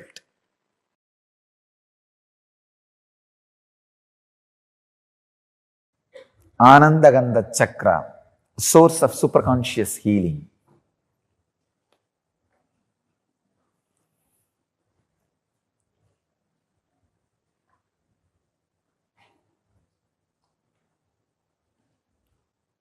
The truth about the Anandagandha, first you should know a few things about the Anandagandha, the facts, then you will understand the power of the science.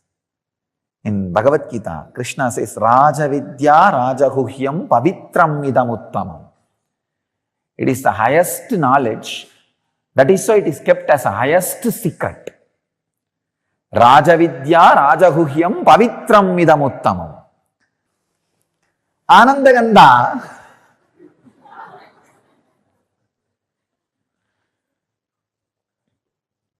the science delivered to planet Earth only when incarnations land in planet Earth. I can say this is the ID card of incarnations.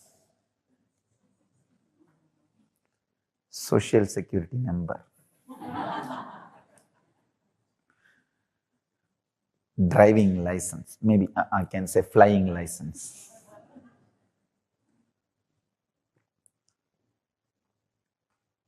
That is why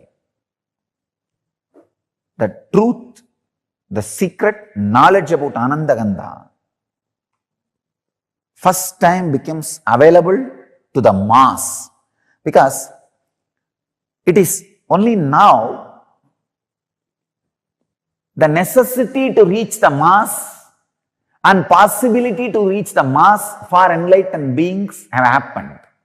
One, the necessity to reach the mass has happened only now because there is no one geography dedicated to the enlightenment science. Till my last predecessor, there was always one geography dedicated to these great truths. They don't need to reach the mass. If they create one group and create that, transmit that science, it's done and they take care. But unfortunately, after the India's independence, worst calamity happened to the planet Earth is the geography dedicated to enlightenment is destroyed. It lost its uniqueness. In the name of pseudo-secularism, understand, real secularism is taking the essence of all religions and using it, experiencing it. But the pseudo-secularism, discarding all great truths of all religions and living your own materialistic culture. Anyhow, so the planet Earth is now swindled. So now, the necessity to reach the mass has happened. Second thing, the possibility to reach the mass has also happened. So understand, the need to reach mass and ability to reach mass has happened first time in an incarnation's life. After these two happened, maybe I am the first guy happening.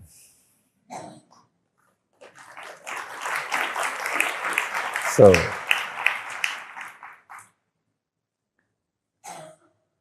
that is why I have to set all new trends. All pathfinders are path breakers. That is the reason the science of Anandagandha is revealed to the world first time. That's a source of superconscious healing. Understand? You have 7 major energy centers. About these 7 major energy centers, almost all religions talk. The 8th energy center, where all these 7 merge, become one with, is what is Anandagandha.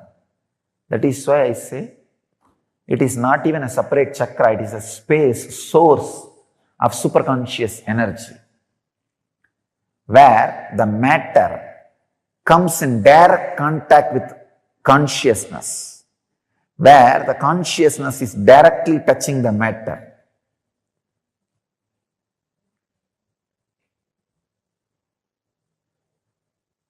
It is the experience where the consciousness has samyoga into matter. where matter has some yoga with consciousness. When you relax into that space, consciousness fills matter. So naturally, the superconscious healing happens. It is the highest happening which can happen to matter, not just physical healing or mental healing, radiating pure consciousness. Understand? My advent has happened to give a breakthrough for human consciousness, to bring new consciousness, new age man,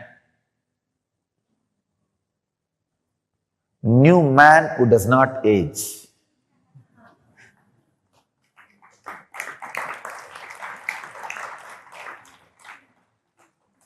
New consciousness, the source of Anandaganda,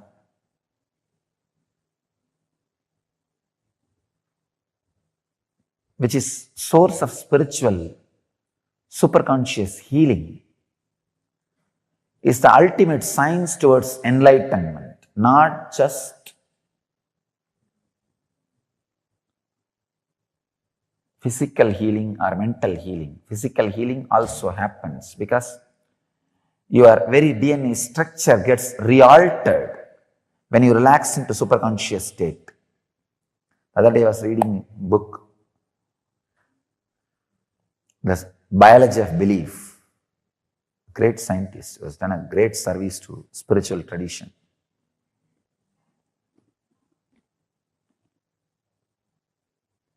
His researches really prove even the very DNA structure can be changed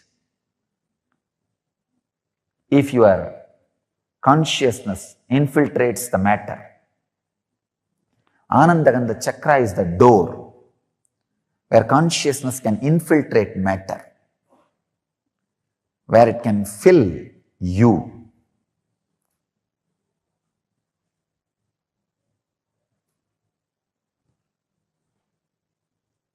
Where it can give you the extraordinary conscious experience, means breakthrough in human consciousness. I tell you, even the definition of enlightenment I am updating and upgrading. Understand, I am not only updating the definition of enlightenment, I am upgrading the experience of enlightenment to human bodies.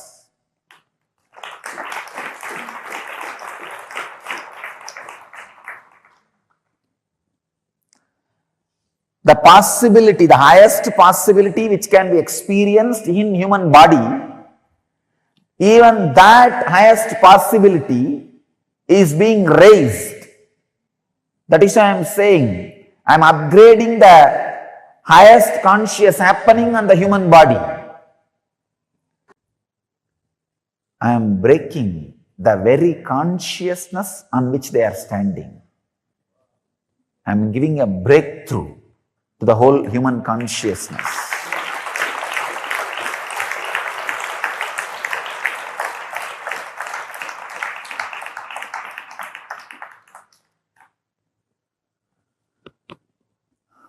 I am inviting all the people who feel the sacredness of my work, my contribution to the human society,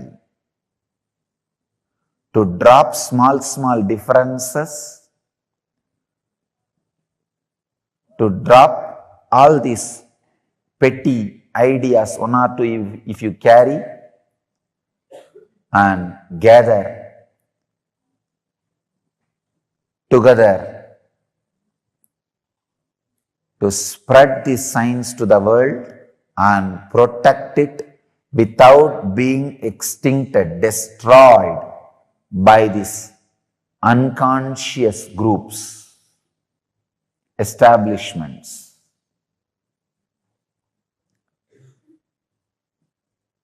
I am giving open invitation. Whoever feels helped by what I am doing, sympathetic towards what I am doing, feeling friendly for what I am doing feels this ought to be done to save planet Earth, I invite all of you to drop these petty, foolish, small ideas, self-centered sufferings. If you are self-centered constantly, you will create suffering for you. Drop all those foolish things. Let's stand together to preserve, protect, and spread this great science of Anandagandha, the great process of giving breakthrough, great breakthrough, transformation to human consciousness. The very science itself cannot be described in one session. I'll try to give you the glimpse.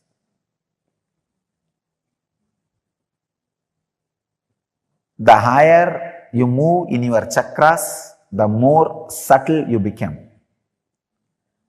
The subtlest possible chakra is Anandagandha chakra, where you are no more ordinary human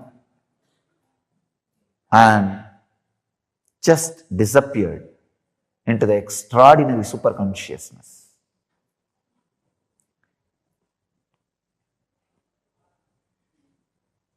The technique or the process is two. One, if it has to be done just by your effort, unclutching.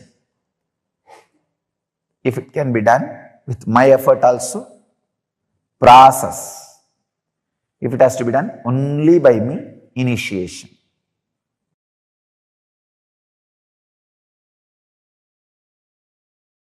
This is the bamboo stick for healers to heal others. This stick has a big story. First time I started initiating others into healing in a Jiva Samadhi, means a living tomb called Neru Sadasiva Brahmendral Samadhi. In Tamil Nadu there is a Jiva Samadhi of a great enlightened master, Sadasiva Brahmendral. I went to his Samadhi after I realized my Sadashivatva to have his darshan.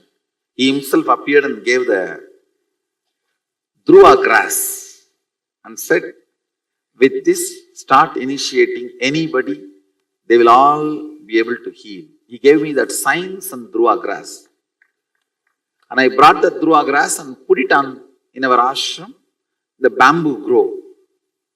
The bamboo grove was dead at that time. I put the Dhruva grass, whole thing came back to life.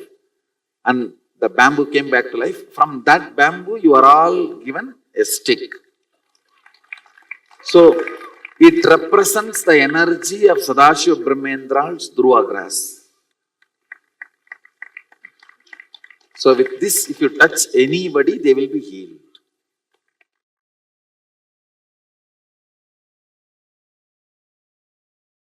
Actually, in the healer's initiation, I take the oath till you achieve the state of eternal consciousness. I take the responsibility of guiding you even if I leave this body. That is a promise taken by a master, given to a disciple at every initiation. This is traditionally, the master is supposed to take this oath. When he initiates a disciple, and not only traditionally, it is a responsibility of the master. Master will see that you achieve that state. Till you achieve that state, constantly he guides you to that, and it's a big responsibility. When you take that responsibility, even if you leave this body, even if I leave this body, it is my responsibility to guide them, to help them, so that Sangha, the people with whom I am involved, with them I live 33%. Means, even if I leave this body, it is not that I will stop working. It will continue to, my energy or the energy which is operating through this body will continue to work through the teachings and through the Sangha. You may just miss the physical presence, but you will not miss the being.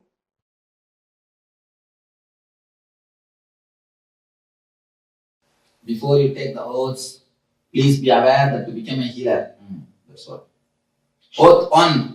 I hereby swear that the power given to me by Swamiji will be used for the service of all, both animate and inanimate. Your first oath is never to refuse healing to anyone or anything in need of it, be they people, animals, plants, or inanimate objects. Any personal conflict or difference in ideology should never affect your healing. After all, this healing power is not yours to give or refuse. The power that is invested in you flows from a divine source. And the divine does not distinguish between right or wrong, saint and sinner. Divine mercy is unconditionally available to all who ask. The healing system I offer you has been created and perfected over the ages by the greatest ancient masters. It is a culmination of centuries of rigorous tapas. In fact, the original system developed by Patanjali was so sophisticated that it was beyond the comprehension of all. But a select few, the great spiritual masters who followed him, poured their life into simplifying the system and made this precious gift of knowledge available to all. In order to cherish this legacy and truly be benefited by it, you must be willing to drop your ego and share this gift with joy and compassion. The only reason you can have for refusing the healing would be if the person is likely to violate your person or property. If he is a thief, if you feel that by letting him in, he may disturb your property or you, only then you can refuse. But please ensure that your personal opinions are not influencing your decision. Actually, after initiation, you will find that this attitude comes upon you naturally. In the presence of this tremendous healing energy, petty considerations like differences in religion, ideology, or personal conflicts simply won't count anymore. For starters, try this exercise. For a moment, close your eyes and imagine that your worst enemy, mother-in-law, someone who has really hurt you in the past, has approached you for healing. Can you bring yourself to consent? If you feel certain, can you heal him? Without hesitation and humility and love, you are ready to take the next oath. Understand? Even if your worst enemy comes and asks for a healing, you cannot say no. Because this is a gift created by the divine masters, not for one family or one group. It is created for the whole world. One thing, we always have our own prejudices. He is right, he is wrong, but from his view you are wrong. So you cannot hold on to your views that if somebody is right or wrong as far as healing concerned. It is for the whole world. It is for the whole world. You cannot say no to anybody, even any animals or the plants. So many animals or plants are having the benefits of healing. I have seen so many cases. And when I go and touch the plants started giving flowers, started giving drumstick trees. It was not giving fruit. She healed and it started giving fruits. And there are thousands of instances.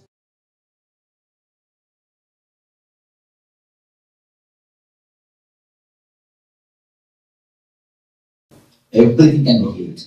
It's a love energy. It's an energy. It can work miracles. You know one thing, plants and animals get healed quickly because they don't have intellect. If you see my biography pictures, you will see one cat sitting on my lap.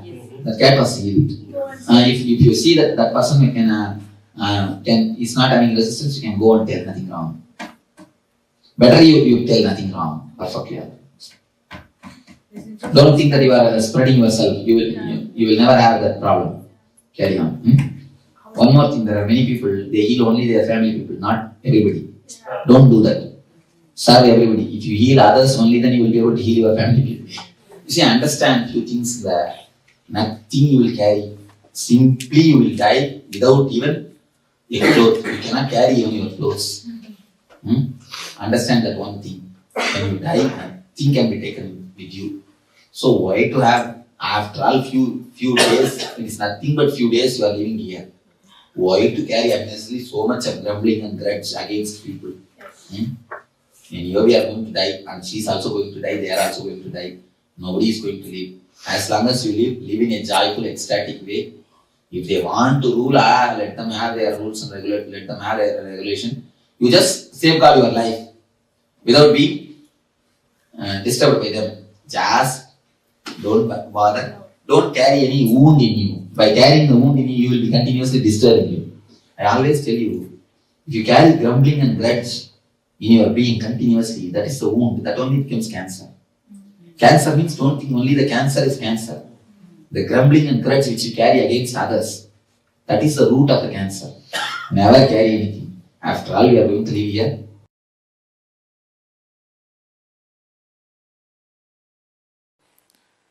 It is time we all stand up to heal the world. If not, I am afraid the very signs of healing may disappear from the planet Earth, which will be too costly. Too costly.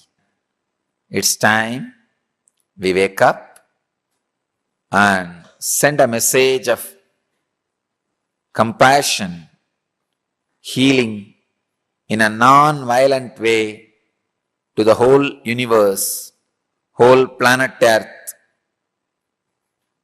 in a systematic, organized, non-violent, but strong way.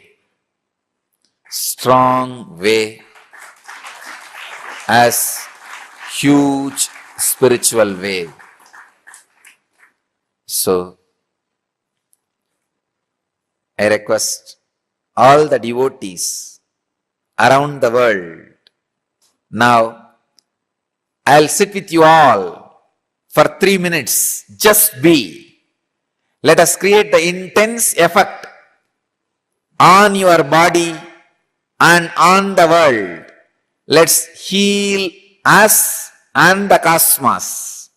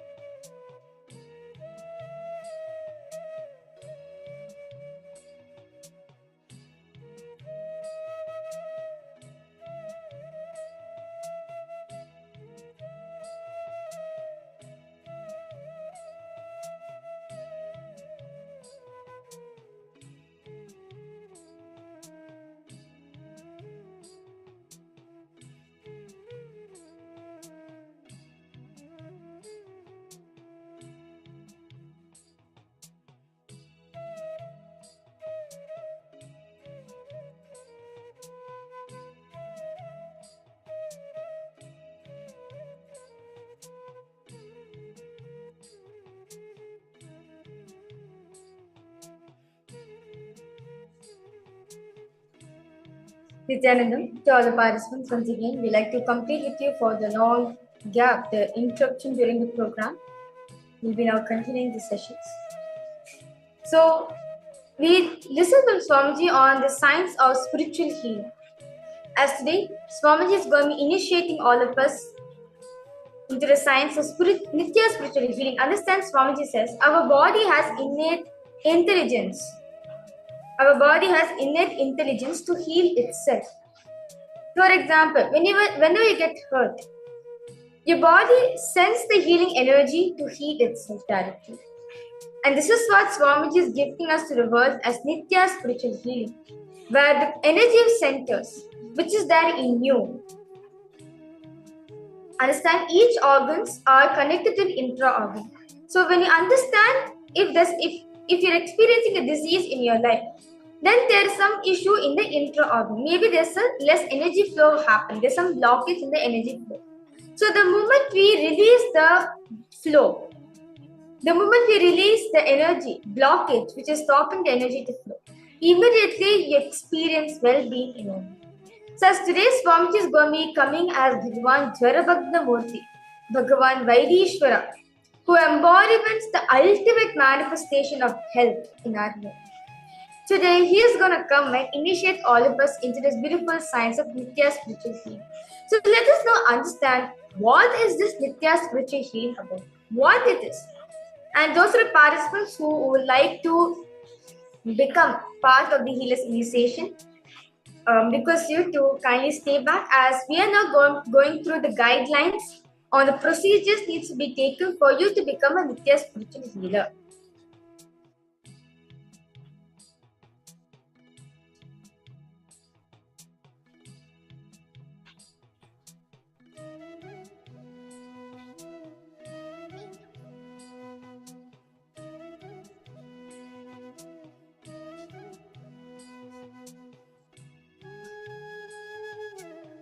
So understand, Swamiji is saying, Healer's Initiation is a straight way related to enlightenment.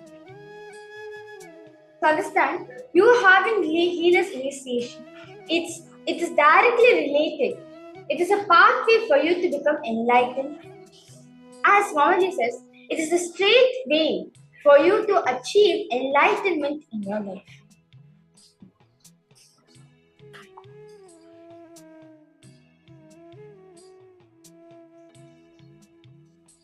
So understand why Healer's Initiation. So there's two types of levels in the Healer's Initiation, where you heal yourself. You just heal yourself, and second, you healing yourself and others.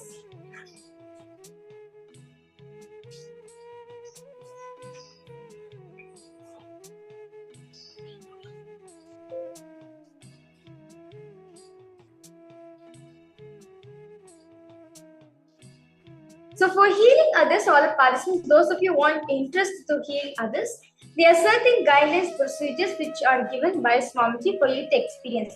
So understand, Nitya spiritual healing is healing from cosmic energy. Cosmic energy is intelligence. This is different from energy. As we know in various forms such as electric energies, understand, cosmic energy has intelligence.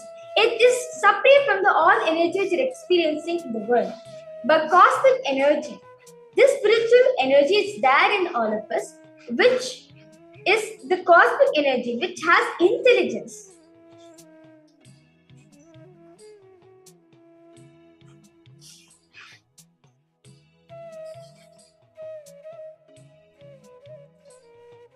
Now, in Nitya spiritual healing, Swamiji, you are initiated by Swamiji to become a channel for that same energy that flows, that Swamiji embodies. You become a medium for Swamiji to flow the energy through you for the person who is receiving the healing. So now, how this healing happens? So how do you know the healing energy is transmitted to the other person? See, how can we receive energy? As a person is receiving, what's the best way to receive? Swamiji is saying that any person who has an open heart and mind can receive this energy. So Swamiji says, and who can give that energy? one who has realized he is energy, the one who has experienced himself as something beyond the body and mind, is the only one who is authorized or qualified to give this energy. So a person who has realized they are not this body and mind and the pure intelligence, the pure cosmic energy, is the person who is qualified and authorized to give this energy to others. So understand, when energy passes from the healer to the receiver who's receiving it, stress is removed since intelligent energy floods the whole body. Understand, the healer also gets benefits from his energy. Any stress in the healer system is also removed. So not just the participant, not just the receiver will get benefit, even the healers who's giving the healing energy also will get the benefit. Sant Swamiji says, the energy restores the intelligence to the body, consciousness to the mind, and rich vibrancy to life. It just brings you back in touch with your true nature of bliss, which can never be lost. It is why healing and meditation results in permanent effects. So understand, when you're getting the healing, it rejuvenates your whole system. Any imbalances are there. By the very intelligence, the imbalances are corrected. Disease cannot exist anymore as is a pure intelligence. So the person who's transformed with healing energy and experience health, energy, and enthusiasm. So person receives this energy, becomes enthusiastic about his health dimension. So compassion, Swamiji says, compassion expresses as responsibility and hence energy. So once a disciple asked Swamiji, how is it that so much energy flows from you? As Swamiji says, when you feel compassion towards others' suffering, the whole thing takes the shape of responsibility and expresses itself as an energy. That's it. The moment you decide to take responsibility of people's suffering, that energy naturally comes out from you. So, very beautifully in the Vijnana Bhaiva Tantra, Sutra 34, Paramashiva says, Jnana Prakashakam Sarvam Sarve Natma Prakashakaha Ekamikasva Bhavat Matjnanam Neyam Bhavayet. Understand? The meaning goes, staying in Ananda Gandha, all things are revealed by Jnana, knowledge, and the self of all is the knower. By the reason of their nature being the same, one should contemplate on the knowledge and the knower as one and the same. You will be shocked and surprised this great science, Rajavidya Ananda Gandha. This word is used throughout the Sanskrit literature only in one place in the Vishwanatha Ashtakam, directly revealed by Adi Shankaracharya. And Swamiji also shares his first healing experience. And Swamiji left home at the age of 17 and spent several years in walking length and breadth of India. So during the wandering days, Swamiji was returning from Tapovan in an army truck. In those trucks, there would not be seats, only wooden planks tightened with bolts and nuts. Suddenly, the truck went over a big bump, and Swamiji flew and fell on the wooden plank. And the hit was such a blow on Swamiji's backbone, and the doctors took an X-ray and said that it would take Swamiji need to rest for like 6 months as Swamiji has injured his backbone. And Swamiji was like, 30 years is too long for me to stay in one place and just take rest. Swamiji did not bother what the doctor said. He did not take any treatment. Swamiji just put a hand on the injured area. That's it. It got healed. That is when Swamiji realized the power of healing, that our innate and intelligence our body is carrying within us himself. So understand, Swamiji says, after enlightenment in a place called Nerur, which houses Jiva Samadhi or Sadashiva Brahmendra, one of my teachers came and met Swamiji, who was at the Polytechnic, who was the teacher in the Polytechnic, came and met Swamiji. She heard about Swamiji's healing powers. She asked, why don't you initiate us also into a healing system? At that moment, Swamiji was sitting close with Jiva Samadhi of the great Siddha, the great healer Sadashiva Brahmendra. So understand the Jiva Samadhi or Sadashiv Brahmin that even now if you go, you can still feel the presence in him. You can still feel the presence. Suddenly, Swamiji heard the sound. When I turned, Swamiji saw Sadashiv Brahmin standing there, right in front of me. He gave a tuft of darba grass and told me to give it to the teacher and tell it to start feeding with it. Just as a thought, how entered my inner space, the formula for transmitting the healing technology was revealed. I use this divine knowledge to transfer others the divine experiences I myself had. I initiated my teacher as the first Nitya spiritual healer. As this is the history of Nityananda spiritual healing. So understand, Swamiji says, healers are my hands. When I say that healers are my hands, Swamiji is saying, I don't think I'm talking about the 6 feet tall Nityananda. No. Swamiji is talking about the Prapancha Shakti, the cosmos that Swamiji is radiating. When I say that same energy that is flowing in me will also flow through. Understand? It is not an assurance. It is a promise Swamiji is giving that the space in which is radiating, the same thing you will also radiate and receive, give it to the other person.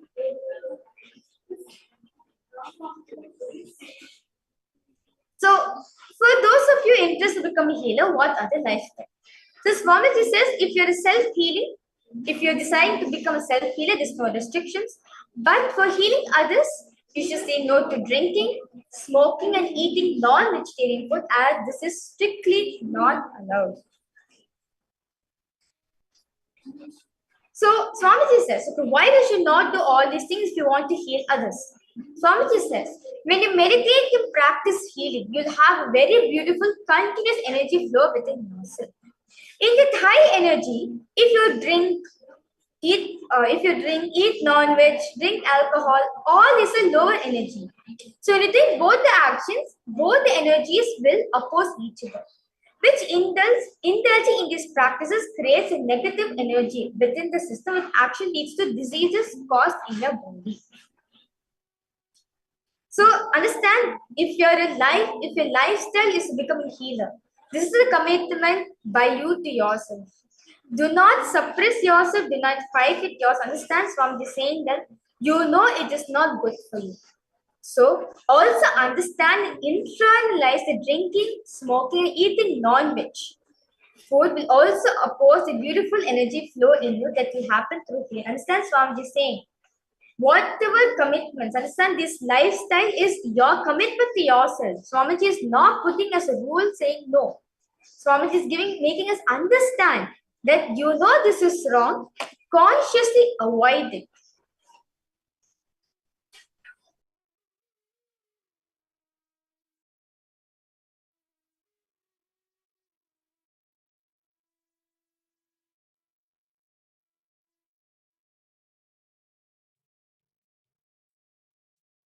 So now if you want to become a healer, there's an oath to be taken. So all Swamiji is saying that all discipline should happen with understanding. Nothing should be practiced as a rule. Everything should be done by understanding and internalizing it consciously.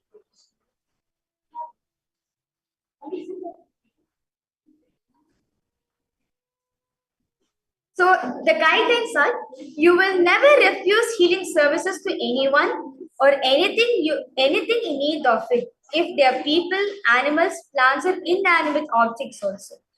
Any personal conflict or difference in ideology with a person should not come in the way of you providing this healing energy, providing this service to that person.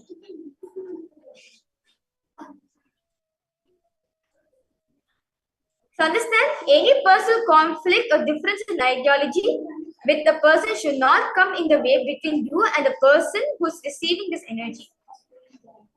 You may only refuse this service when your life is in danger.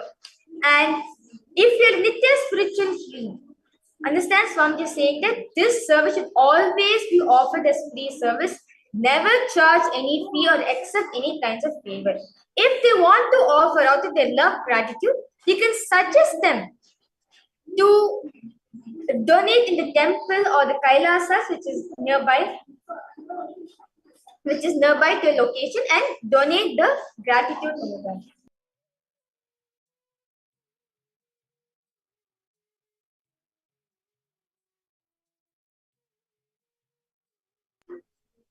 Now, what are the responsibilities of a healer?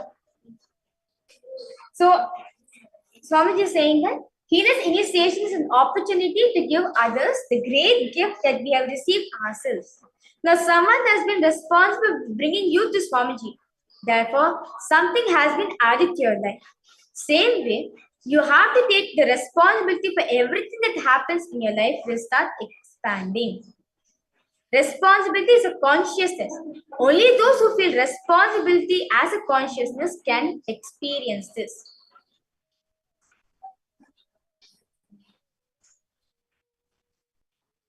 So, now what are the procedures to become Nitya spiritual healer? So, Nitya spiritual healing technique is that it does not only helps the person who are healing, but also helps to one's own spiritual growth. For social reasons, if you are healing the same gender, you can use the hands. But if you're healing the opposite gender, you'll be provided the healing stick. Through the stick, you'll be healing the person. So you can place the palms in the area to be healed on the Sahasrara Chakra, which is the crown center of the person to be healed. You can close your eyes, visualize Swamiji's face, bring the awareness in the Anandagandha region. Chant the Mahavakya immediately you will feel that gush of energy flowing from your Anandagandha Chakra. Just bring awareness into that chakra and relax yourself. Do not worry about the amount of energy. So once you have relaxed yourself, feel the boundless energy flowing through you. Just continue to do it, and as long as the person needs to. And naturally, if the healing energy, the person has taken a lot of energy from you, naturally your hands will just slip off from the head. So for all the participants, if you are doing the healing, requesting you to have the Iccha Mrityu of Swamiji, as Swamiji is the one who is giving this energy, and also you can have the Mahavakya being played in the background. So, and please do not claim the spiritual healing for any services, any way of diagnosis methods, threats, healing, cure, prevents, anything. This is just a healing, spiritual healing process given by Swamiji.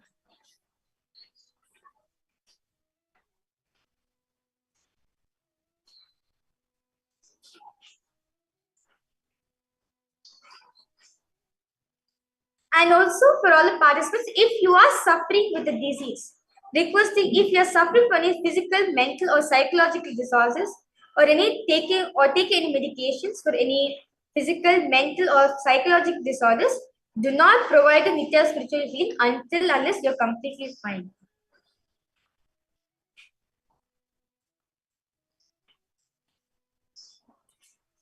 So for all the participants, those of you who would like to receive this healing initiation today, as Mom is going to be initiating us, please feel free to post in the, you can head to acitizen.info/heal and you can register yourself over there.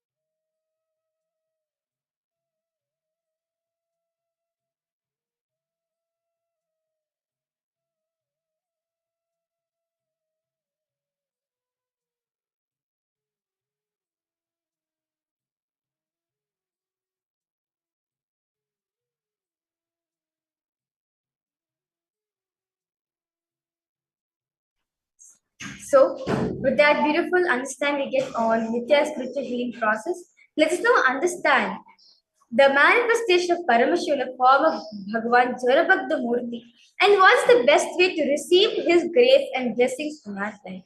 Let us now listen this from Swamiji himself directly.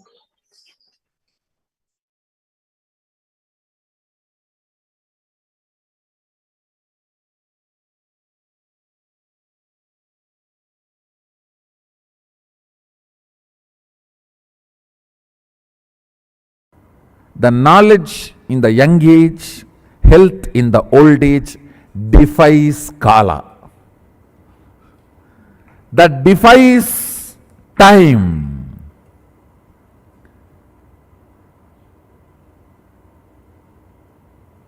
Knowledge in the young age, health in the old age defies Kala. When you are young, like Markandeya, you defy Kala and live as Siranjeevi.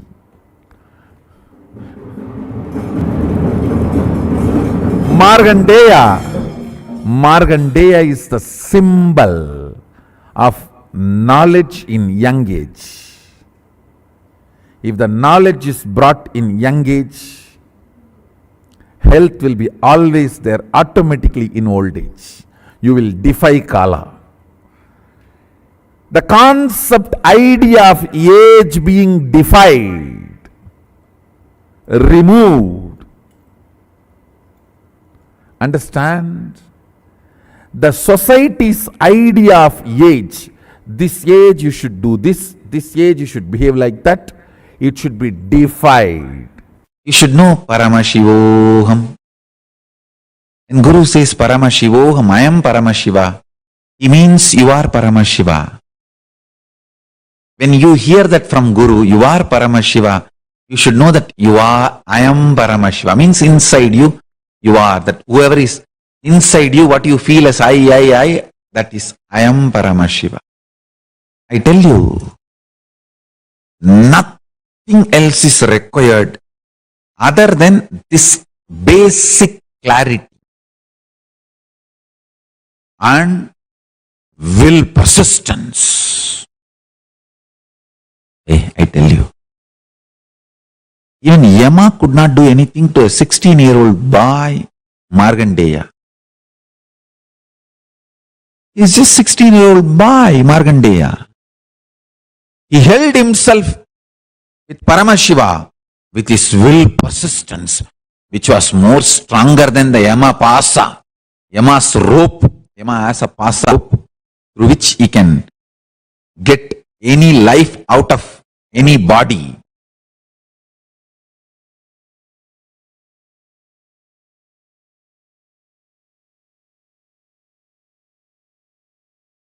Prahlada's will persistence was most stronger than Yama's rope.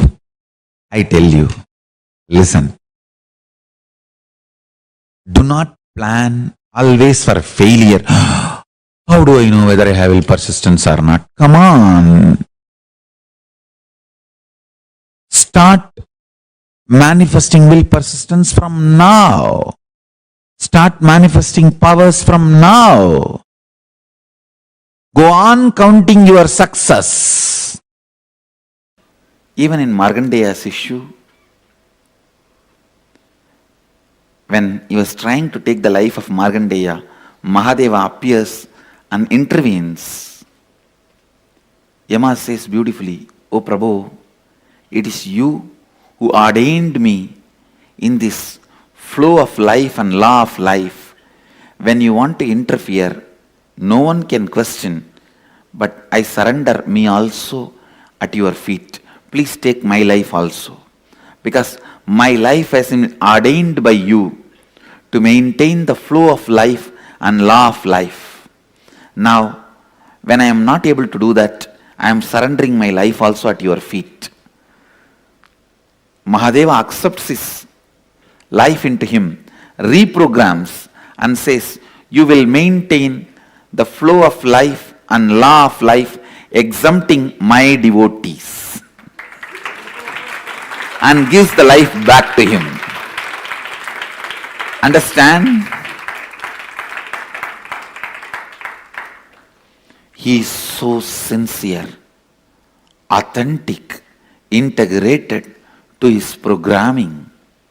Even when Mahadeva interfered, he said, Prabhu, I can't question your interfering. You are above all this. You have every right to interfere, but take my life, for which you programmed me. You programmed me to maintain the flow of life and law of life, yama and dharma. Now, when I am not able to do that, I surrender my life itself at your feet.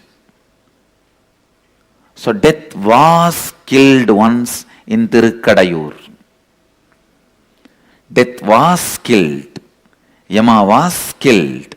Then Mahadeva reprograms him and gives him life. Gives life back to him, saying, yes, you will maintain the flow of life, yama, and law of life, dharma, exempting my devotees. Name bhakta pranashyati. My devotees never perish. Every one of you can become Kala Bhairava when you relax from the immediate urgency of time, when your greeds can't create desire in you, when your fears can't create anxiety in you, you are free from time. The vast time is available in front of you. With the vast time available in front of you, your greed cannot make you urgent. Your fear cannot make you disgraceful. Your fear cannot frighten you. Your greed cannot make you desireful. O human beings, contemplate on this great truth again and again and again.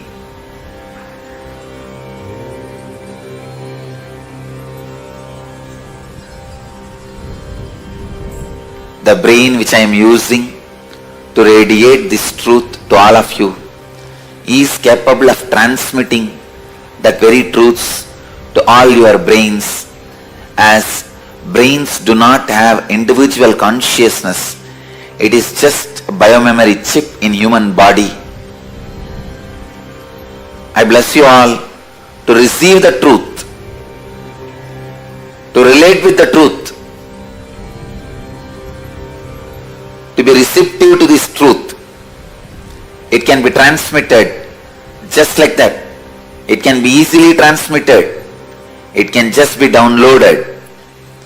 Your birth, your death, your rebirth, the time between the birth and death, time between death and rebirth are all part of same long life. There is no discontinuity in the whole life. Let this one truth sink in all of you to make you understand. Greed does not need to create desire in you. In the ocean, when the river enters, it doesn't create ripples. In the vast time available in front of you, by this great truth, even if the greed enters, it does not create the ripples of desire. Even if the fear enters, it does not create the ripples of anxiety.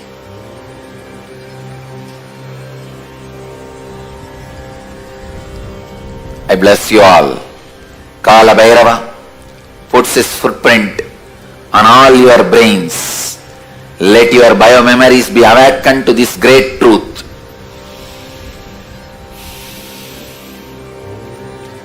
Birth and death and rebirth and time gap between birth and death and rebirth are all part of same long life. There is no discontinuity in these happenings.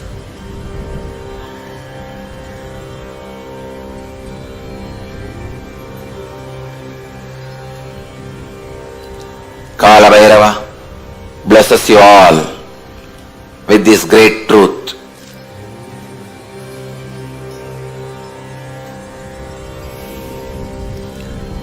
Let this great truth be downloaded in all the brains which are having Nayana Diksha from this brain all over the world. Namah Shivaya.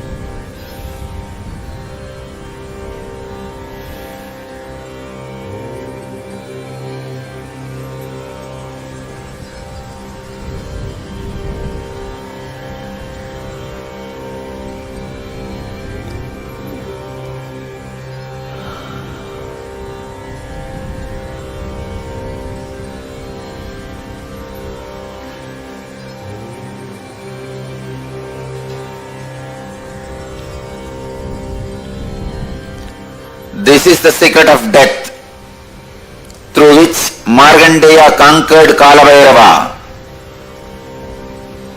Markandeya conquered Yama, the Lord of Time.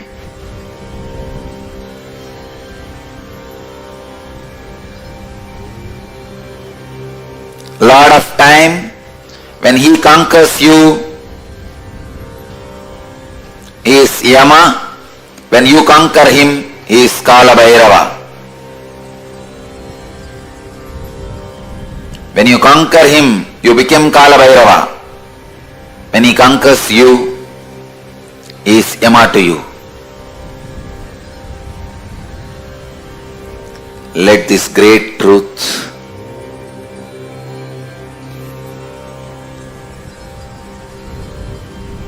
land on all of you.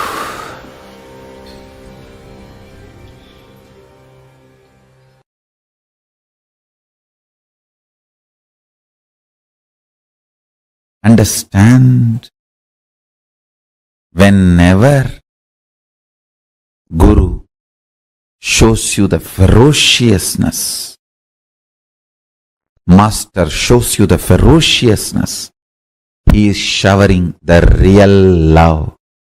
Don't think Adi Guru, the great Master Dakshinamurti and Kala Bhairava, all the ferocious forms of Paramashiva,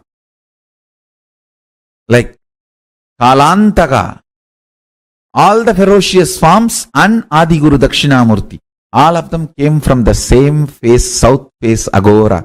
Don't think it is coincidence.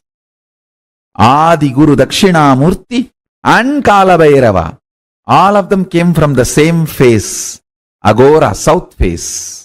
It's not coincidence. Ferociousness is a straight, intimate, raw, integrated way Guru deals you, handles you. If he has to strategize and present himself very sweetly to you, understand you do not have an integrated relationship with him. You have a strategic relationship. He will also be having a strategic relationship.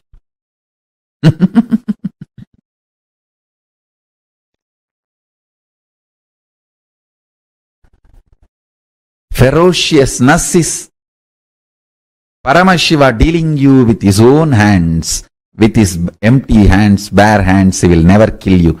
He will only hug you.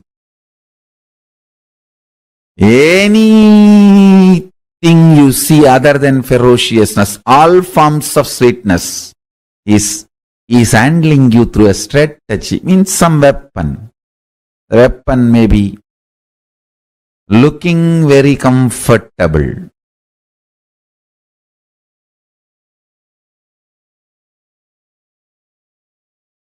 But not good for you in long term.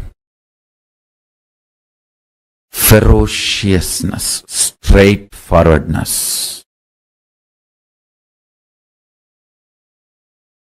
is the best integrated, intimate relationship with Guru. Understand, my love is lubrication for your machine. My ferociousness is energy, fuel, power for your machine. Any machine can run without lubrication, but it cannot run without power, energy. My ferociousness is as important as power is needed for the machine to run. My love is lubrication, optional, which is not compulsion. Don't even expect lubrication. In Kailasa,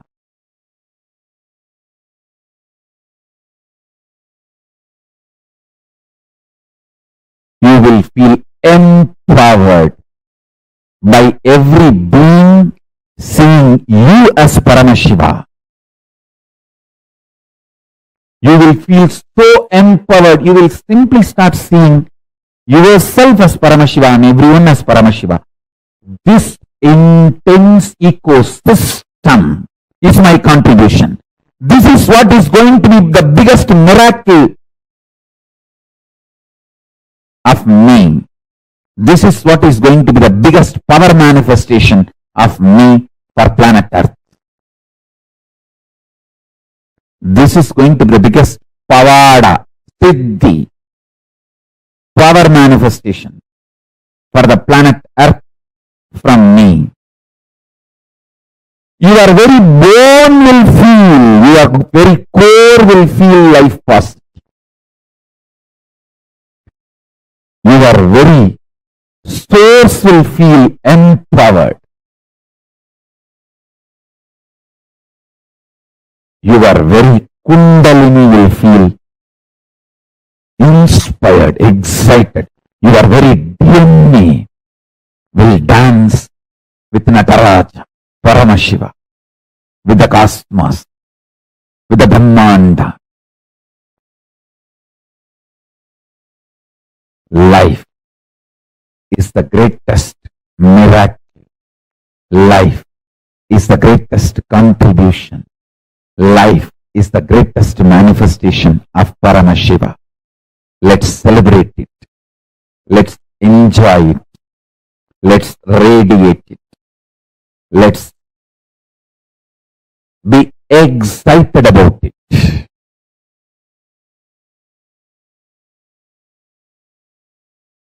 Life is a life is a life. Nothing can equate it. Nothing can define it. Nothing can reduce it. Nothing can verbalize it. Nothing can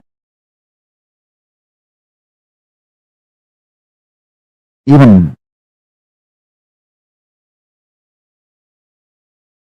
box it. Nothing can box it. Let's celebrate life, life, life.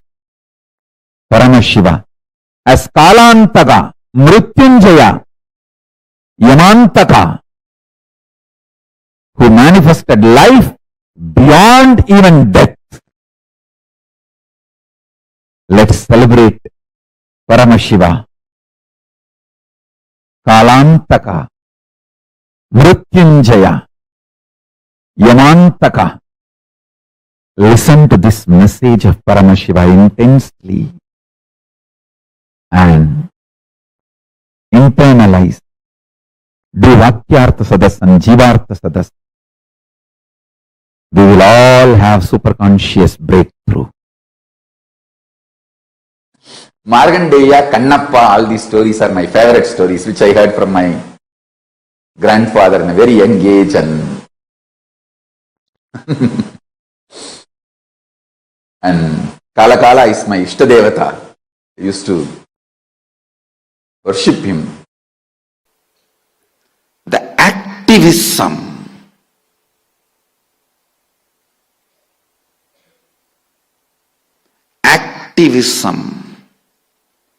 to stand with your integrity responsibly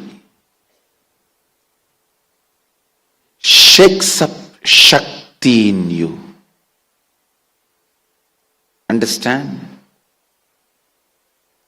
That only shakes up Shakti in you. Today my gift to all of you is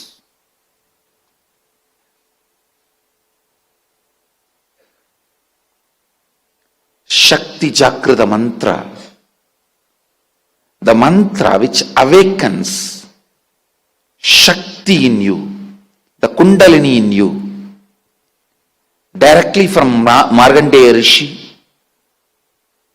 Markandeya is one of the greatest devotee of Mahadeva.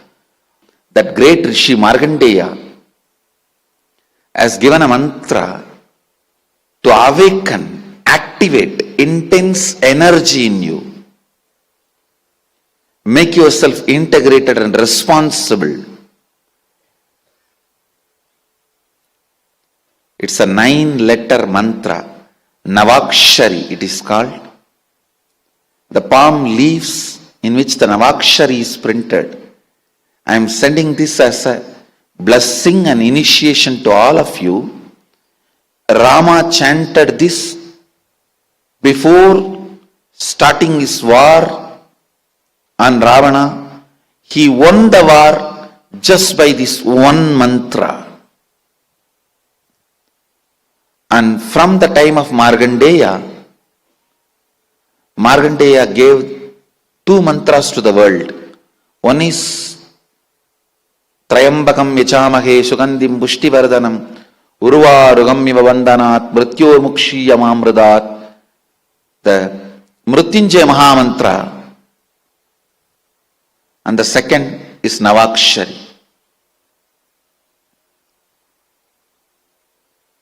This mantra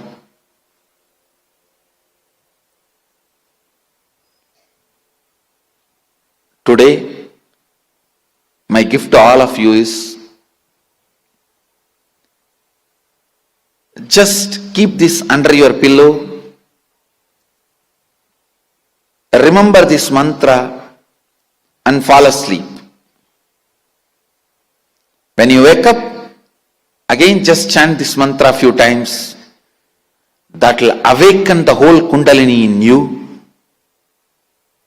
Make you reach your peak integrity and responsibility. Maybe then you will be able to drop yourself in my begging bowl.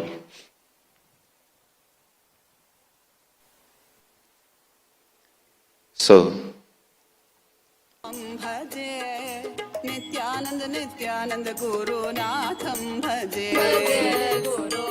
am sending this Navakshari as gift to all of you.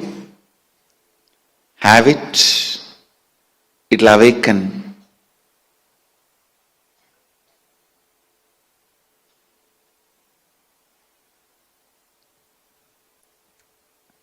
your integrity and responsibility.